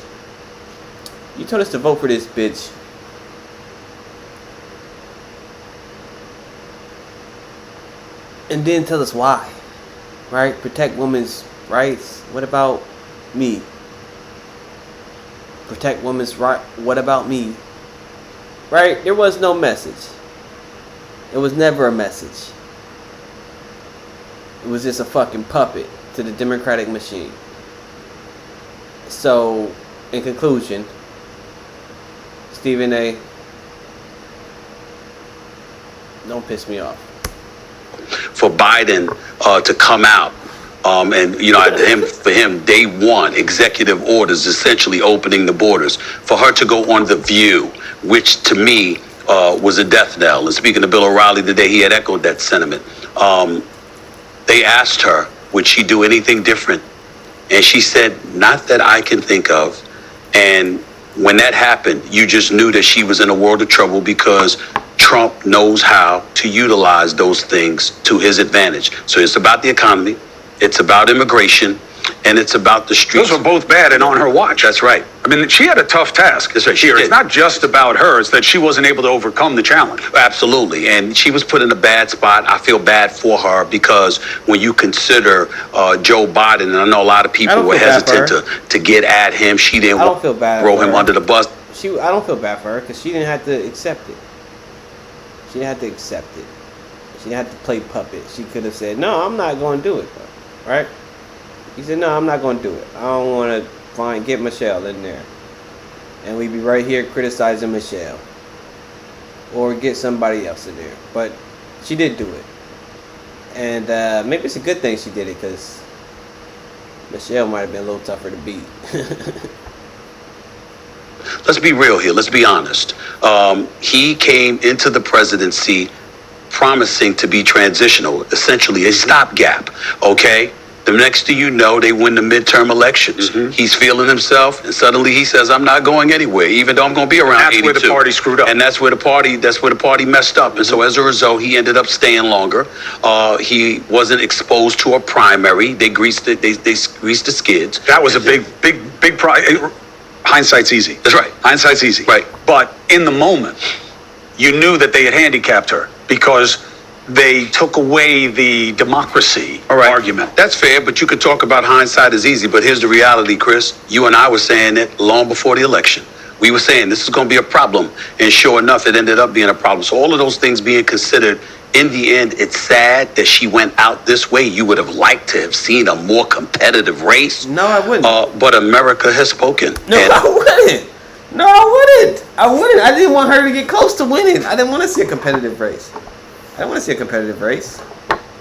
I wouldn't have liked to see a more competitive. I'd like the blowout. Get it done. Get her out of here. She should never been here. What the fuck? Should be my nigga RFK and the Democrat. It should have been Bernie Sanders. It should have been Bernie Sanders. What the fuck? And then it should have been RFK.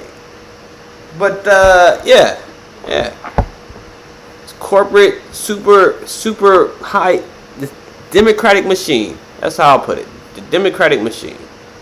They have said they don't like what the left, particularly the progressives on the fringes of the left, have proposed to this country and what the Biden administration capitulated to. And that had her name written all over it as well. And that is why she will not be the 47th president of the United States. What do you make of seeing so many in the media saying, they're not saying it like this, but this is the way I hear it, dumb black men and Latino men got duped by Trump? I feel like that's you not understanding what just happened here. Yeah. Nobody needs to tell somebody like you what systemic racism is. Right. Exactly. And I voted for her, but people that have those opinions, they can kick rocks. They've never understood a lot of things about black folks in the United States of America or Latino. Yeah, obviously systemic racism is there, but right now I'm worried about getting my pockets higher.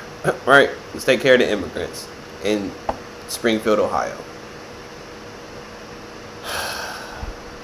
And New York. And everywhere else, they fucking throwing migrants. That matter, and that's why they're on the outside looking in on this particular day, because they just don't get it. You know, the reality is that you have an abundance of people, a lot of women included, who are hurt and incredibly furious that the outcome is what it is because they feel like the interest of the individual was put ahead of their interest. My response to that, sympathetically, with empathy, I would say, duh. What surprises you about that? People always put their own interest ahead of everybody else's when it comes to going to the polls. Women, hey, thanks for watching. Go to joinnn.com to find News Nation on your screen. And don't forget, click the red Chris Cuomo. And oh yeah, both of them on. Let's listen. So my question is this. I don't believe he's going to have quick fixes other than the executive orders on the border. What is your insight on Trump's ability to do what he promised the first time, which is get the Democrats to sit down with the Republicans to create legislation that does what we need done in 2 or 3 major areas? I don't know. I mean, he'll have somebody do that. Maybe Vance will do that. You don't think it'll be him? He's not going to do it. No, he's not interested in that. He'll tell Vance or whoever he appoints, look, let's get this done. Here's what I'd like to see. But Trump himself going to do it? No way. He bored to tears. He's not going to do that. Donald Trump is essentially what he was before he got into politics.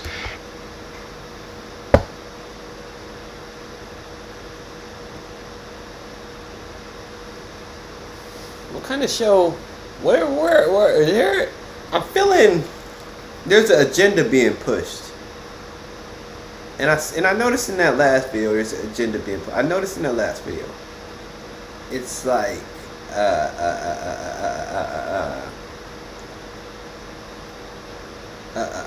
Donald Trump is the same man, and a lot of people. Donald Trump is the same man. This is what they're saying. They're saying Donald Trump is the same man, and a lot of people voted for him just because of the economics. But he's not the same man. Because we can all look on the face and see if they're the same man or not. No, he's not the same man. Because if we thought he was the same man, then he wouldn't have got the same amount of votes. Especially when you surround yourself with guys like RFK, Tulsi Gabbard, etc., right? So you're not the same man, right? You're putting different people in your transition cabinet. That's not the same thing. So there's almost this agenda being pushed by News Nation, and that's per usual, right? Per usual. Or maybe that's just Bill O'Reilly just fucking talking, right? Let's see. Wants to make great deals, build giant towers in the sky, and amass, back then, as much money as he could. Now, he wants the approval of the American people. That is the untold story. He wants the approval of the American people, even the people who hate him. And I'll give you one very vivid example. There's a woman who works for the New York Times. She's all over CNN, named Maggie Haberman. Mm-hmm. You know him? I know her very well. She's a reporter. Okay. She hates Trump, despises him. Every time she's on TV, he's the devil, he's this. He shouldn't talk to her so much then. Can't say no. Can't say no to her. Yeah. It's like Woodward. Woodward writes books, he gets big advances, he tells the publisher, hey, I'm going to write a book, so make Trump look like the worst person on earth, give me $1 million. The publisher goes, okay. And then Trump goes, hey, come on in, I'll talk to you all day long. He wants their approval. He wants Haberman to like him. He wants Woodward to convince Woodward that he's a smart, good guy. It'll never happen. I don't think he wants the approval. I think he genuinely wants to clean out the government. I don't think you do 4 rallies in a day just for the public's approval. I mean, he got the public's approval, so like, what are you talking about? But that's how much he wants that kind of approval. Well, you say he wants this. And so I don't see him getting in micromanaging those kinds of détentes between parties. He's not a party guy, born with it. I'm not challenging what you know, Bill, but I have to ask you this. In light of what you're explaining to us, they have the Senate. They're probably going to have the House. He's in the White House. You say that he wants to be liked, even by the people who hate him. Right. Why would we believe that that's the case if he has basically complete autonomy where he doesn't have to deal with the other side at all because they have control of the House and the Senate and he doesn't need them to get things done? Well, it's not a matter of have. He wants to go down in history as one of the greatest presidents ever. And he's done something that is historical. Exactly. So not for approval. He wants to go down as one of the greatest presidents ever. So there's 2 things, and I am the confronting the president's guy, okay? Still on the bestseller list after 9 weeks. He's done 2 unbelievable things. Number 1, he's done what Grover Cleveland did. Uncle Jumbo. That's what his nieces and nephews called him, Grover. 350 pounds. And he wasn't an offensive lineman. He just liked a lot of breakfast, all right? And Cleveland's second term was a disaster. And I've told Trump, you need to read what happened so you don't duplicate that, okay? So he wants to go down in history as one of the titans. He wants to be on Mount Rushmore. In fact, he'll buy a mountain and put himself on the mountain, okay? That's what he wants. That's his legacy. So he wants to achieve so-called great things. He's motivated to do it. Okay. And he's the hardest working SOB I have giving me conflicting views ever seen. There has never been a presidential candidate or a president that's worked harder than that. The same thing, like giving me conflicting views. Like, so if you like work ethic, I mean, compared to Biden, who half the day's in a hammock someplace, I mean, it's unbelievable. Right, but I'm saying, look. But he wants to go down in history. Then he's got to make legislative achievements happen. Unless there's a huge war, right. It doesn't happen. Although I will say this, to Bill's point. When he runs the first time, his son-in-law, Jared Kushner, was not supposed to be as involved as he wound up being. Okay. That was about attrition and him becoming paranoid. He was in charge of an initiative called DJT 100. which was an initiative to get him to 100% popularity in the country. Wow. And it was an initiative There to you find go. out how many things can we do that will make everyone happy. So There you go. but wait a minute. No. Excuse me for interjecting. We can't just say easily, there you go, because obviously we can't refute the facts of that. It happened. It was true. The flip side is they put him through a lot. They went after this man. They tried to incarcerate him. They impeached him twice. They convicted him of 34 felonies for crying out loud. So is that same individual still there, DJ T100? No. Does he care about that now? I don't know if the answer to that They question, weaponized Bill, it. Chris, They is yes. weaponized I think the he wants to be a Justice big Department. man like Bill says, of course. Hey, thanks for watching. Go to joinnn.com to They find News weaponized the Nation on Justice your Department. screen. And don't forget, click the red subscribe button below to get more of News Nation's fact-driven, unbiased coverage. They weaponized the Justice Department. The same thing they did to RFK. They try to keep you off the ballot, sue you, throw frivolous lawsuits at you, spend millions of dollars trying to keep you off the ballot. They had RFK. They kept RFK. At first they had him. They had the nigga. They sued him on the ballot, right? They sued him not to stay on the ballot. Then they sued him to get him off the ballot, right? Same shit, right? Same playbook. Same playbook.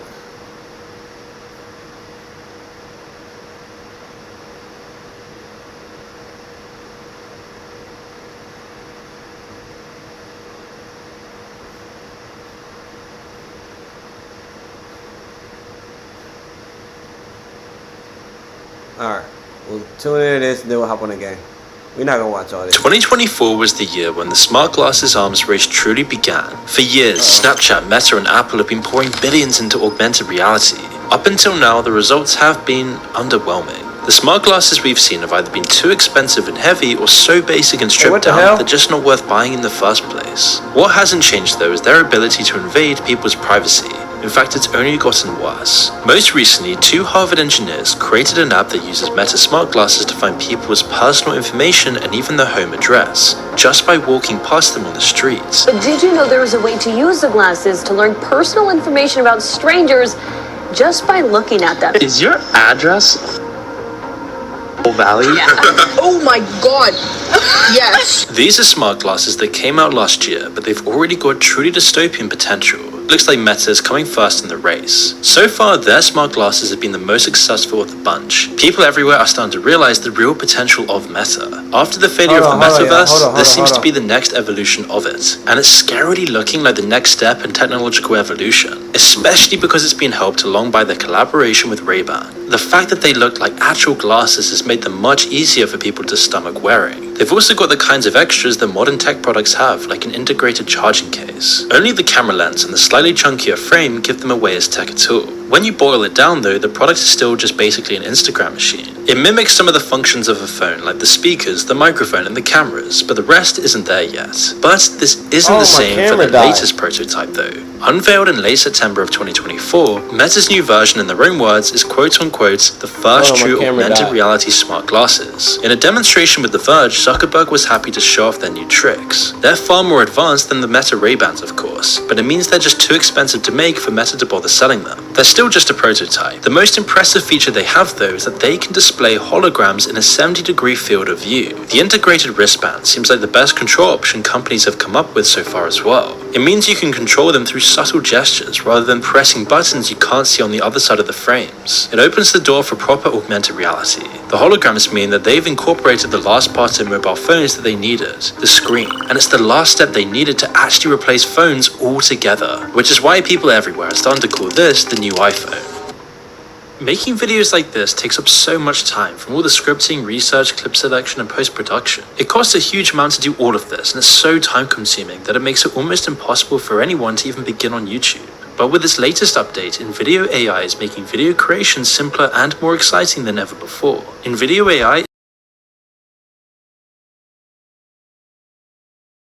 AI version 3 will allow you to create videos from scratch about any topic you can think of, welcoming you to a world of endless possibilities where video AI puts you in the director's seat, allowing you to make videos with boundless imagination, whether it's telling a story, explaining a topic, imaginative footage, fictional scenarios, product videos, and just so much more. Other tools like Sora or Runaway have been making promises for months.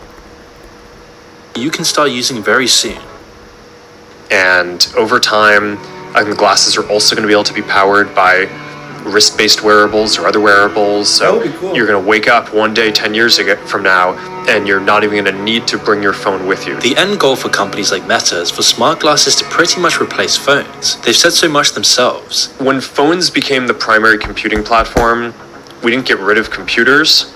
We just kind of shifted, right? So at some point in the early 2010s, I noticed that I'd be sitting at my desk in front of my computer and I'd just pull out my phone to do things. Yeah. And I think what's going to happen, it's not like we're going to throw away our phones, but I think slowly you're going to wake up one day 10 years from now and you're not even going to need to bring your phone with you. I think there will just be this sort of gradual shift to glasses becoming the main way that we do computing. Being the company that brings new products to the market guarantees billions in revenue. In the same interview, Zuckerberg was asked how much Meta had already spent on virtual reality and smart glasses. He could only reveal that it was over $5 billion. It's an investment that's clearly put them towards the front of the pack. But who are Meta actually competing with? Well, you've probably heard of the Vision Pro, Apple's first venture into the market, and we've made a bunch of videos about this. And Apple's not a company that usually spends money on gimmicks, so it shows they really think that this technology could be the next big thing. But their approach seems to be very different so far, and kind of worse. Instead of sticking to the idea of smart glasses, they've decided to get the technology and full VR functionality there first. Now they're just working on making them much smaller and hopefully cheaper over time. Looking at the Vision Pro, they've got a long way to go.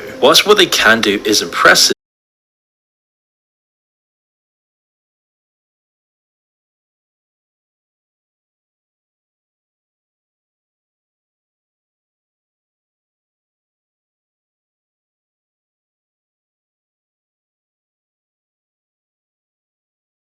Do you happen to be the person working on like minority stuff for like Muslims in India at all or something? Yes. Really?